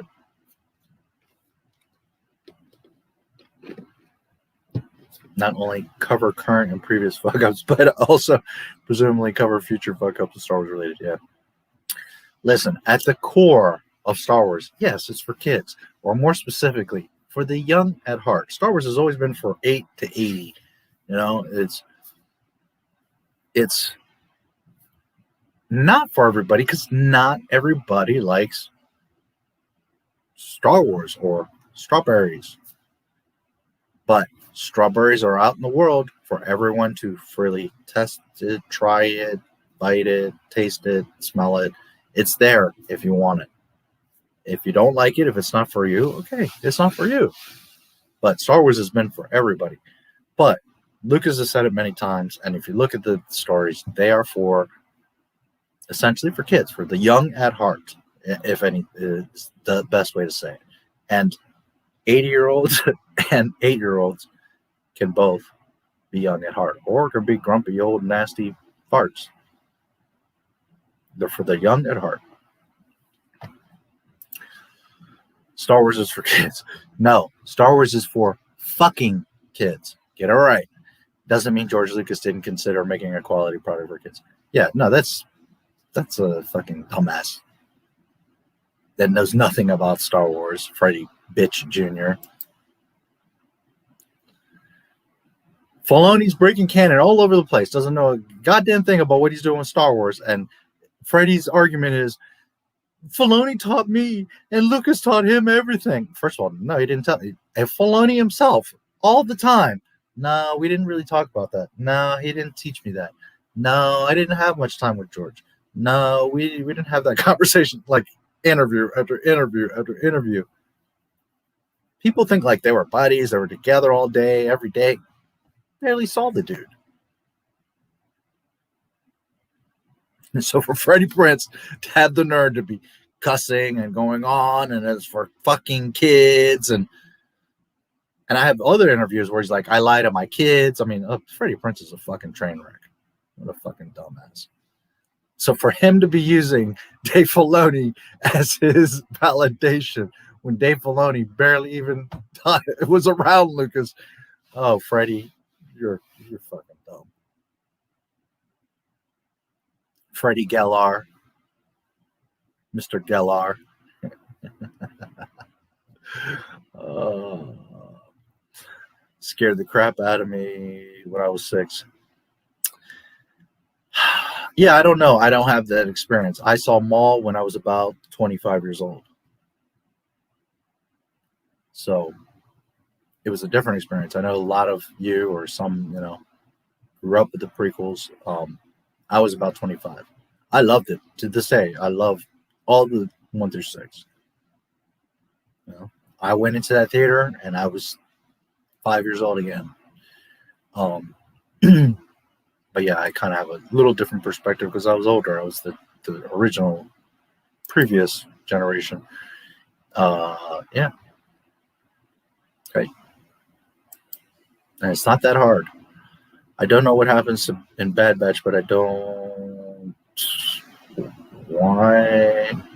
know why they are making a full-length series about the squad when they could make it another series of Clone Wars. Yeah, the whole thing is done. I think part of it is creativity. Like Dave doesn't know what to do with the Clone Wars, so he's like, Dave cares about Ahsoka. That's what Dave cares about. So he did the Ahsoka thing in Clone Wars, right? She leaves and he finished that arc. Now he can push her to the future so that he gets his little Ahsoka show. So then how else, what can he do? Well, then he creates Bad Batch, which is a separate story, a side thing. So now it makes sense that you see Ahsoka in a different alternate place interacting with other people. That's probably why we're the Bad Batch is. This is the Ahsoka thing. You will see Grogu. You will see Ahsoka. Mark my words. They will both be in Bad Batch. I mean, the Clone Wars is ending. They would be just stretching it at this point. Yeah. But that you just literally answered your question. That's the point. Dave is stretching it. He's going to get more Ahsoka cameos and get you all, oh, look, Ahsoka again, and further her, legitimacy, trying to make her more validated because now she's here. She was Anakin. She was Clone Wars. She was Bad Batch. She was all over the place. Mando. So now Ahsoka's like the bestest ever. Not next to Rey, second to Rey, because Rey is always going to be the bestest ever. But original plan to have the Bad Batch arc and the Clone Wars. It felt like cheap cash grab. Well, it is a cheap cash grab.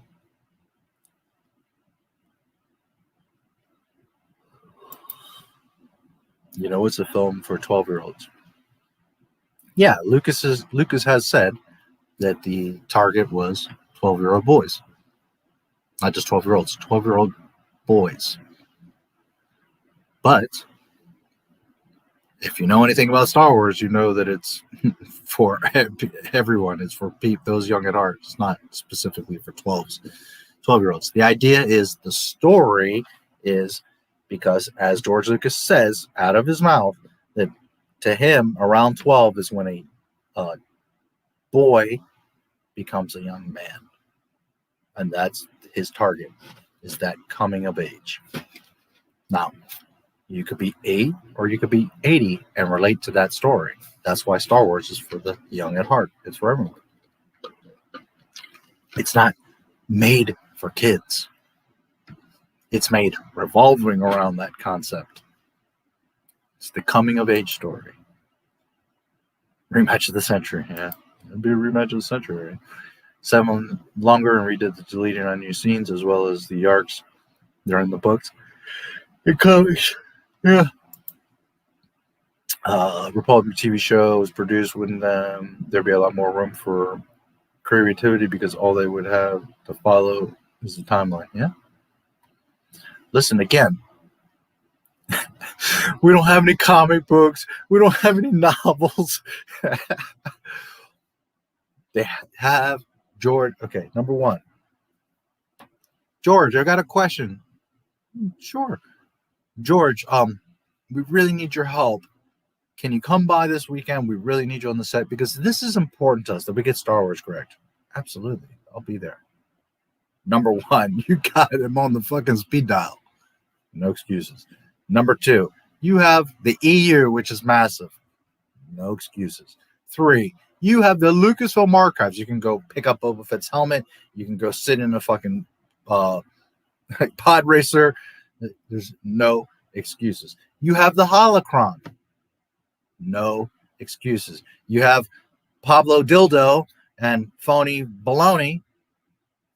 They're the masters, right? They're the Lord, the apprentice. So, no excuses. You have Leland Chi, the keeper of the holocron. So, no excuses. Now, put all those things in one room. You don't have a single fucking excuse to make a goddamn little mistake. Never mind, fuck up every single episode of everything you do.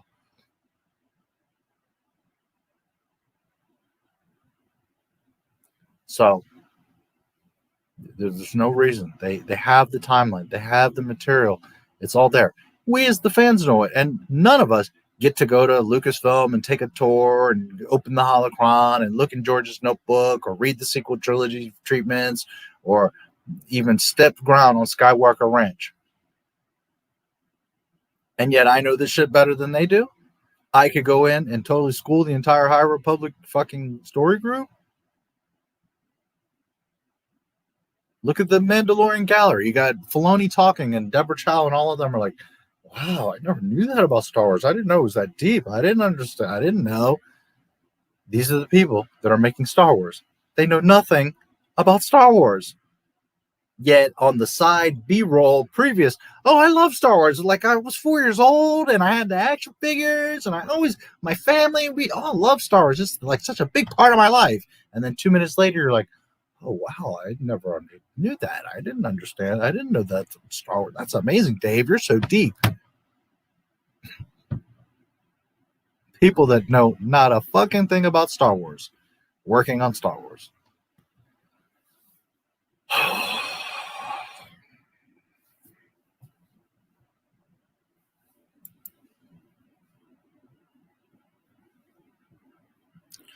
The original was 8 seasons. Season 7 was supposed to have 27. Reason 8, 12. Yeah, Disney as another thing. Why would you even like? God, they're so lost over there. About Anakin, that's what George said. Yeah, that's what George said. If Star Wars is going to continue, it's gonna have to be separate continuity, which means basically a cinematic EU. 1 through 6 is all Anakin, nothing else. Yes, but here's something you need to understand. Canon. They could have gone 1,000 years in the future, and even though it's completely separated from Anakin or the Skywalkers or the Skywalker saga, it still must maintain canon. There are rules in Star Wars. This is something people don't seem to understand. There are rules, established rules in Star Wars. So regardless of 1,000 years before, 30,000 years in the future, it doesn't matter. Canon is canon, and it must always be respected. You cannot deviate from 1 through 6.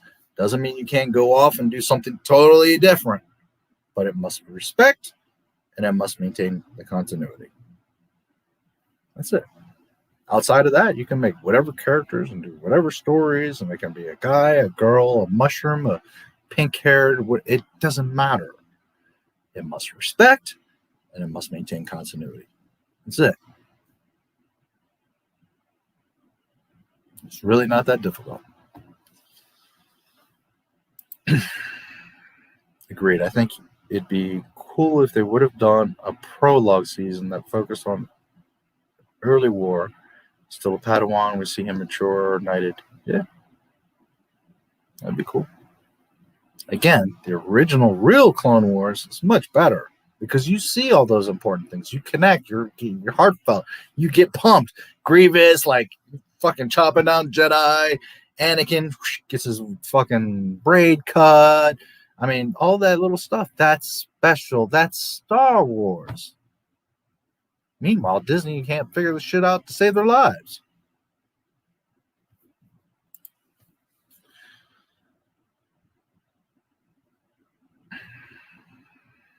Yep. Okay. I'm catching up on the chat, so I'm going to pause here. Hey, I see you there, MJ. May the 4th be with you, bro. I need to take a quick break. It's been 4.5 hours. So I'm going to take a 10-minute break. I'm going to put on an intermission for you guys. And I'm still awake. I'll come back. I have a couple of things we can talk about. I'll continue with the chat and we can hang out. I just need a quick break, guys. So let's see, where are we at? So I can remember when I come back. Anakin, George said, Star Wars, separate continuity. Yeah. Yeah, again, it doesn't have to be a separate continuity. It could be totally other stories. It doesn't have to be about Anakin at all. It can be totally, Mickey Mouse, Joe Blow, Jedi. But he must respect Luke and the fucking family and us. Most importantly, us. Because we're not stupid. We know. We see that you're breaking canon. We're not dumb, Dave. Kathleen. We get it. Pablo. It just must respect, and it must fall within.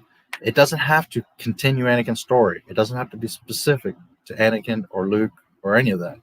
But it must maintain the rules and world of Star Wars. And that there are absolute rules. And if you don't know them, and it's okay if you don't, but if you don't know them, well, then maybe you shouldn't be making Star Wars. Things as simple as force healing. If you don't understand right from the beginning that totally fucks up the entire Star Wars story, then you shouldn't be making Star Wars. I don't care if your story is 1,000 years ahead or 10,000 years after. There is no force healing. That is the point, the stakes of life, that people die and that you can't just save them. That's why Anakin turns, for Christ's sake, because he can't save Padme. But yet you want to make movies where you're saying that you can just heal people and save them. How fucking stupid are you, Dave? Kathy? Jar Jar? I mean, you guys can't really, truly be this stupid. So then, no, they're not that stupid because they didn't get to where they're at because they're stupid and they have all the source material. So then what conclusion does that leave you with? They don't give a fuck about George. They don't give a fuck about Star Wars. And they certainly don't give a fuck about you. You're a dumb asshole. Give us your money. That's what you guys need to remember. That it's not that they don't know better. It's that they don't give a fuck.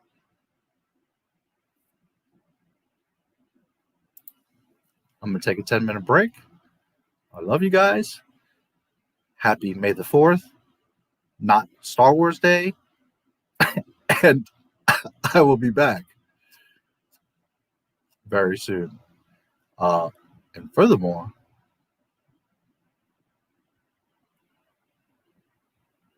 enjoy. I'll see you in 10 minutes.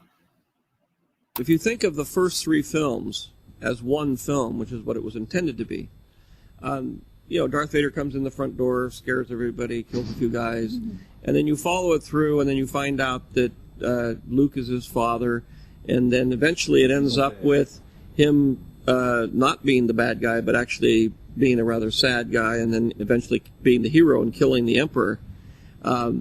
That if you saw it as one movie, that's the movie you'd see. And one of the problems I had is that Darth Vader became such an icon of evil that when it got split up over 6 years, the impact of him as a tragic character got lost. So that was one of the inspirations for going back and doing the backstory, because it really is about, it's really the tragedy of Darth Vader is the story. Struggle in Star Wars is about passion against compassion, which is greed against giving and giving up primarily. And the whole issue is the flip side of greed is fear of losing.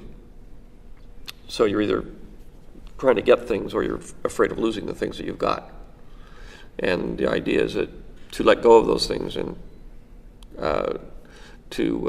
because once you start down that path of fear, then you're trying to protect things and you're willing to fight for things and you're willing to. And the Jedi's basic job in the beginning, which we never get to see too much of because we start really during the war, they were like marshals in the Old West. I mean, they would go from town to town and they would,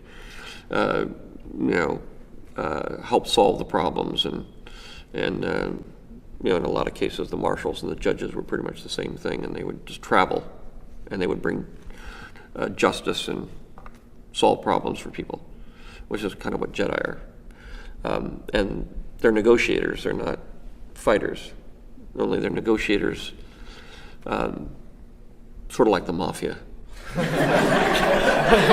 They're compassionate negotiators with a very big laser sword, which they don't like to use, but if somebody, doesn't want to solve the problem, then they'll solve it for them, so to speak, which is an incentive for people to solve their problems without fighting. The first film starts with the last age of the Republic, which is it's getting tired, it's old, it's getting corrupt. There's the rise of the Sith, who are now becoming a force. And in the backdrop of this, you have Anakin Skywalker, a young boy who's destined to be a very significant player in bringing balance back to the Force and the Republic. In the second film, we get into more of that turmoil. It's the beginning of the Clone Wars. It's the beginning of the end of democracy in the Republic, sort of the beginning of the end of the Republic.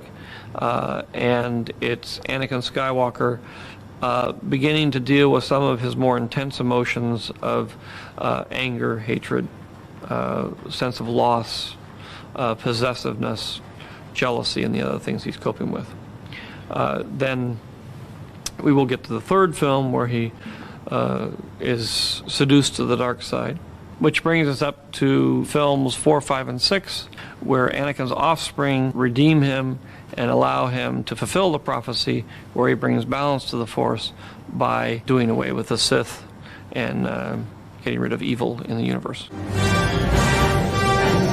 A lot of the issues that are in films 4, 5, and 6 become much clearer when you begin to realize what's behind the issues and how things came to pass. Because there's a lot of things that really are alluded to in the last 3 films, but they don't make much sense unless you really get the gist of what happens, and you really have to have seen 1, 2, and 3 in order to get it all.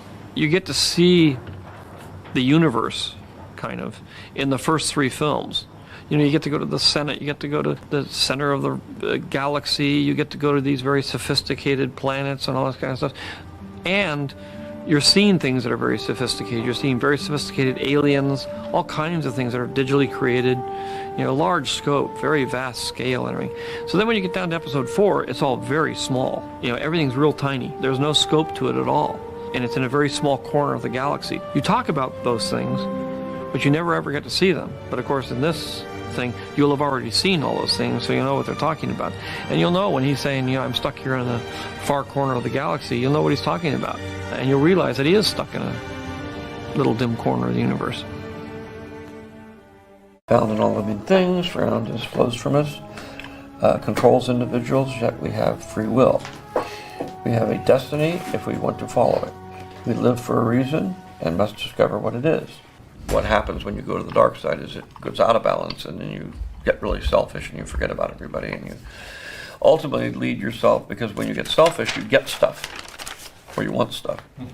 And when you want stuff and you get stuff, then you are afraid somebody's going to take it away from you, whether it's a person or a thing or a particular pleasure, experience. Once you become afraid that somebody's going to take it away from you, or you're going to lose it, then you start to become angry, especially if you're losing it. And that anger leads to hate. And hate leads to suffering. Mostly on the part of the person who's selfish, because you spend all your time being afraid of losing everything you've got, instead of actually living. Where joy, by giving to other people, you can't think about yourself, and therefore there's no pain.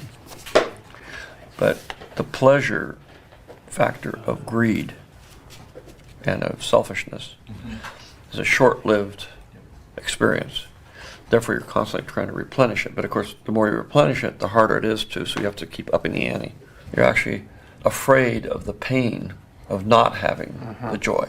So that is ultimately the core of the whole dark side, light side of the Force. And everything flows from that.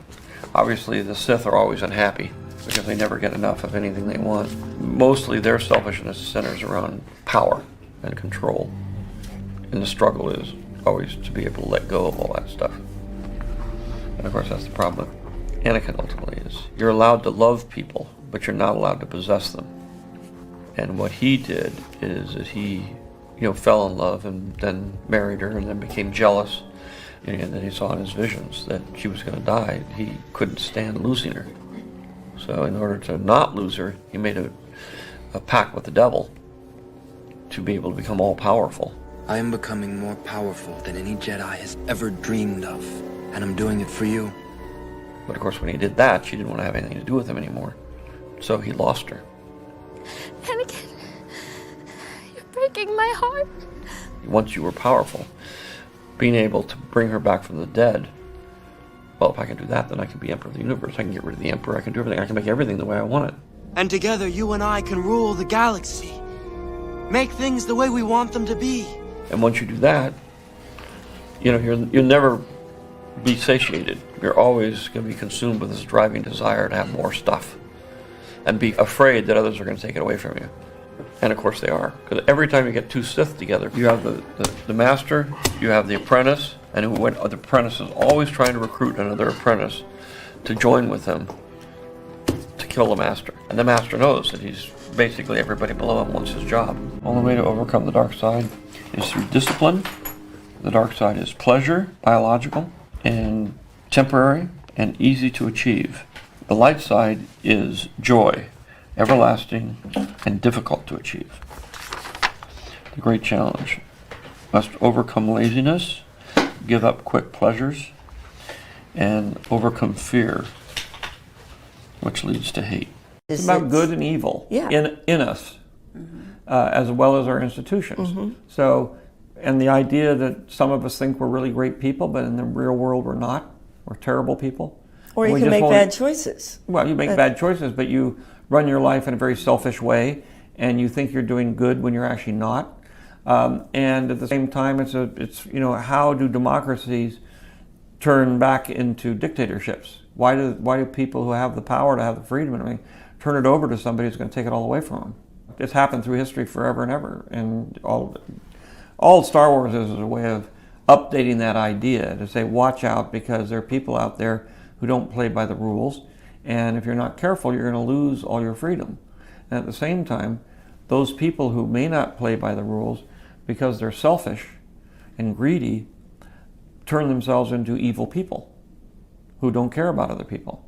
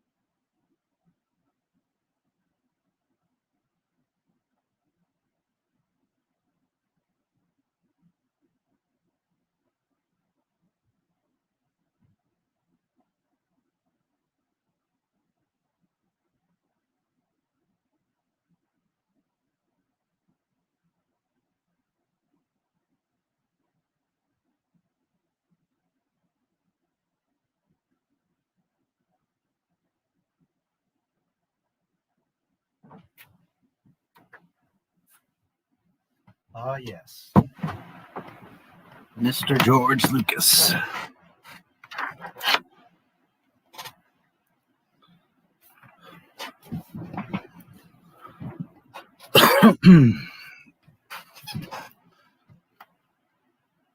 Canon and May 25th are two very simple concepts. They're called respect. And if you do not respect, we reject. It's very, very simple.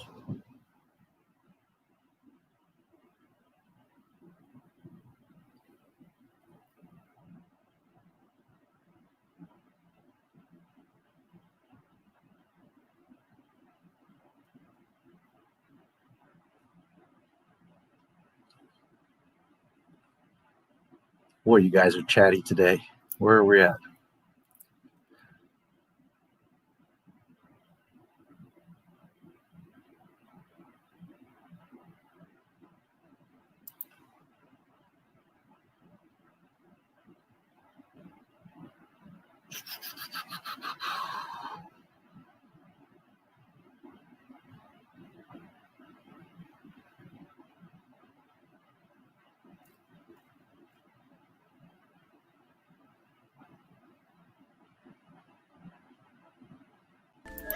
Uba.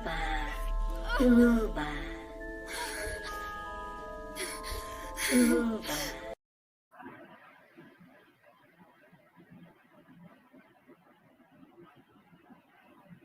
Now, as far as the characters in these stories, how closely did you work with the artists on creating characters? As you said, we didn't have the canon to pull from, aside from a couple characters like Yoda. You know, Yoda, whatever. I'm sorry, Charles is Yoda, whatever. And sure, Yoda's in it, whatever. And Yoda, whatever. And Yoda. Yoda, whatever. I'm And so not gonna nice get you a pirate. shirt, Charles. It says, and Yoda, Yoda, whatever. whatever. And then also Yoda. Whatever. Yeah, Yoda, whatever. Yeah.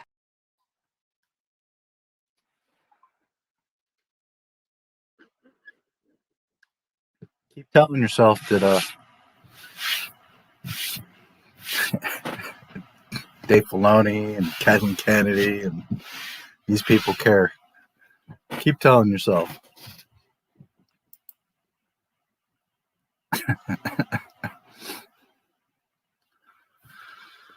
Let's see.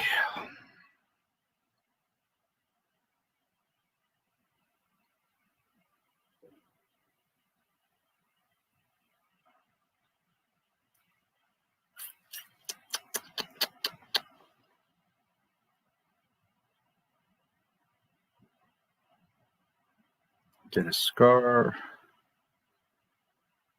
Focused, young age.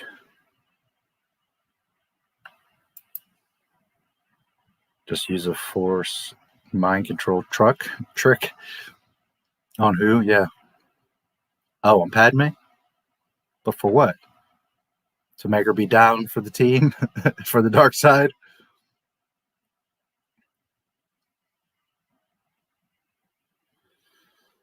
Technically, we don't know that, I mean, in canon, dark side users can't use mind tricks. Palpatine clouds the Force, but he's not literally mind tricking the Jedi, whereas the Jedi can. Technically, canon-wise, that's a light side power.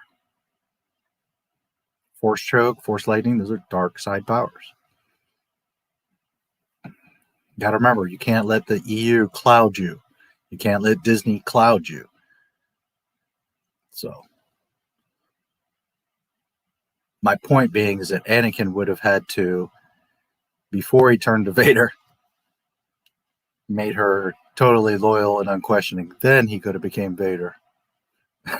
That's where he messed up.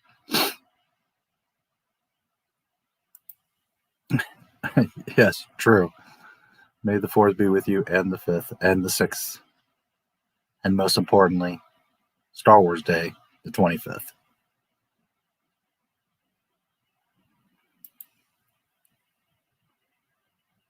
There you go. The Force is everywhere at all times. So Stocks information. I wish we could all know the details. Is fascinating. How much more there is into the acquisition. Yeah, I don't have all the little details. Nobody does, because, you know, contracts like that are you're never going to see. But again, you know, that's from their official press conference or press release on the Disney site. So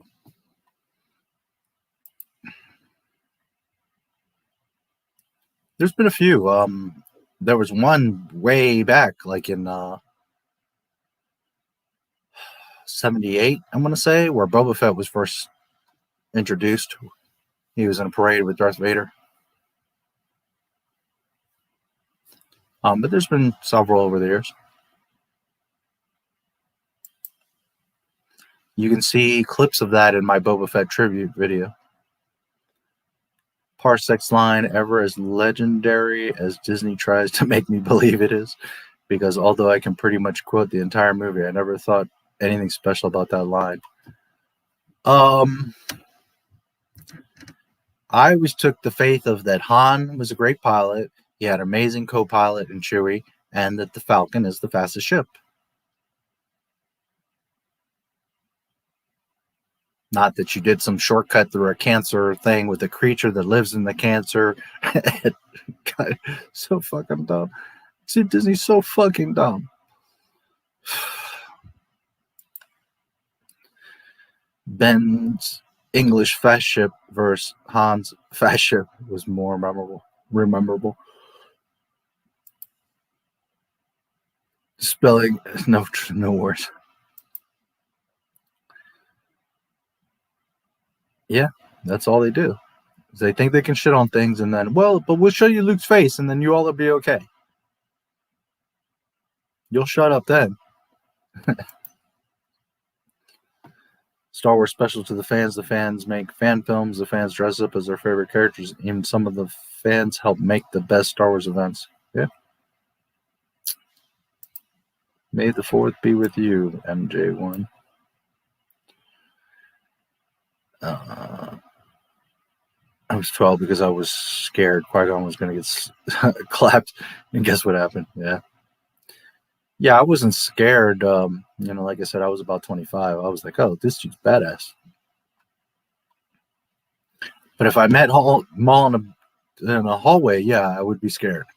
If I met Kylo Ren in a hallway, I'd fucking fall over laughing. I would literally roll on the ground.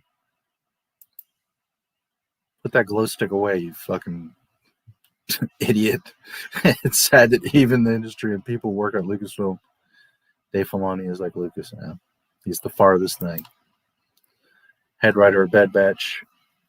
I'm getting the chance to develop the series with him. Kind of like a master class in writing Star Wars. Boy. Oh.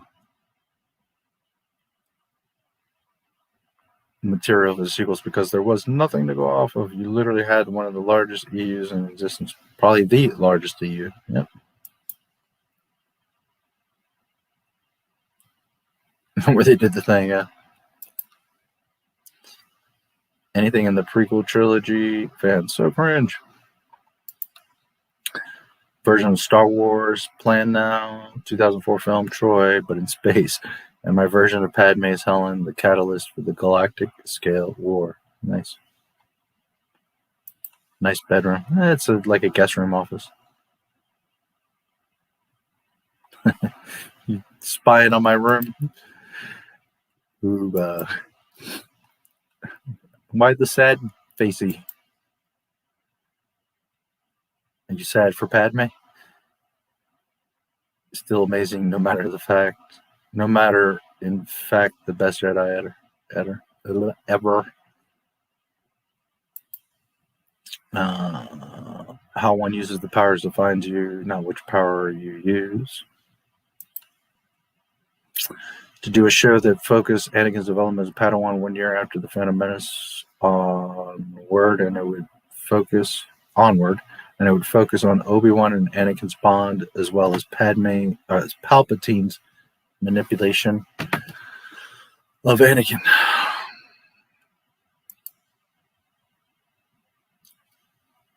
Shouldn't Hamill, Fisher, and the amazing McDermott just have declined the terrible? Yes, I have said this before. It's also their fault. I know you got a contract. I know you love Star Wars. I know you're like all these millions of fans love Luke Skywalker and you want to make them happy and you're so desperately want to do it and you don't want to let people down. But dude, Mark Hamill, when you're fucking getting fucking bitched on that island, you should have walked off the set, dude. You should have said, that's not Luke Skywalker. Absolutely not. Is that Luke Skywalker? And you're not going to have Luke Skywalker portray Luke Skywalker that way. So y'all can take back the money or find me or whatever, but I'm walking off the set. And if you do fuck with me, I'll go public. And then what's everyone's going to say? Holy shit, you all pissed off Luke Skywalker and made him walk off the set because you're fucking up Luke Skywalker and disrespecting the franchise and the face of the franchise? Guess who's going to win that battle in the public and in court because you're literally defacing the franchise? Mark Hamill. Disney would have no choice but to shut the fuck up. They would not be able to say anything because all the fans would have gotten Luke Skywalker's back and told Disney to fuck off. What the hell do you think you're doing? To the point where Luke is walking off the set. So it is Mark's fault. It is Harrison's fault. It is all of them's fault. Now, granted, KK and Alan Horn and all these people with the money and control of the film and the franchise, it's ultimately their fault for even going there, but also being okay with it. But at the end of the day, Mark, you should have just walked off the fucking set and said, Rian Johnson, you're crazy. This is not Luke Skywalker. What the fuck kind of Star Wars are you making? I'm not going to have any part of this. Yes. Absolutely. Same thing with McDermott. He was like so happy to be Palpatine again and be back in Star Wars, not thinking of, is this right? Is this respectful to George and the franchise and to my own character? Is this really respectful and correct? But, you know, a few $1 million get waved in your face. Hey, you're going to be in Star Wars again. And they get all thirsty because all of them should have walked off the set and said, oh, hell no, Rian Johnson. What the fuck are you? You're not doing this shit. Are you crazy?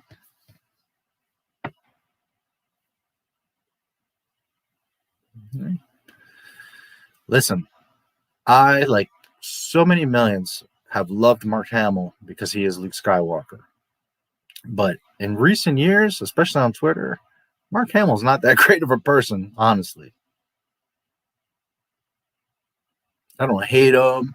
I don't think he's terrible, but he's not that great of a... He's not Luke. He's a guy that played Luke. Harrison always wanted to die. He doesn't care. Carrie, unfortunately, passed away. So, you know,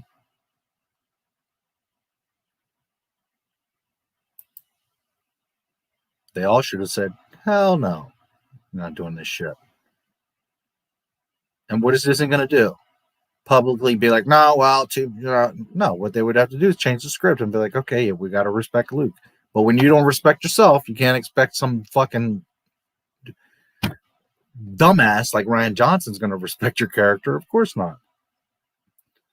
Nostalgia is good, but you need more than nostalgia. Nostalgia you use has to have substance. Here's the problem. Here's what Disney does, which is completely wrong. They do fan service and they do nostalgia, and that's not what you do. That's not how you do it.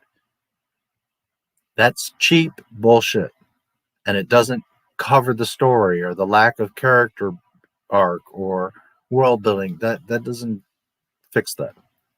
What you need to do is, first of all, make a proper story with proper character arcs.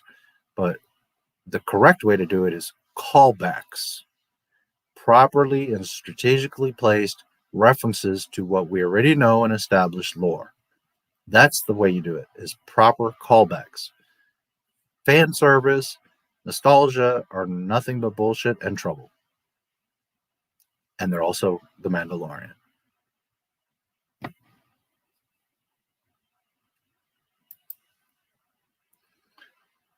Oh boy. That's going to be good. Favorite OT is Return of the Jedi. My favorite PT's Menace. As for which of the 2 is better, still undecided. That's personal. I think Jedi far and away blows away Phantom Menace, and I love Phantom Menace. But you're talking about 2 totally different tier films, but yeah, fair is fair. That's all I do. I don't do opinion, I don't do feelings. I'm not here to sway you or convince you or say that I'm right. I tell you what George says. I maintain canon. I maintain continuity every day. I expect Disney to do the same. And if the Clone Wars didn't break canon, I would have liked a show like it telling the adventures of different Star Wars characters during a 10-year gap. Phantom Menace, Attack of the Clones, also a Luke cartoon. Yeah. Luke is always good. Ford, yeah. Brie Larson, yeah. Don't say it out loud. Could happen. Yeah, saying not my Luke is cool and all that, but kind of worthless if you're still going to do it. Correct. You know, he did stick his neck out. He did say it. He acknowledges, but dude, you should have walked. There's, for those of you that don't know, probably most of you have seen it, but there is a deleted scene in The Last Jedi where Mark Hamill is on his knees crying because he's so broken up about being fucking Jake that Brian Johnson is right there destroying Luke Skywalker, and Mark is on his knees crying. Dude, get the fuck up, get in Ryan's face, cuss him the fuck out, and say, look, you're going to respect Luke fucking Skywalker. And if you don't right now start fucking respecting Luke Skywalker's walking off the set. And then what are you going to tell the media? Because they can, well, Kathleen can come, well, we'll just recast, Mark, be careful, we'll take your money. And he could be like, fuck you, KK. And then what? Then he goes to Variety or Entertainment Weekly and totally destroys the entire Disney franchise. Hey, you all, they wanted to make Luke a hermit bitch that fucking is angry on an island. The fans would have destroyed Disney. But when you're going along with it,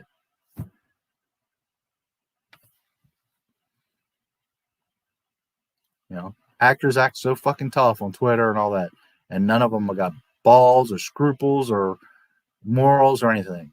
Jon Favreau, where the fuck were you when Gino Carano got fired?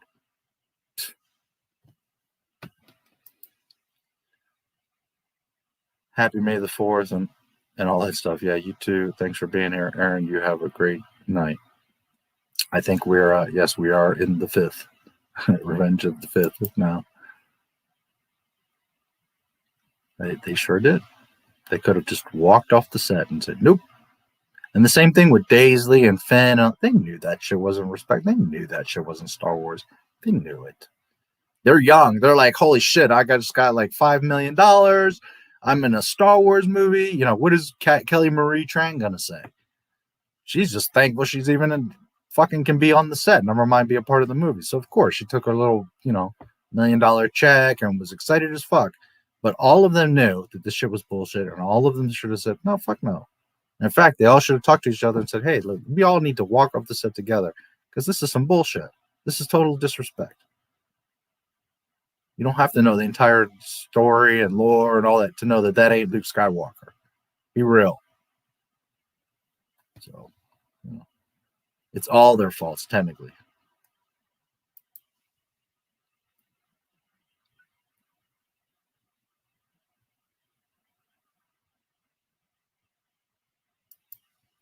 Gungan. Oh, feces. I thought it said faces. Feces. Wow. Yeah, well, I'd rather be in a vault than what they're doing to it.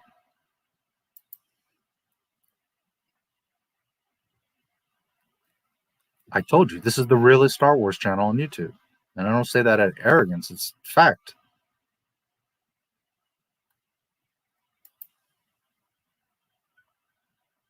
You just say what now? I didn't do much this May 4th, but I will do something later and something on May 25th. Yeah, well, May 25th is what is most important. That's Star Wars Day. Money talks and merit walks, correct. Sadly, you know. And I get it. You hand me $3 million. and I get to be in the Star Wars movie. But bro, you put me on the set and I see you shitting all over Luke Skywalker. Fuck your little contract. Go ahead, threaten me, say something. I'm going straight to the press. I'll fucking ruin you.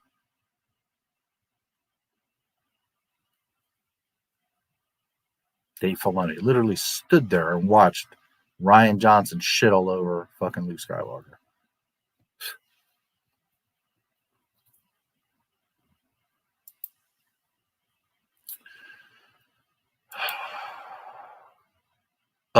Okay, so a little news for those that you may not be aware. There have been talks for quite a while, well, for years, you know, did Mace Windu die, and that Samuel wants to come back, and he said it many times, like, I would love to be back, and I would love to do more, and blah, blah, blah. Even before Disney sold, but definitely after, or sold to Disney, and definitely after. And lately, for like the past month or so, there's been a lot of rumors that Mace might come back and various options, Bad Batch, Obi-Wan, you know, all these different scenarios. Now, we don't officially know that he died because we don't see it. But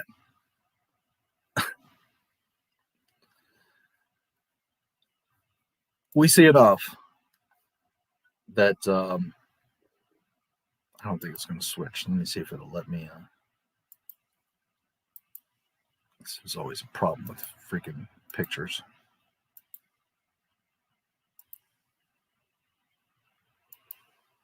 Okay. This came out today. It's the end of the Simpsons cartoon. And I saw this and started thinking, oh boy. Star Wars rules. Beloved characters never really die. Okay. Remember that Disney is not about story or what's doing right. Disney is about making money and influence. So one, they're a family company, so characters can't die. And two, an Obi-Wan, a Mace Windu, a Luke Skywalker, they're never going to stop using. They know that that's what makes money, that that's what has influence, that that's what people want to see. And they're just going to keep recycling and shitting and bringing back and recycling and shitting and bringing back these characters. So that's why there's that saying that no one's ever really gone. That's Disney's way of saying, oh yeah, we fucked him up. Look, but he could come back someday and be different or be better. That was what Disney was trying to tell you. So beloved characters never really die.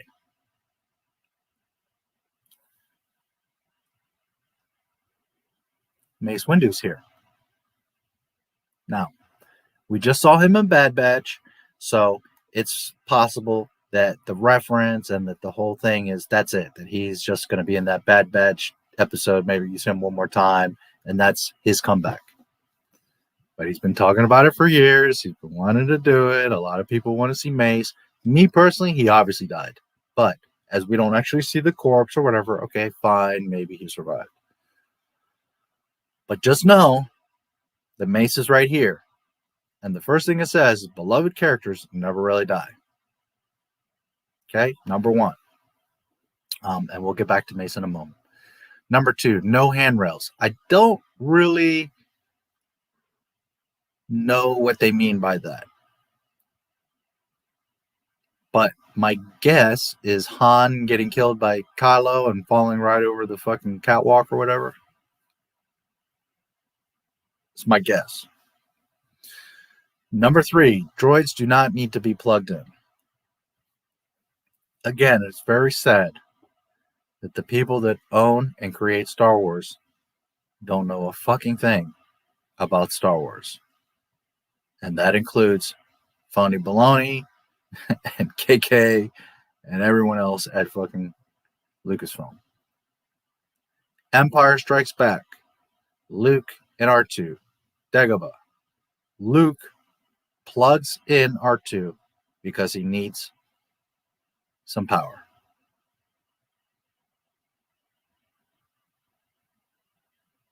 What happened, Dave Filoni? What happened, Pablo Hidalgo? I do this shit for free, and I know it better than you guys. Why? They both are probably making $1 million plus a year, and they don't know that droids need to be charged. Every episode must have at least 2 sunsets. I was thinking about this, and I didn't have the time to go look at all the movies, but I'm pretty sure that Empire does not have 2 sunsets. I could be mistaken. Maybe I'm Bestman? I would have to look back. I've been up since yesterday. I didn't sleep last night. It's a lot of things on my mind. So, but I'm pretty sure that at Empire there were no twin suns. Jedi, they are on Tatooine, but I'm not sure that they technically show the 2 suns. I can't say that they don't. I would have to look back and really pay attention. But there's the implication because they're on Tatooine. But do we see the twin suns in Jedi? I don't know. Not that I can recall. Menace, yes. Attack of the Clones, yes. Sith, yes. A New Hope, obviously.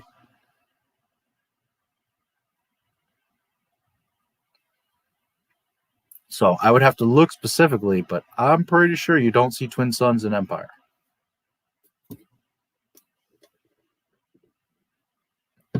So I don't know if they're just trying to be funny, like, well, that's a cliche. That's what Star Wars is, the twin sun. Whatever the case. All right, so beloved characters never really die. So that means, well, we have Boba Fett, right? Obi-Wan's about to be in the Anakin is about to be in the Obi-Wan, right? Okay, 3PO, he's a droid. He's always going to be there. Luke, well, he's a Force ghost, and he's lifting the X-Wing and catching lightsabers. So I guess he never really dies. Wonder Ray, she ain't going nowhere. Yoda, well, he's back in High Republic and Force Ghost and all kinds of shit, bringing lightning down and all that mess. So Yoda didn't go anywhere. Han, remember he got killed, and then his ghost delusion, Kylo's delusion, or whatever the fuck that thing that Han Solo was, came back, right? Chewie, well, I mean, he has been in pretty much all the movies.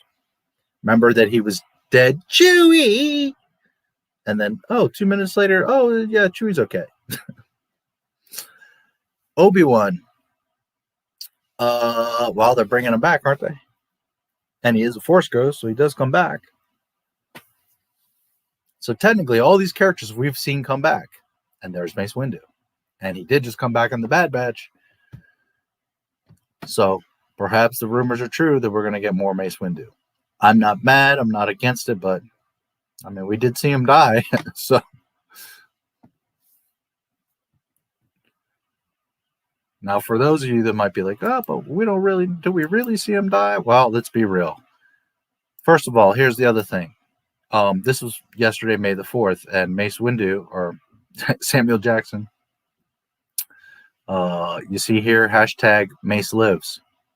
He has a purple lightsaber shirt on May the 4th. Now, again, this is most likely referring to his little cameo in Bad Batch. But for a long time, he's been wanting to come back, and Disney's desperate, and they know that they're the only kind of success they've had is with all these cameos in Mandalorian. It's about everyone but the Mandalorian. So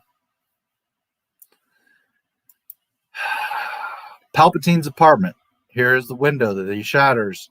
Palpatine was laying down right here. Mace goes flying out here.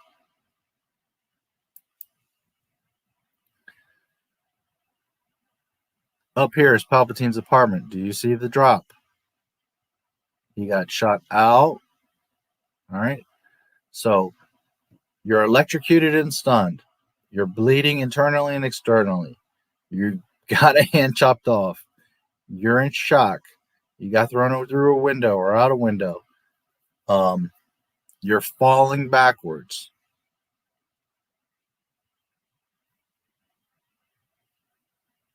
I'm not saying it's impossible, but that he would survive that, Not to mention, on the way down, you would have gotten hit by like 30 cars going very fast, flying by. You would have like bounced off all these cars going down, broken neck, broken leg, broken. Coruscant has 5,000 plus levels. Now, granted, this is in the thick of the heart of the city, so he would probably, if it worse, fall like here on this upper level. But there's nothing saying that he didn't fall 50 levels, 1,000 levels, 5,000 levels, 300 levels. Who knows? But you're shocked, electrocuted, bleeding, missing a hand, thrown out a window into basically a bottomless pit with high-speed vehicles zipping by. And you're probably like going boom, boom, boom, boom, boom, like steps bouncing off of cars. And Mace Windu died. Let's be real. Here's the spire. Palpatine's office. Here it looks much shorter. I don't know. Is that Palpatine? Now they're looking at it. Maybe that's not. That's This looks like the landing area when they is it clones? I gotta look back at that. I thought there was a reference photo for. Anyways, this for sure is Palpatine's office. So, which, if you didn't know, by the way, if you didn't know, in his office is the round Senate seating, you know, that they are in the Senate floating in those discs, and that Palpatine spins and throws at Yoda. In Palpatine's office, he has that built into the office. It's in the center of the office. So that round seating thingy goes up from his office into the Senate chamber. It's literally right underneath the Senate chamber. Not specifically because of Palpatine, but whoever the chancellor is, that's his office. And he literally can go right through the Senate chamber is right above him. Just a little fun fact with Palpatine's office. Anyways, you see Mace. Look how far he's tossed out into the open. He's done. He's dead. Be real. I love Mace. I don't want him to die. I hate that he died. I'm not saying that he's at all weak. He's the most powerful Jedi. Yoda's the most wisest. But Palpatine's dead. Be real. We all know it. Okay. Oh, boy. So, there's a little tidbit for you. Disney's with their continuing stupidity. Now,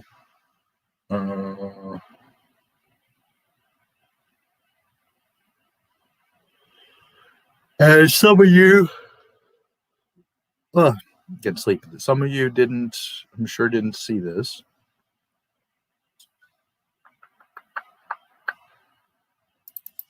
Okay. Talk about May the 4th again for a moment.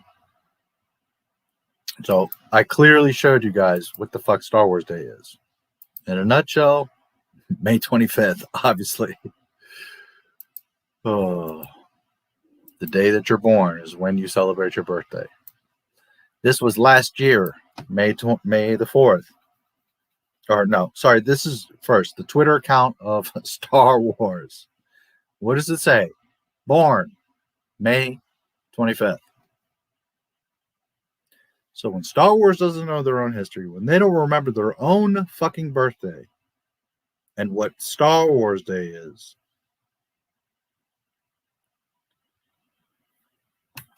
oh boy.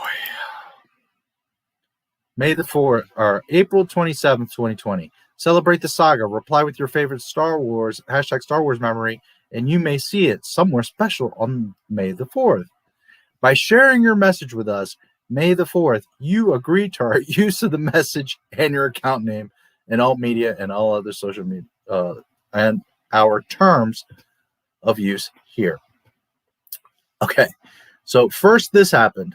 Everybody got pissed. 1, you can't trademark a hashtag.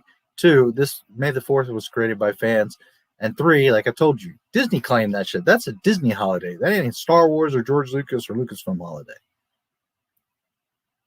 Now, after they got fucking shredded, then they came out, well, but the above legal language only applies to, they backpedaled and tried to change it. And, you know, whereas here very clearly says in our terms, and if you read the terms, it basically says they own your tweet.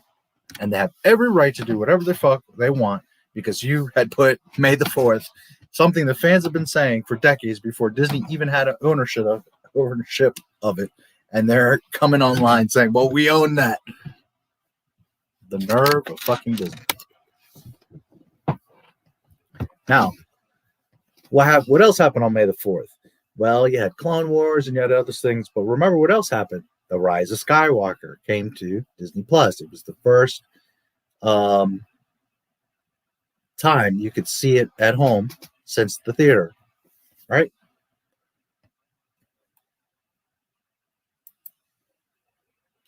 Anybody remember this? This is the end of the Rise of Skywalker where there's a lesbian kiss. Fine, whatever. I and most people don't give a goddamn. However, know that at the same time, celebrating May the 4th, they took not only this scene out of the Rise of Skywalker, they also took Finn off the poster. Remember? I remember May the fucking 4th. But hey, that's your Star Wars day. Oh, boy.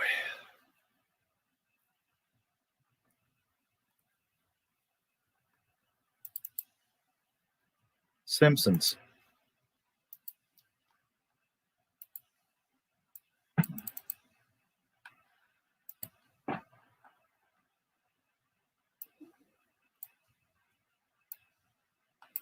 No eating peanuts, blue milk, or other students. Okay, they're being funny, kids, blah, blah, blah. Blue milk, as in Luke's original fucking milk. That's not allowed. But that green tit milk, it's all good.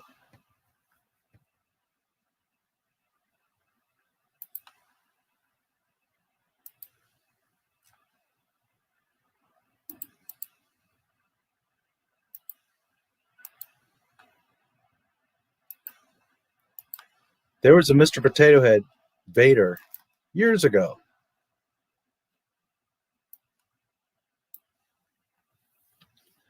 And this is what Darth Vader is at Disney. A fucking upside down, empty helmet with a freaking potato sprouting out of it.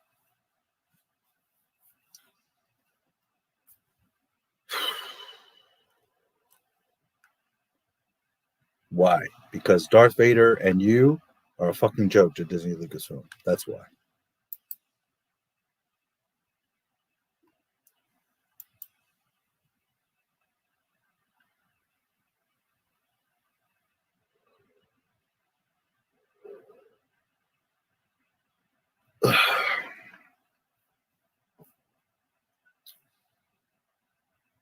What else?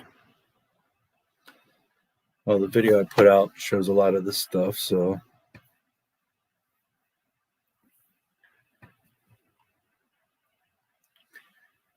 Okay.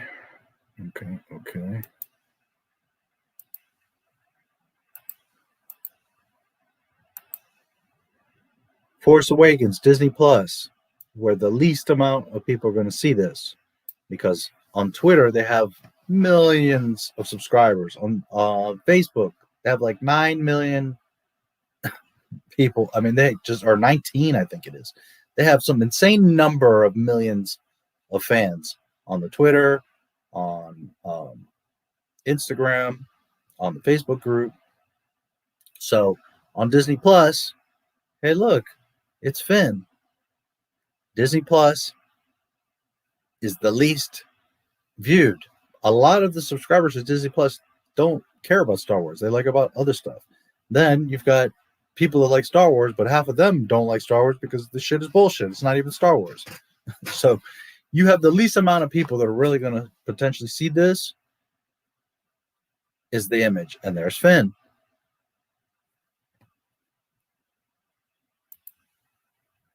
And then on Twitter, they did Finn again, dirty again, and excluded him from the poster. Just like they did for The Force Awakens in China. So they claim to care and be diverse and do all this bullshit. The fuck is Finn at? You had to go, he's not like on the side and you can cut him out or crop him out. You had to purposely, selectively erase Finn from this image. You had to go out of your way. And yet again, John Boyega shit on and excluded from the poster. If I was John Boyega, I wouldn't even entertain thoughts with Disney. I would hope that some people, my character got popular again and people were asking for it, and I would laugh at Disney. I would totally be like, fuck off. Ugh.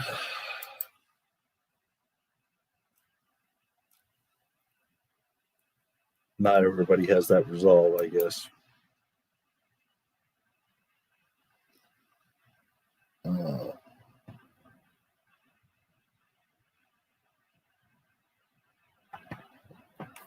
I had some notes here. I want to make sure.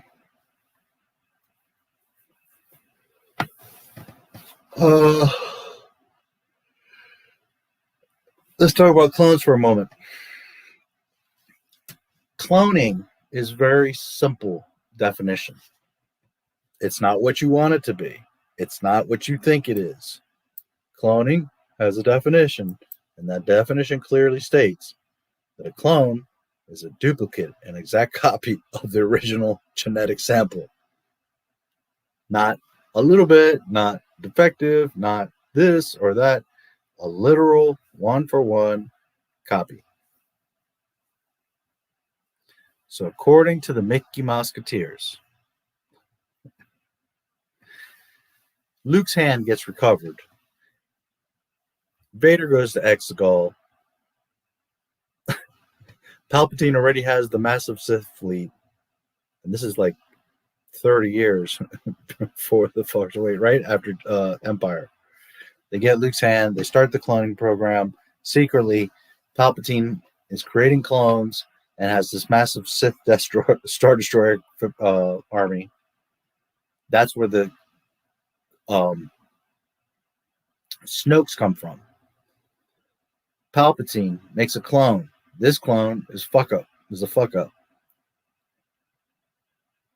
He doesn't have force powers. He doesn't have any kind of special skills. Now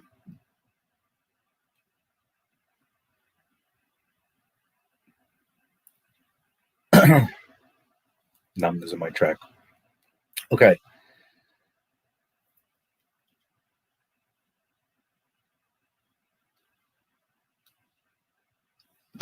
The son is a fuck up. But the son is a clone. So the son can't be a son because he's actually a copy. He's a clone of Palpatine. He doesn't look like Palpatine. He doesn't act like Palpatine. But that's the clone of Palpatine. The clone of Palpatine has a kid named Rey. Now, here's the catch. They got Luke's hand, and that's how they started creating Snoke. Thus, how they created the Palpatine clones. And thus, if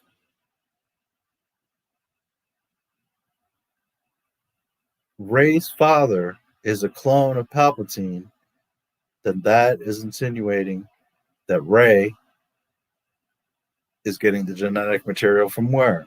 Luke Skywalker. So now, any character that Disney wants to say, oh, but that's Luke Skywalker because we cloned him, that's where we're at.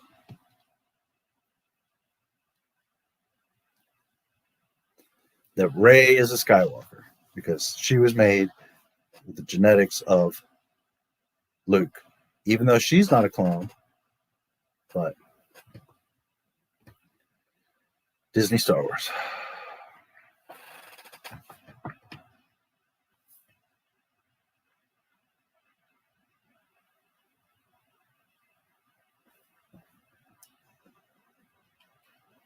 So thank Luke's hand, because now we got the bestest of the best.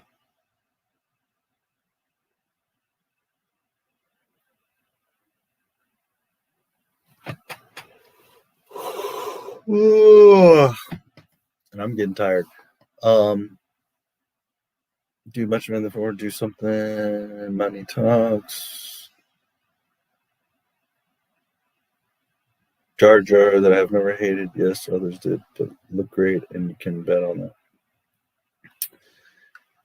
that. Slow decay of humanity, in my opinion. People just don't care. They want to see people sad and put down. Yep.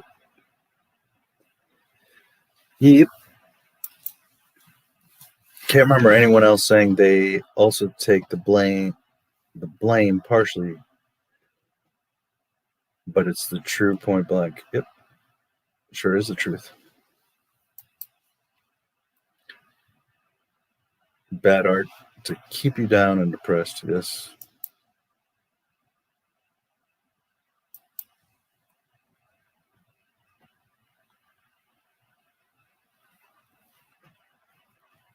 Yeah. He's another one. He should have walked up the set. He's in interviews all upset, and they didn't know what the fuck all to do with me. Dude, you stood there. You acted. You did the lines. You're the one that read it while I was in sanitation. You could have just walked off the set. And I know you're a new actor. It's a bunch of money. Just the controversy. You would have been bigger than Gina Carano at that time. You would have fucking totally had Disney by the balls. Demand anything you want.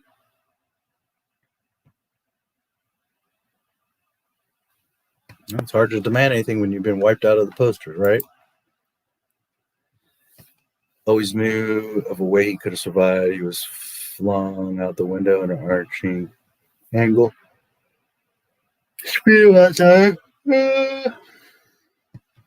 Well, but remember that regardless of the speed of that speeder is the...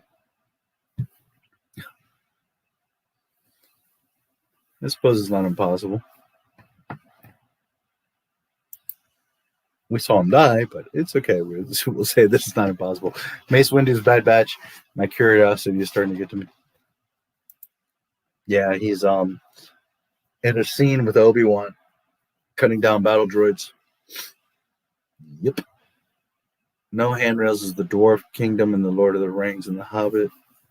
Always stairs and ledges, yet no railings.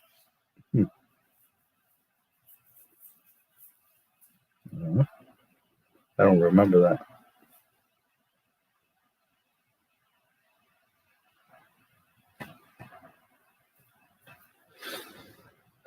Because Disney. Mace Windu isn't the first to wield a purple lightsaber. Sure, in the universe, but Mara Jade. Yeah, that's true. Indeed. Big eye, weird.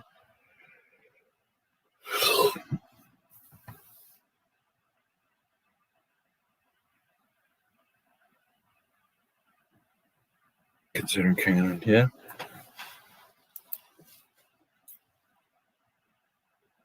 Go for it.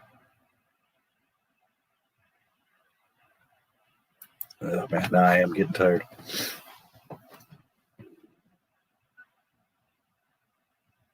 Old for some reason. Clone Wars makes me feel old too, but not like Clone Wars. Huh? I don't know if old, but yeah. Not created by Disney. It was created by Margaret Thatcher. No, it was not. And see, there you go. I mean, literally. Oh boy. What? Listen, you have the internet. You can't take 5 minutes to study something and know what the hell you're talking about before coming on to anyone's stream. Never mind my stream. Dude. That was foolish. Anyone's stream and saying something so pathetic.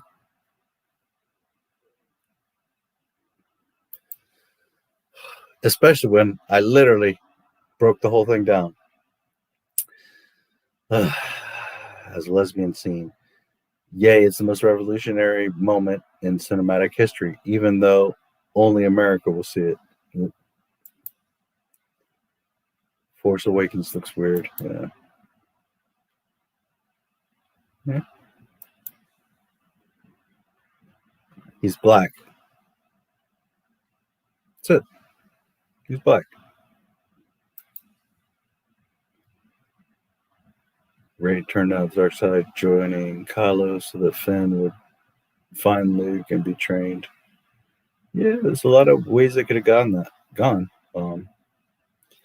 People have suggested swapping them. Rey's dark, and then you get Ben back, and old EU standards, fortunately. Yeah. Star Wars always had rules and always respected what came before it. Did it all line up perfectly? No. But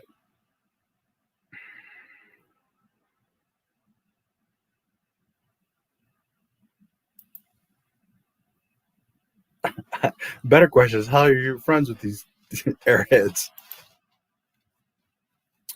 It's one kid who really homophobic to me, and there's one thing we both agree on: Disney stuff is trash.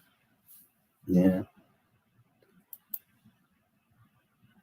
Characters would look like in real life if they were based on the candy designs. That sounds crazy. That's funny. Nothing is impossible. Naked on a cold day.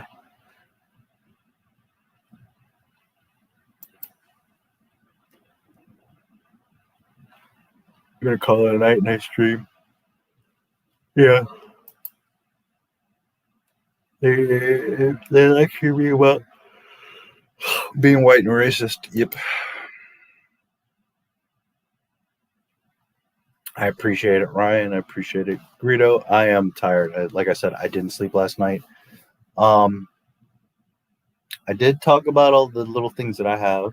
I did talk extensively, and I hope that you know, I more than fucking buried the coffin on fucking Star Wars Day, which I'll do a stream for May 25th for real Star Wars Day. I don't know if there's any last questions or anything you guys have on your mind. I'm really tired. And I have a ton more editing to do tomorrow. But, of course, we will, on Friday, do Return of the Jedi, Part 2. Where were we?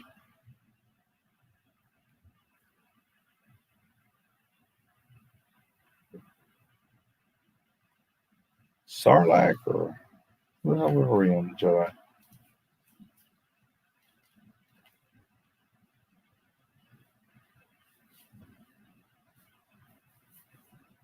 Shoot, I don't remember right now. I'm gonna have to go look at the stream. I think Sarlacc Pit.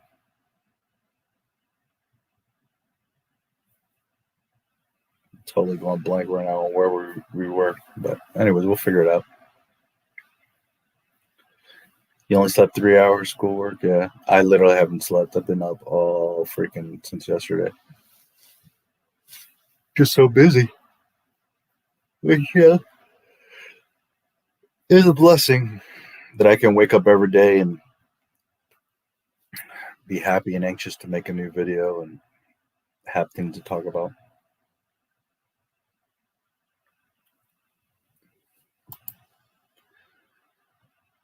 Schoolwork. God, I don't miss that. Tired too. I spent the afternoon editing my Lethal Weapon 2 review, but the visuals are choppy and I gotta re-edit them all over again. Yeah, sometimes that happens. By the way, I did see your tweet about the triple Laponian or whatever the fuck. I can't remember the name of it. I did see it though. And I saw you had a Predator 2 thing, but I didn't get it. I don't know. It looked like there was 2 pictures and they were both the same. I didn't understand. I'm so busy, man, and tired, and maybe I just didn't grasp it at that moment. I'll look again, but I didn't really pick up on that Predator thing. I saw it, and I'm like, what's the difference here? You're not tired? Man, I'm fighting to keep my eyes open right now. I appreciate it. Man, wow, you literally are walking in when I'm like getting ready to shut down. I'm so tired, man. Mr. Bentz. I highly encourage anyone that comes into the stream that came in late or that whatever, go back, listen to what the hell Star Wars Day is, because I spell it out very clearly what Star Wars Day is and not what Disney says it is and you guys are believing, or what your memory of Luke, I am your father, when that's not what he said. So if you didn't see that part, I highly encourage you to go back and see what Star Wars Day is. And May 25th, we will celebrate Star Wars Day. And it's funny, I was thinking of November 12th, we could do a Not My Star Wars Day. So that's a little while from now, but I was thinking about that earlier.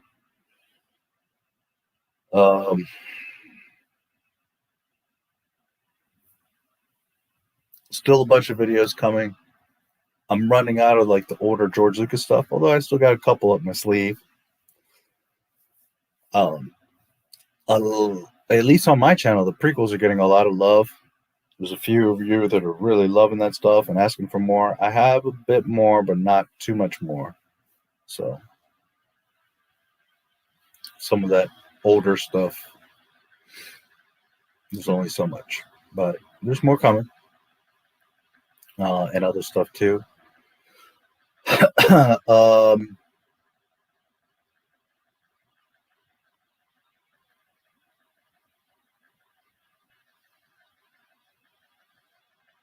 There'll be a video every day. There's videos that are scheduled. I have also a couple things I'm wrapping up.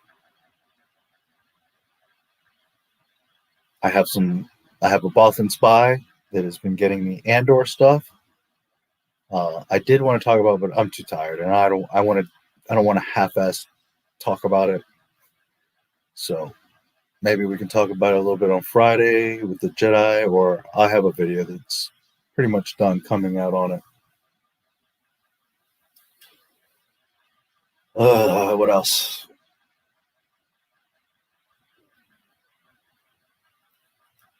There's a couple bigger videos coming. And then there's some shorts that are coming as well.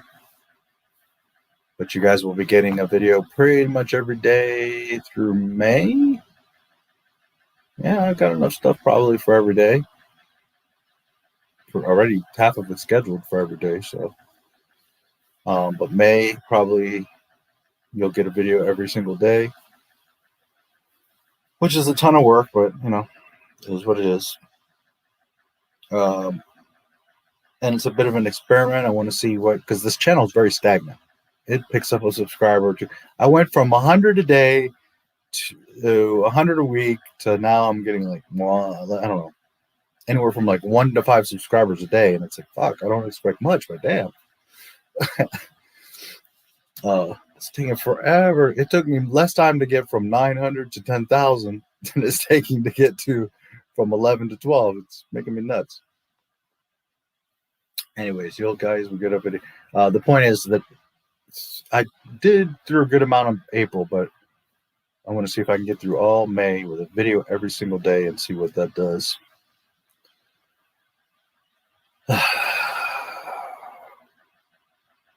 Just the channel, just I don't know. Anyways, YouTube, you never know.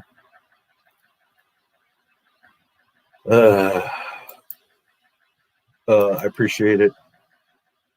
Ooba, ooba. What's good? Well, happy May the 4th.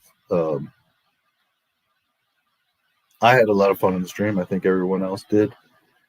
Way too much to recap and talk about it, and I'm a bit tired. But anyways, we're chilling. We're good. I appreciate you stopping in. Sorry, I would have liked to have hung out more, but today I'm particularly tired because I've been up all night. Same image, but I removed the Disney logo. Okay. Yeah, I didn't get a really good look. I have so much. Yeah, catch you later. Thanks for being here, James. Or sorry, Ryan. Man, I'm tired. Pictures presents Predator. Yeah. Yes, we will do Return of the Jedi Part 2 on Friday. Absolutely every Friday. For anyone that's new, every Friday around 7, 8 p.m. Eastern. Sometimes 10 or 12, but in general 7 or 8 p.m.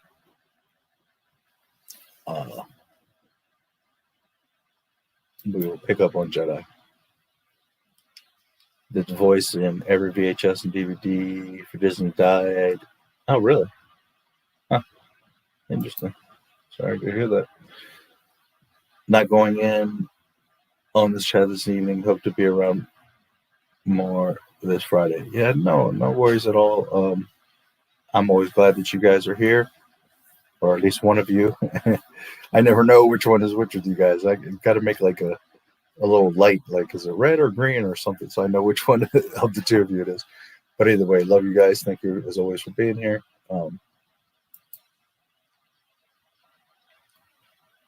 The Bat feed, it's not ringing a bell right now.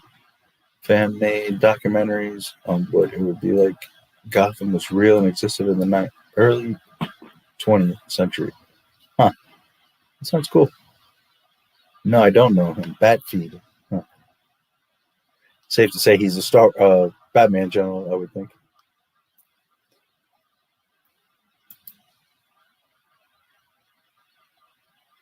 Came out and Disney tried. Yeah, exactly. Disney. They are something. They really are something. It really depends on the video. The one that I put up today, half hour. By the time I move a few things around, put in some text, put the slide ball in the intro and that, outro, render it, make a thumbnail. Maybe total for everything, doing the SEO, an hour-ish. But that edit, half an hour, maybe, roughly. It really depends on the video. The length, or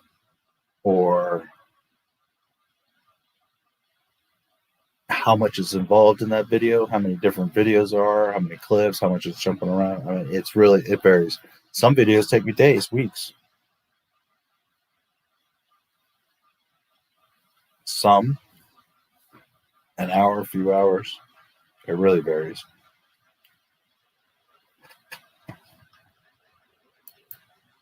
Joining? For not joining, is that what you're saying? Not being around this evening, hope to be around this Friday.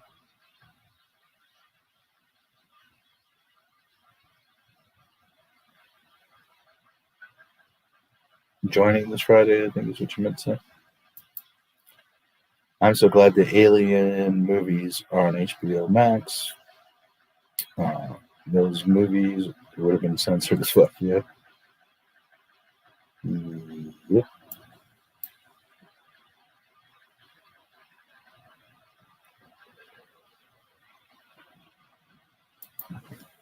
Yeah, Mr. Betts, it really varies video to video. Plus, whatever's going on is my first video of the day. Sometimes, I could be tired or I got other projects going on. Do I need to make dinner? Other things. But it really varies per video. Let's see if I can finish off these chats, and then I'm really tired, so I'm going to call it, guys.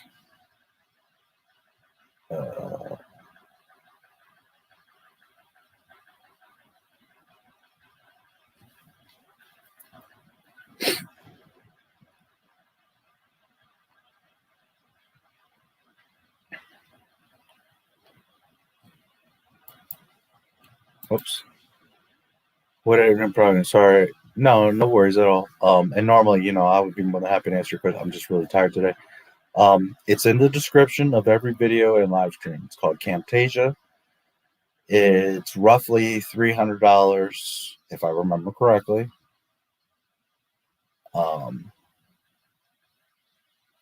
It's fantastic. I love it. I've created my entire channel on it. I've made videos for my other channels and clients. It's very intuitive and clean and easy to use and has all the functionality that you need. Is it a $5,000 piece of software that, you know, professional, blah, blah, blah? No. Can I make a video that as professional and as good as anyone on YouTube? Absolutely. Very flexible, has all kinds of options and tools, and it's easy to use, very easy to learn. Camtasia. So, and if you want, you can search it, of course, but there's a link in all my videos. So, towards that link will be a little bit more towards the bottom. So, if you have any other questions on that, feel free, and I will do my best to answer it. But that's what I use is Camtasia.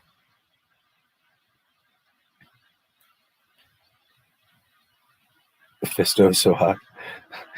Kid Fisto's cool. I always liked Kid Fisto.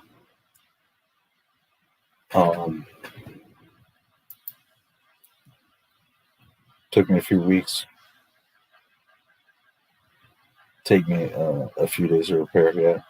Yeah. Skywalker Legacy was like 3 months. That's sourcing a ton of videos, editing a ton of videos, then having like all these pieces, and then how does this all fit together? What kind of organization am I going to make? And if you've watched it, you see that it's like, you know, movie per movie sections.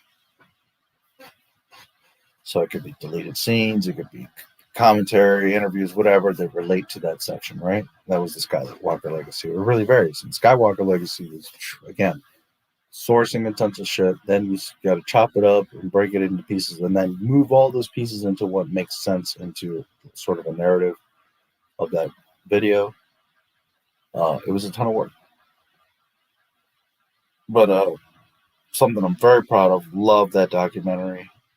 And I took the time to really get it great. Looking back now, I could tweak a couple little things, fix it, and make it just a little more perfect, but that video is really... And that took me like 3 months. My first video took me almost a month. I was so frustrated because I had like breaking news and I wanted to get on it. Nobody was talking about it. I was the only one, and it took me time to edit it and get it all. And, I don't remember the date exactly, but it was definitely like 2 weeks, a month. Most I finish in a day. It really varies. But anyways, Camtasia is great. I love it. And there you go. There's a link if you would need to check it out. Yep. Yeah, you have a great week too. Well, I'll see you guys in a few days. Well, today's, I guess, Tuesday, so it'll be a few days. But yeah, we'll see you guys Friday. Remember that the 13th, you'll get a notification. You'll see, but the 13th is the investor call. It's earlier, like I think 4:30 p.m. or something like that. So just a heads up. That is coming up. Oklahoma.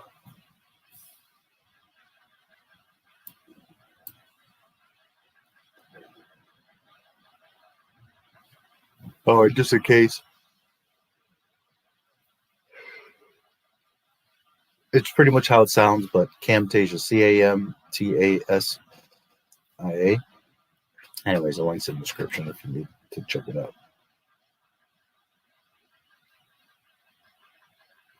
Spider-Man 94 may be gone, but at least I still have Batman. Yeah.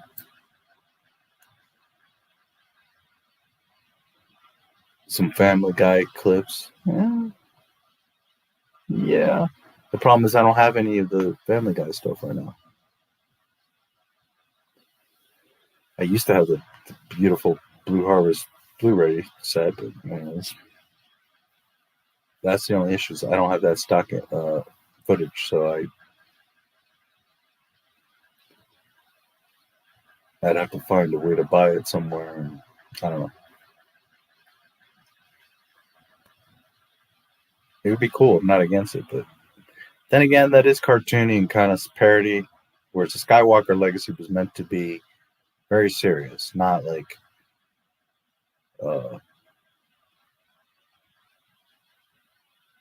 just put Star Wars stuff in there. It was meant to be as close as I could get it, at least at that moment, to like a real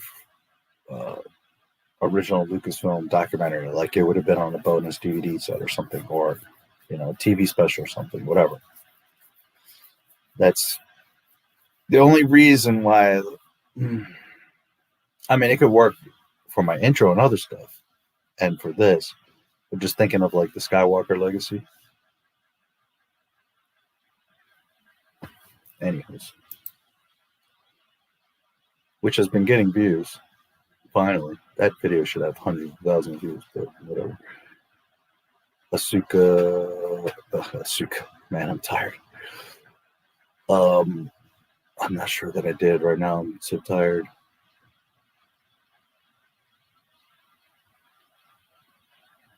Stewie.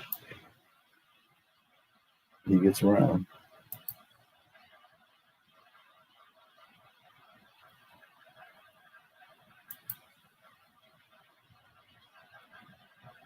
Yeah, I'm not sure about that. She's a female Jedi who can heal people, and she's so strong. Peter, oh my God, who the hell cares?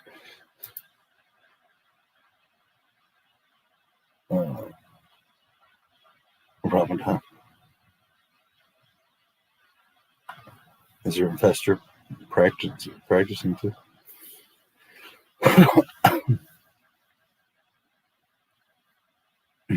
I'm so tired right now that I can't even think of the reference you're making there. Is your investor practicing too?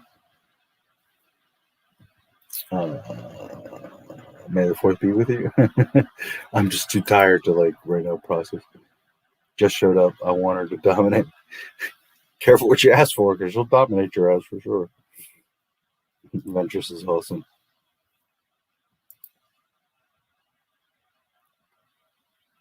Kinky shit out there? No, actually, I don't. Not at all. There's nothing under that bed, actually. Air. Too funny. I'm not into toys. I'm into the real thing, women.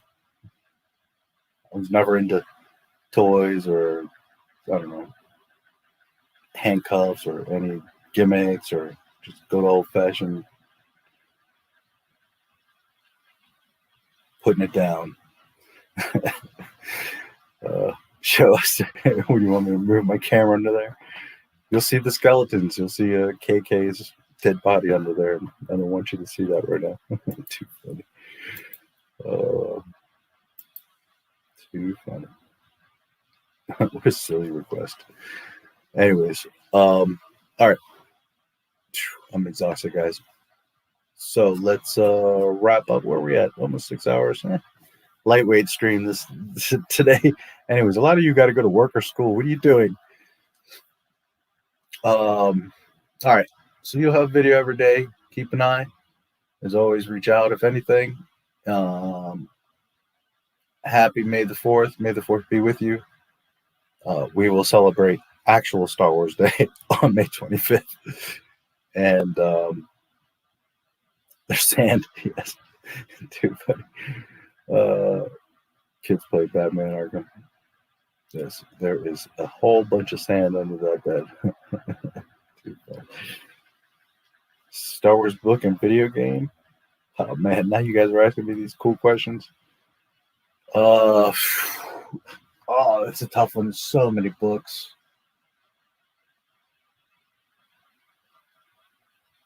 Of course, Thrawn stuff, and I really like the bounty hunter stuff. So like Tales from the Bounty Hunters, not Tales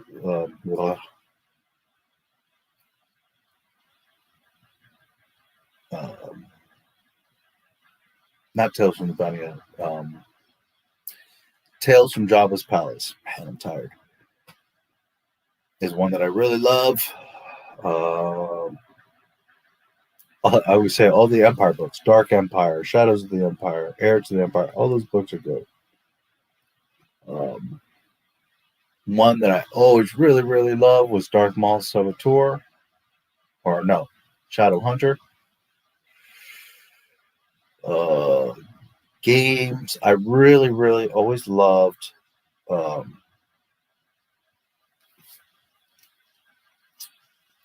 Starfighter. It's a pretty neat game. And you could have a friend co-op, and it was pretty badass. You could back each other up. 2 Jedi Starfighters. Love that game. I like co-op games a lot. Like Resident Evil and all kinds of stuff. So Jedi Starfighter I love very much. Starfighter. The Force Unleashed I like very much. I'm playing KOTOR. SWOTOR. Although I'm so busy I barely get to play. I do need to pick it up and play again. Which I do have a gaming channel. If anyone wants to check it out, in the description, Not My Star Wars Gaming. All my links, all my social and all that shit is there.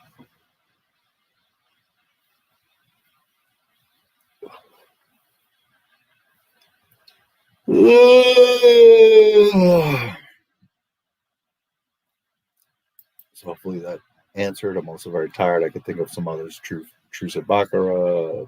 I mean, there's just so many. May the 4th be with you. You too. Have a good night. May the 4th be with you. Yeah, you too. Live among a pro. So, your question was cool. I can't show you the dead bodies, dude. Would you rather have Jar Jar Binks or Jabba the Hutt, or did you mean Jabba, as your simp? That's kind of... Jabba's got a lot of power, money, and influence. If he's simping for you, you're made. Jar Jar makes a massive galactic decisions of galactic scale, so he's kind of important too, although he's goofy and clumsy. But it's kind of a... Because Jabba's just a big slug where you can't move around, you're not going to do anything. I don't know. they both can sim for me. I have the high ground. I'll have to check out Tales from...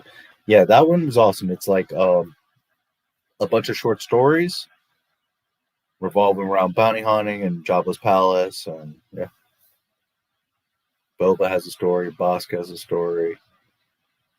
It's been years, but yeah, Tales from Jabba's palace is pretty cool. Pretty awesome. Force Unleashed, Clone Wars. Yeah, Force Unleashed was a badass, no doubt. I liked a lot of the Lego Star Wars games. Ever seen a Carrie Fisher deepfake? Yes, I have a few. I saw one that came out about a month ago that was absolutely great. And I don't remember if it was the same one, but there was also the Millie Bobby Brown. Holy shit, does she look like a pretty ass Leia? So, when I'm more awake, I can think of maybe more suggestions. But Tales from Jabba's Palace is an awesome book. It's like, I don't know, 5 or 10 short stories, and all about the bounty hunters. And like each bounty hunter kind of has their own tale, their own, section of stories. So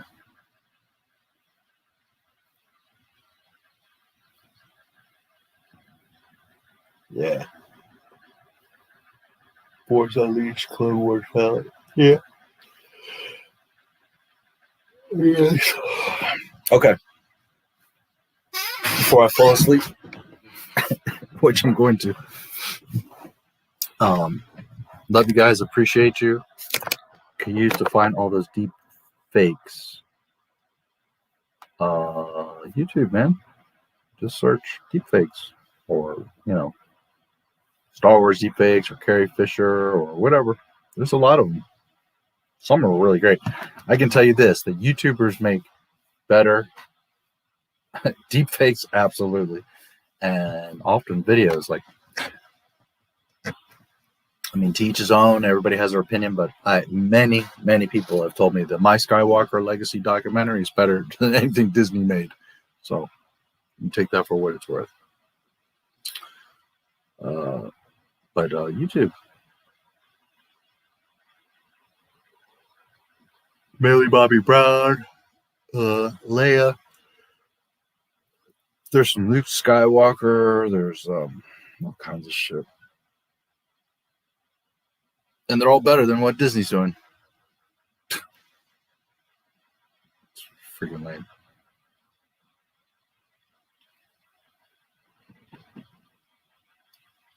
Force Unleashed, Clone Wars.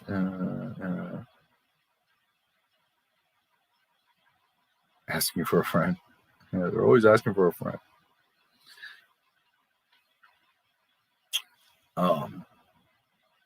I would assume there's websites, but I don't know any. YouTube. Rest. Yeah, I'm exhausted. All right, guys. Thanks as always for being here. I hope you all have a wonderful day. May the 4th be with you. And we will Friday we'll do part 2 Jedi. The 13th, I'm not sure what date that is, but it's coming up. It's like, a week or so away. So is the investor call. Should be interesting to hear what Disney's got to say this month or this quarter.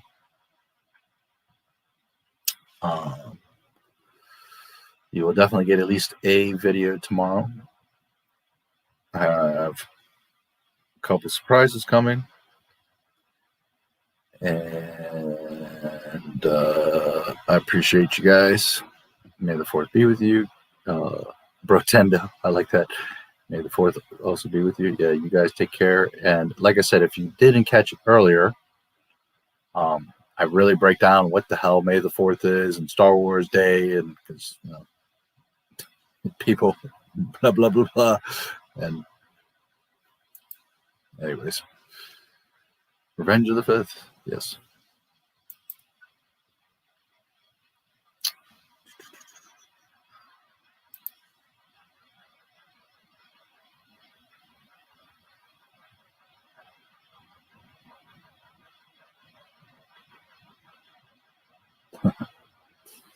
All right, guys.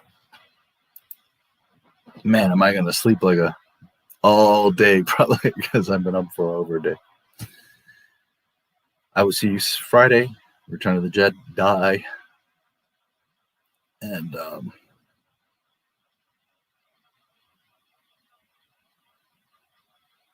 fuck Disney.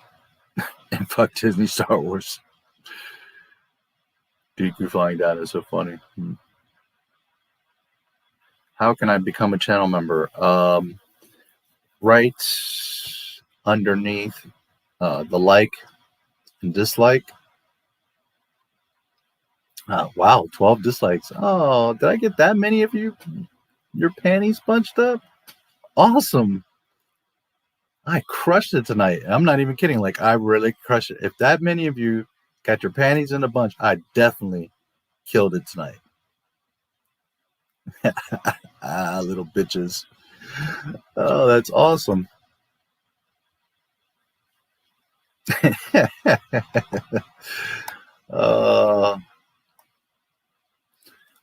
Anyways, right under the like and dislike, it says join and subscribed, which you should be subscribed. So I'm assuming it says subscribed. Right there next to subscribe. If you click join, there's a little video and there's all the details there. So if you would like to look, there you go. I appreciate it if you do. It's right underneath the dislike and share button. Big old box that says join. It's also in the links in my links in the description. Duck fizzing, yes. Stairworks, yes. Yes.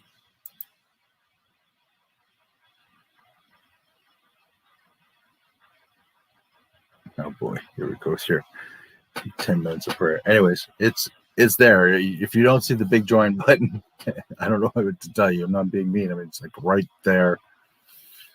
So you're trolling or you're just not looking. Right underneath the like and dislike and under the share button. Straight across from my logo. So bottom right of the underneath of the player. All right. Islamic community. How ridiculous.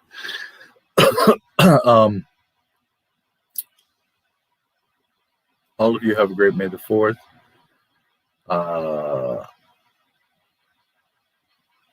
And watch the replay if you didn't catch my little lecture on May the 4th. All right. Salam alaikum. I will play an outro, and I got to get some sleep.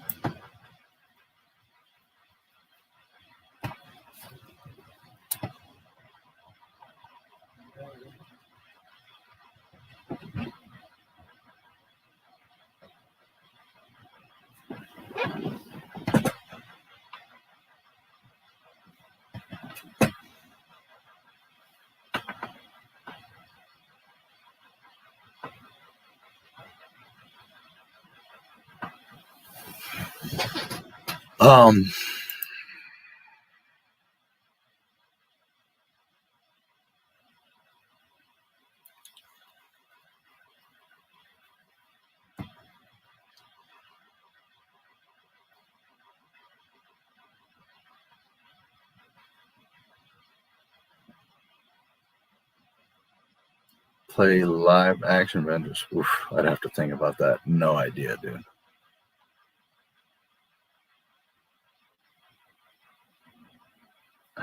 So long, baby Jen. Yes. She gets sad, but you know, we'll be back. Okay, guys, for real, I'm getting off. Good night. You will. You better show up. Go to bed. Yeah, I am. Fade into Islam. Oh, that was good. Fade into you.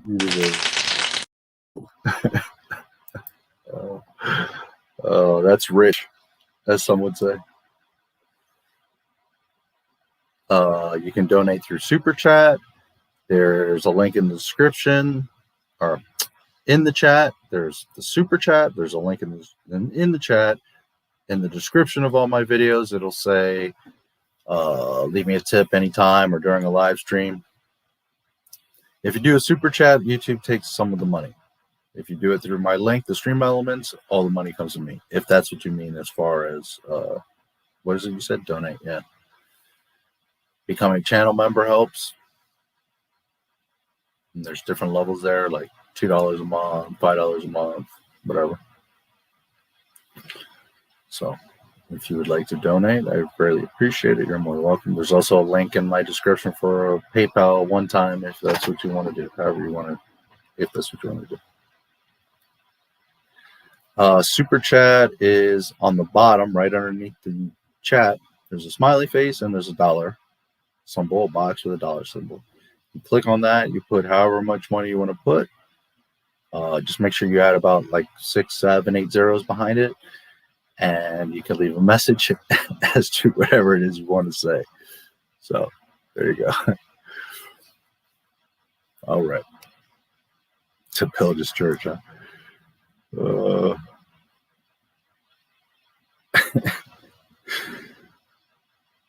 Yes, the Super Chats. Okay, good night, James. Fade out to you. See if there's any last things. Thank you for subscribing. Grow to Orlov. Yeah, there's the big dollar sign.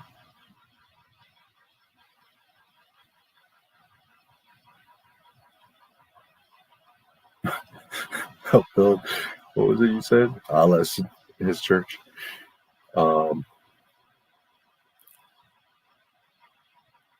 Just keep ending up with fetish porn sites. Huh? Yeah.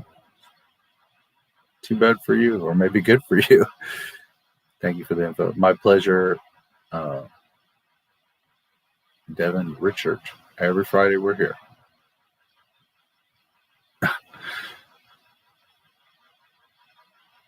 Yes, it's under the subscribe button, buddy. Or it's right to the left of the subscribe button. Unless you're on your phone, and I don't remember where it's at. Anyways, I'm sure you can find it. I'm sure you can see it. It's in the description of the video as well. You're just wasting my time. Anyways, have a great night. May the 4th be with you. I will see you guys Friday for JEDI. And, yeah. Please like the video if you liked it. If you didn't like it, keep your comments to yourself. I just think it's funny that 12 dislikes versus people are like, that saw the title and we're like, hey, sir. Oh boy. Poor sheeplings.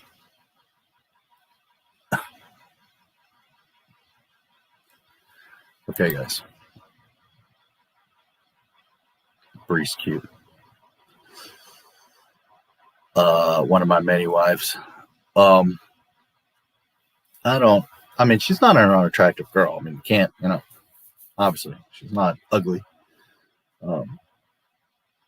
Not my thing. I like them definitely meatier, and I like dark hair and whatever.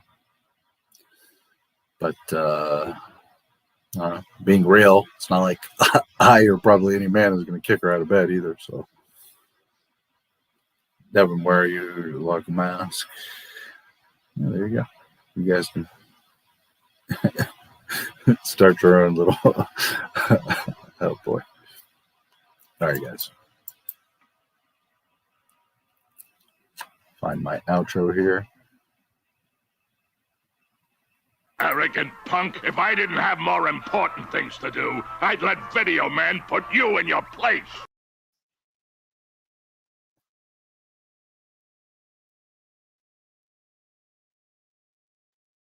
Like your Arabic coffee.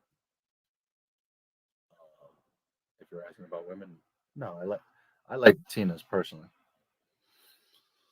I like women, but Latinas tend to be my.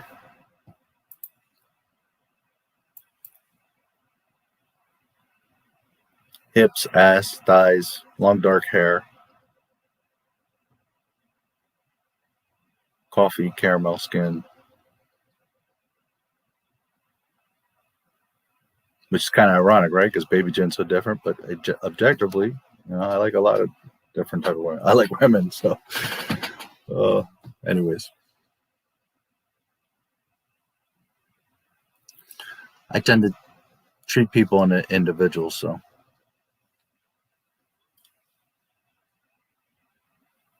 I wouldn't say I definitely have one specific type. Pinky. Okay. All right. May the 4th be with you, punks. And I'll see you Friday. Please like, subscribe, and comment on the video. May the Force be with you.